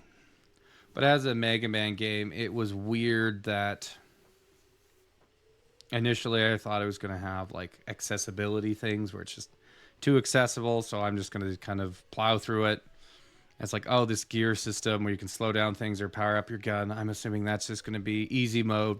And then the game just stomped me so badly. But my problem was I was playing it like a real Mega, a real Man.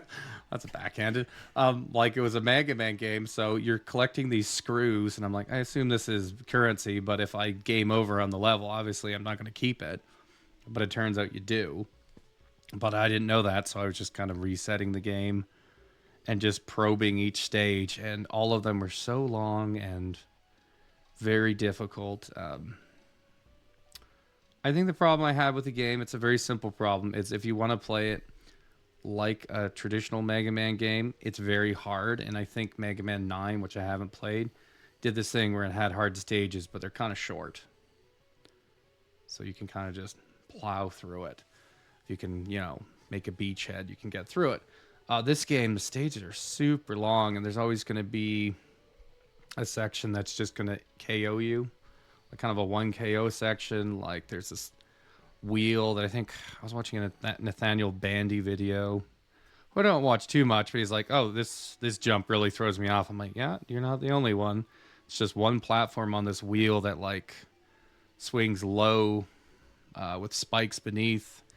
and then it like turns around high with spikes above. So you're like, how am I even going to get on that? And anyway, so you have a lot of those and like the late elements of the stages. So you get through most of it just to get butchered, and then that's not even counting the robots.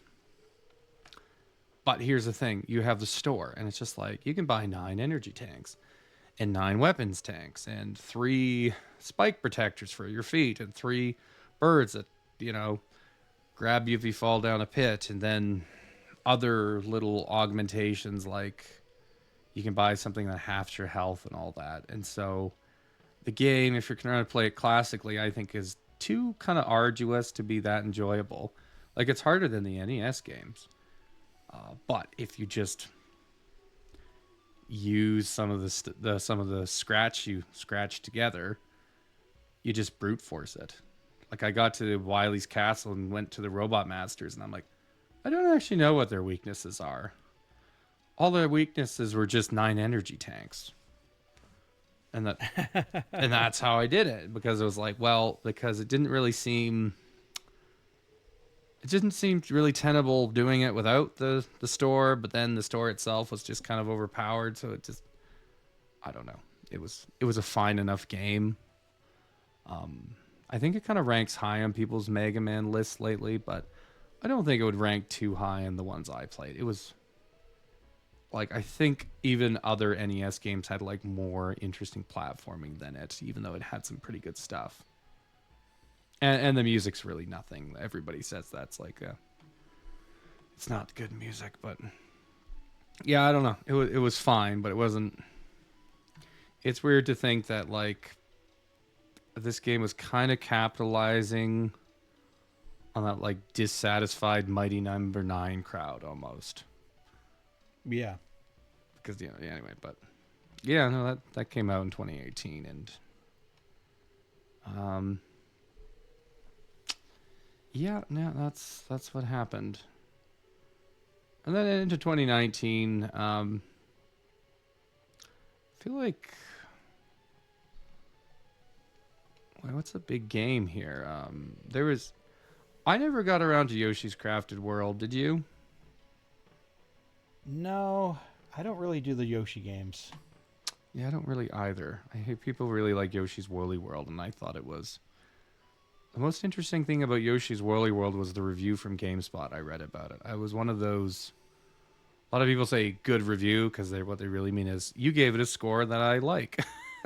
Now I'm more hyped, but for me it was like a review that's like, well, this game is really interesting if you want to be completionist about it, but the minute you don't want to do that, then the game kind of doesn't have much going for it. But Yeah. the general consensus is that Crafted World was just kind of not that good. I don't know. I did want to quickly mention the new Super Mario Brothers U that or Deluxe. Everyone knew that this was coming, but no one wanted it. Oh yeah, I mean that's right. And then this game ended up doing like 15 million units. It's weird. Yeah, I feel like people probably bought them for kids with Switches who never played Wii U or never played a classic, side-scrolling Mario game before. Um, I mean, anything with Mario sells pretty much, especially when it's like one of the top shelf items consistently for Switch. Yeah, no, for sure. Well, I don't really ascribe quality with popularity inherently. I mean, and I don't mind this Mario game, but it was like not even a good version of the game, is my understanding. Like it had weird control hiccups. Something about Yeah, the air dash was off. I do think now that we're past this era of Mario, that we can kind of just. I think people are starting to come around. Like I've seen a couple of 3D, top 3DS lists where people have actually listed new Super Mario Brothers 2. And I feel Yeah. like that's the one where people were really getting like, okay, you're doing too much with this, because I think they announced this and then like a week later announced the Wii U one, New Super Mario Brothers Yeah, they came out within U. 6 months of each other, I believe. Yeah, but people were just like, okay, come on, this is ridiculous, because no one. I felt like the reception for Wii was pretty strong, except especially with the 4 player option. Um, and then 2 didn't really add much, and you didn't really add much, and yeah, I feel like at that point in time, everyone was just like, okay, you're milking this, but now Yeah. that we're removed from that, we can look at the games separate from the timeline they were released in. I think people are gonna look back at these and be like, these were above average games, and No, they're like fine. Like they're all right. they're solid mechanically. Luigi U is really good. I like it a lot. Um, and it came in a nice green case. I think people did like Wii a lot. I saw on Nintendo Life, which is not a. I don't know why I go to that website. Um, they had ranked New Super Mario Brothers Wii higher than 3D Land, and I'm like, how dare Ooh, you? How dare you? yeah, It's like I know the music in 3D Land wasn't great. Like that was kind of the one weakness, but that was a very impressive 3D game, and it had like another 8 worlds after. So the fact that it was like way too easy for like the first 4 worlds was completely forgiven because then the last 8 were just savage. It's nice. I don't great game. Yeah, no, just like apparently it didn't have enough clout to get above the Wii version. But yeah. It's weird. It's weird when people, if for some reason Mario's not allowed to have any easy games in his repertoire. It's like, why not? Why can't there be a easy Mario game every so often? As long as it's fun, right? I mean, you're talking to the wrong person. I could agree so much as it's like if it kind of like culminates in a little bit of like a little bit of an arc. I prefer that. Like I feel like but that's almost a different conversation. Like that's almost going to get it. I'm going to get into it like Kirby, where, well, yeah. I mean, yeah. It's so yeah. That was yeah. Yoshi's Crafted World. I don't know. It just kind of didn't really seem to hit. There was um,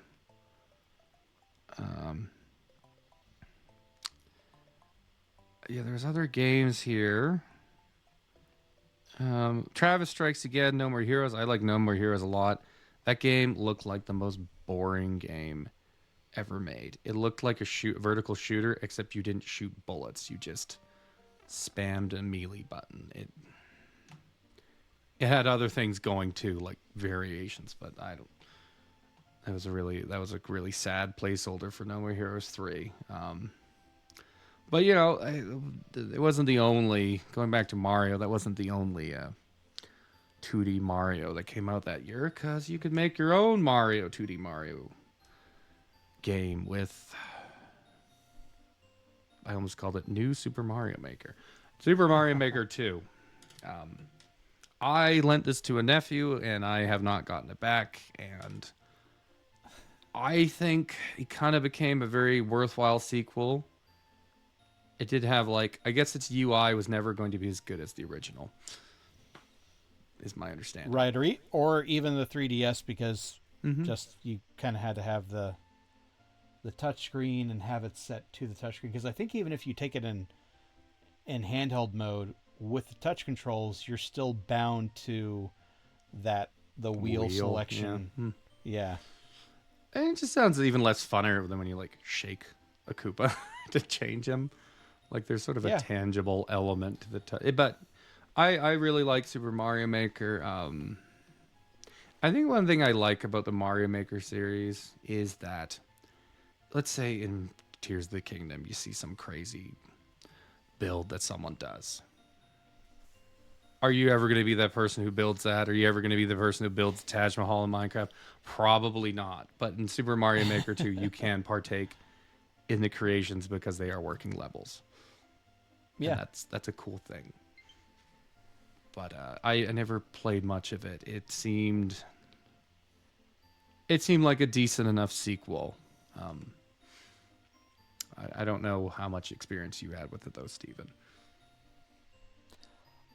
Just play with it a little bit. I like the fact that it actually has a story mode to it. Um, Most people probably will just jump into the level creation, either playing other people's levels or building them themselves. But I like that it actually had a story to jump into, and um, I gotta. It's that and the original are both on my, and the 3DS version. They're all in my backlog to play. But it is a cool idea, and I normally like I played the very first Little Big Planet on PS3, and that's definitely in the same vein. But I never ever thought of creating a level. Whereas with Mario Maker, like I definitely can see myself actually going in and making something. You know. No, for sure. Mario, I have a really hard time with Mario because everything is just kind of a chaos engine waiting to happen. Like, there's levels at the end of the first Mario that I'm like, oh, got to duck here. No, I got to jump, and then duck. Oh, then I forgot to duck. Oh, and then If you when's the bullet bill and gonna fire? Like again, like I don't. There's just this compounding of hazards that's really mean, and then people do terrible, evil things with that. There's that one guy on YouTube, Ryu, whatever. Just like so many times, I just see him like throwing a shell to bounce it off a wall to like jump on it to clear a bottomless pit, and I'm like, I would never even bother trying to get that good. I don't even want to. yeah, But yeah, it's a cool game, and they eventually. I think the big thing they added, because I think the 3D World edition was actually more limited and not. It didn't like play well with the other four aesthetics, where it wasn't interchangeable. It had some like rules and stuff, but also less stuff to play with. So that was kind of disappointing.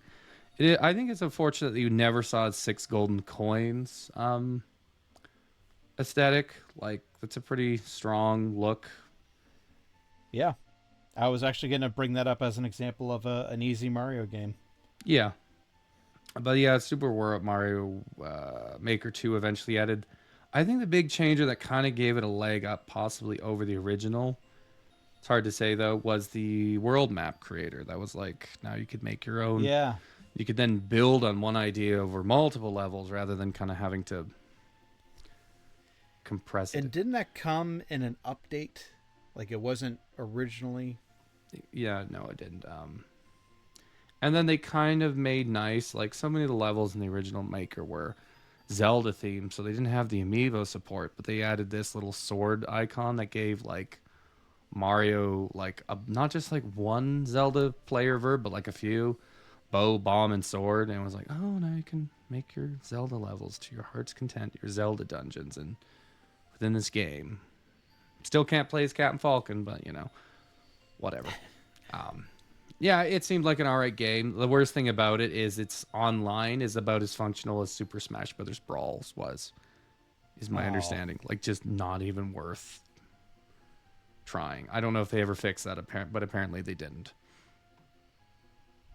But I hadn't tried it, so I just remember it being kind of awful. I think a game like that came out around the same time, just worth mentioning that they, again,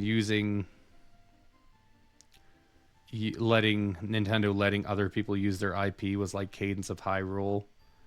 Um, I never got into that game. It seemed kind of like a little part of me was just wasn't fun enough to get into the whole dancing bit. I'm like, why would I dance when I can just move? But you know, yeah. I feel the same way. but I'd say I could understand how I could get into it, but it's just like I'd rather just kind of move.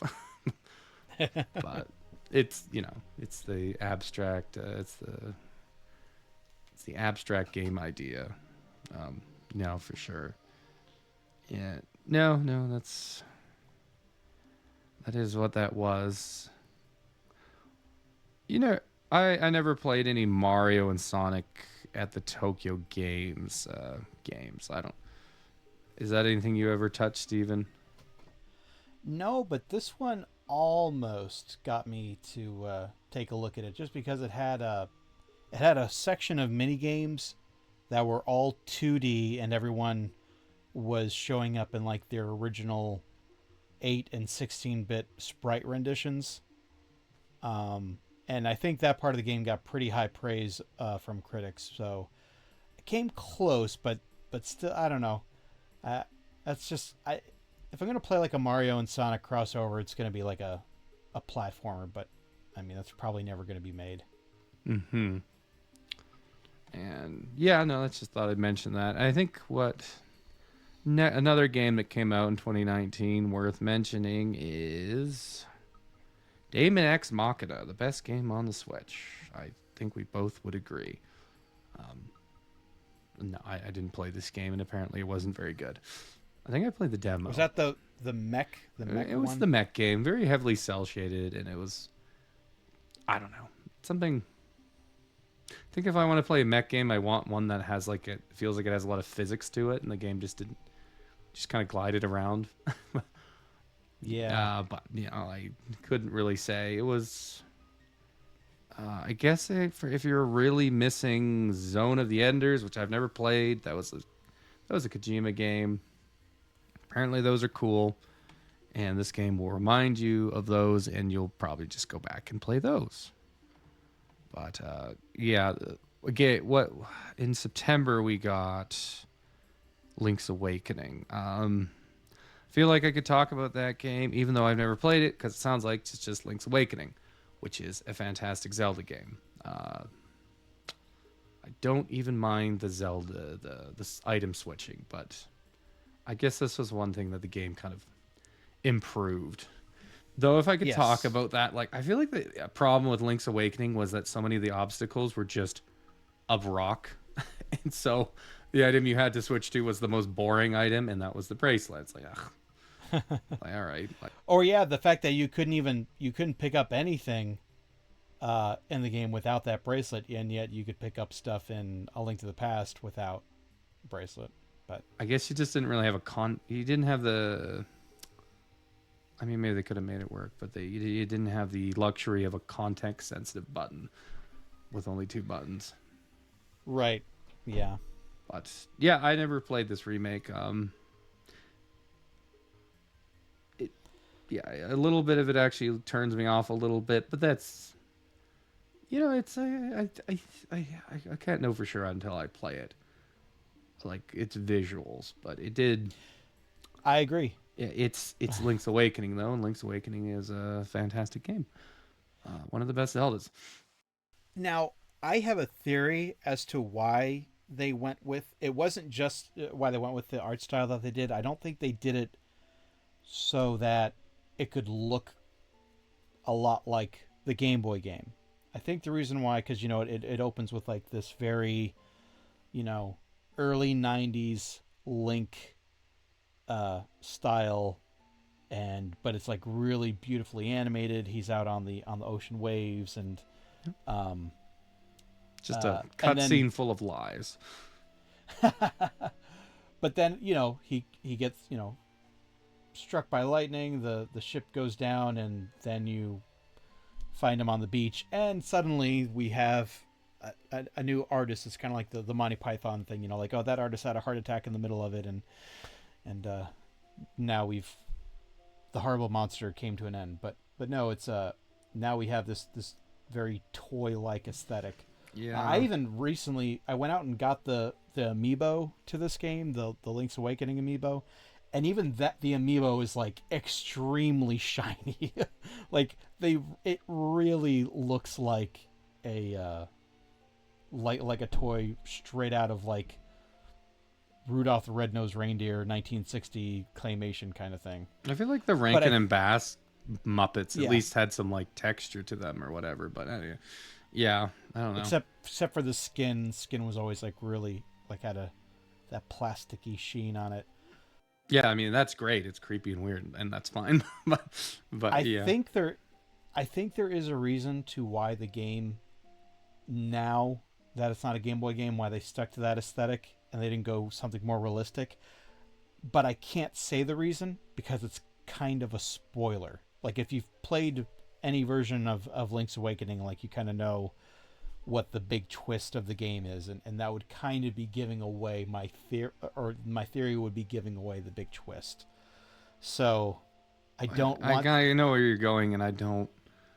I really feel like that's not a big enough justification for it. But I mean, To me, it's the only thing that makes sense yeah. because when at the end of the game, Link looks back to that, you know, the normal self again. I mean, to me, it was kind of one of those things where it's like there was in the original version, you didn't have like a differentiating art style to kind of bookended the game, but you could kind of just chalk that up to the limitations of graphics. Because then the Game Boy Sure. printer comes in later and Link looks a weird, like a little elf person. But again, that's like a side thing.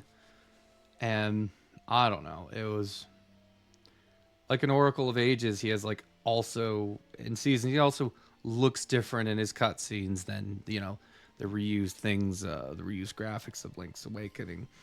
A little part of me, honestly, if I could just play the game with the original graphics and a couple extra inventory slots, that would be perfectly fine by me. I'm not going to say it's so horrendous that I couldn't play it without that, but I just don't. I don't know. It's not. It's There, not my favorite thing. there were some small things too that they, for some reason, decided not to do in regards to quality of life improvements.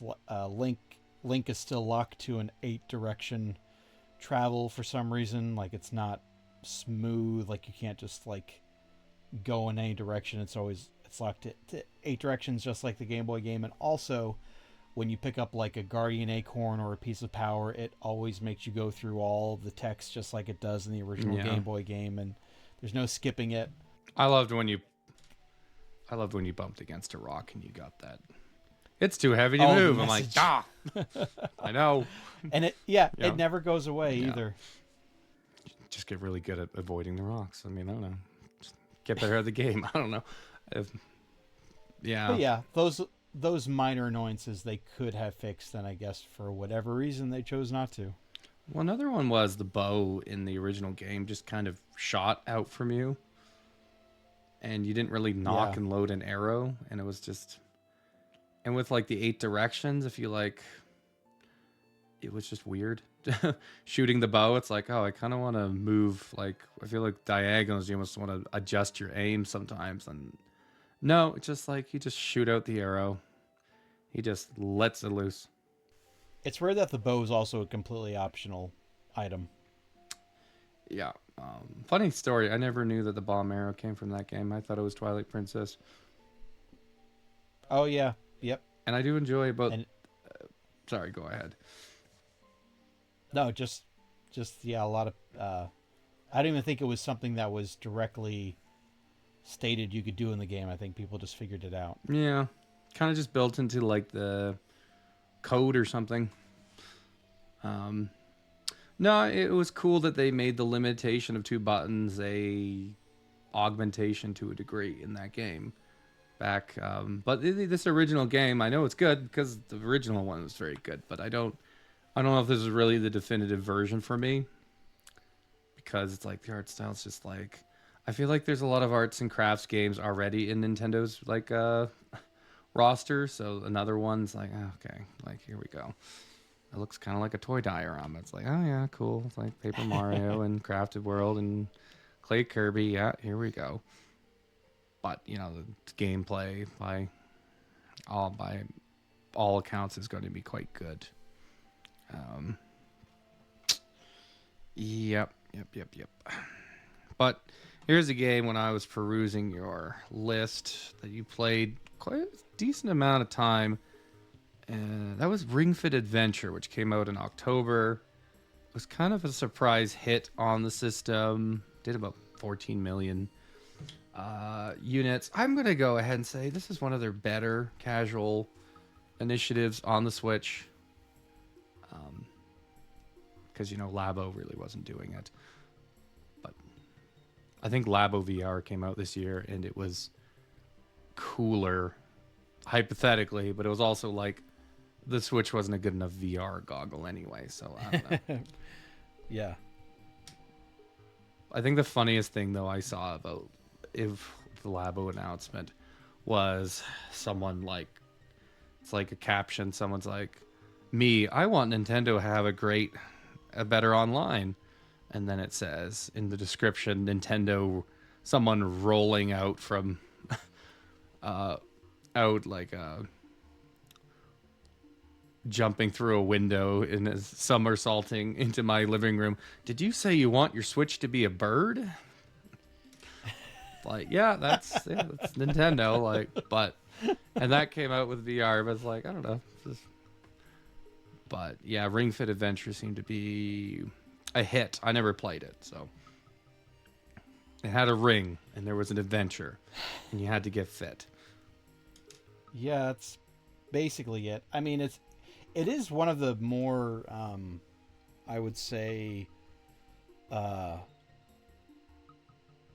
ingenious uses of the Joy-Con, because that ring really, you just take the right Joy-Con and it slides into it, and it's able to tell, I guess, like whether you're how much pressure you're pushing in on the ring or pulling out on the ring. Um, it's able to very accurately tell like how, if you're raising it over your head, if it's vertical, diagonal, like it can tell exactly where it is in a three-dimensional space. And it's like wow, this thing works better than the Joy-Con does all by itself, but the Joy-Con is really doing all the work there. Is it using the IR camera? No. No. Well, Okay, so it does use it, but only to take your heart rate. oh, that's something. Yeah, you actually put your thumb on the sensor, and it if you're but it's kind of weird because if your thumb is too sweaty from working out, it won't do an accurate reading. But other than that, it works pretty well. And then the other Joy-Con just straps to like a leg strap, Yeah. and straps around your thigh.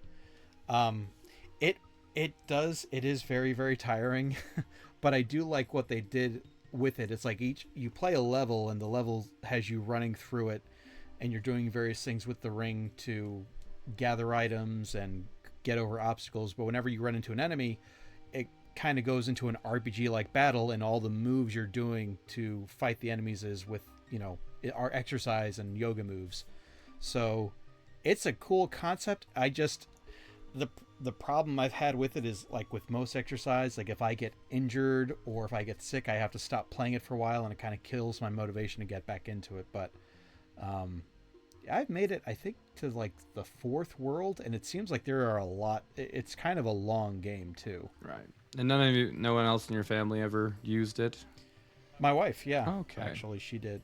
Because I remember Wii Fit was really big on hitting, like...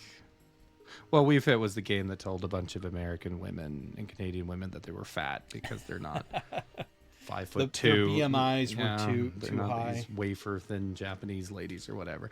But they all went crazy over Wii Fit, and yeah, I mean, I always kind of wanted to get into Wii Fit U, but it's like the space that I have here. It's like, So that's kind of another thing. Maybe the ring is just better about that.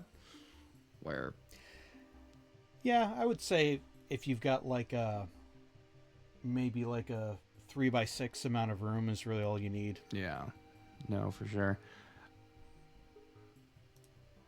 But yeah, it was a pretty cool game then, and it did rather well. And but it would not. It doesn't get you quite in shape as Luigi's Mansion, does it? Luigi's Mansion 3. Yeah, the heart pounding adventure. And I feel so inadequate that I didn't actually play this game. Because to me, I thought this was the game that, I don't know if this is true, but I feel like it's like the best looking game on Switch, maybe. I think that's a pretty safe assumption. Or it's up there anyway. So it looked really good. It's still done by Next Level, which kind of gives me some pause for concern. But yeah, I never got around to it. It seemed like it was kind of combining ideas from 2 and 1, I guess. Right. Yeah. And then the added dimension of it taking place inside of a hotel. Yeah. Yeah. Did you like get very far in this game No, not yet. in the Um, backlog? yeah, the only Luigi's Mansion I've played all the way through on the backlog was that first one on 3DS. I haven't even played uh, all through the way of Dark Moon. Uh, but I do remember like when I first got this, and I want to say this came out like either right on Halloween or right after Halloween, or yeah, right on Halloween.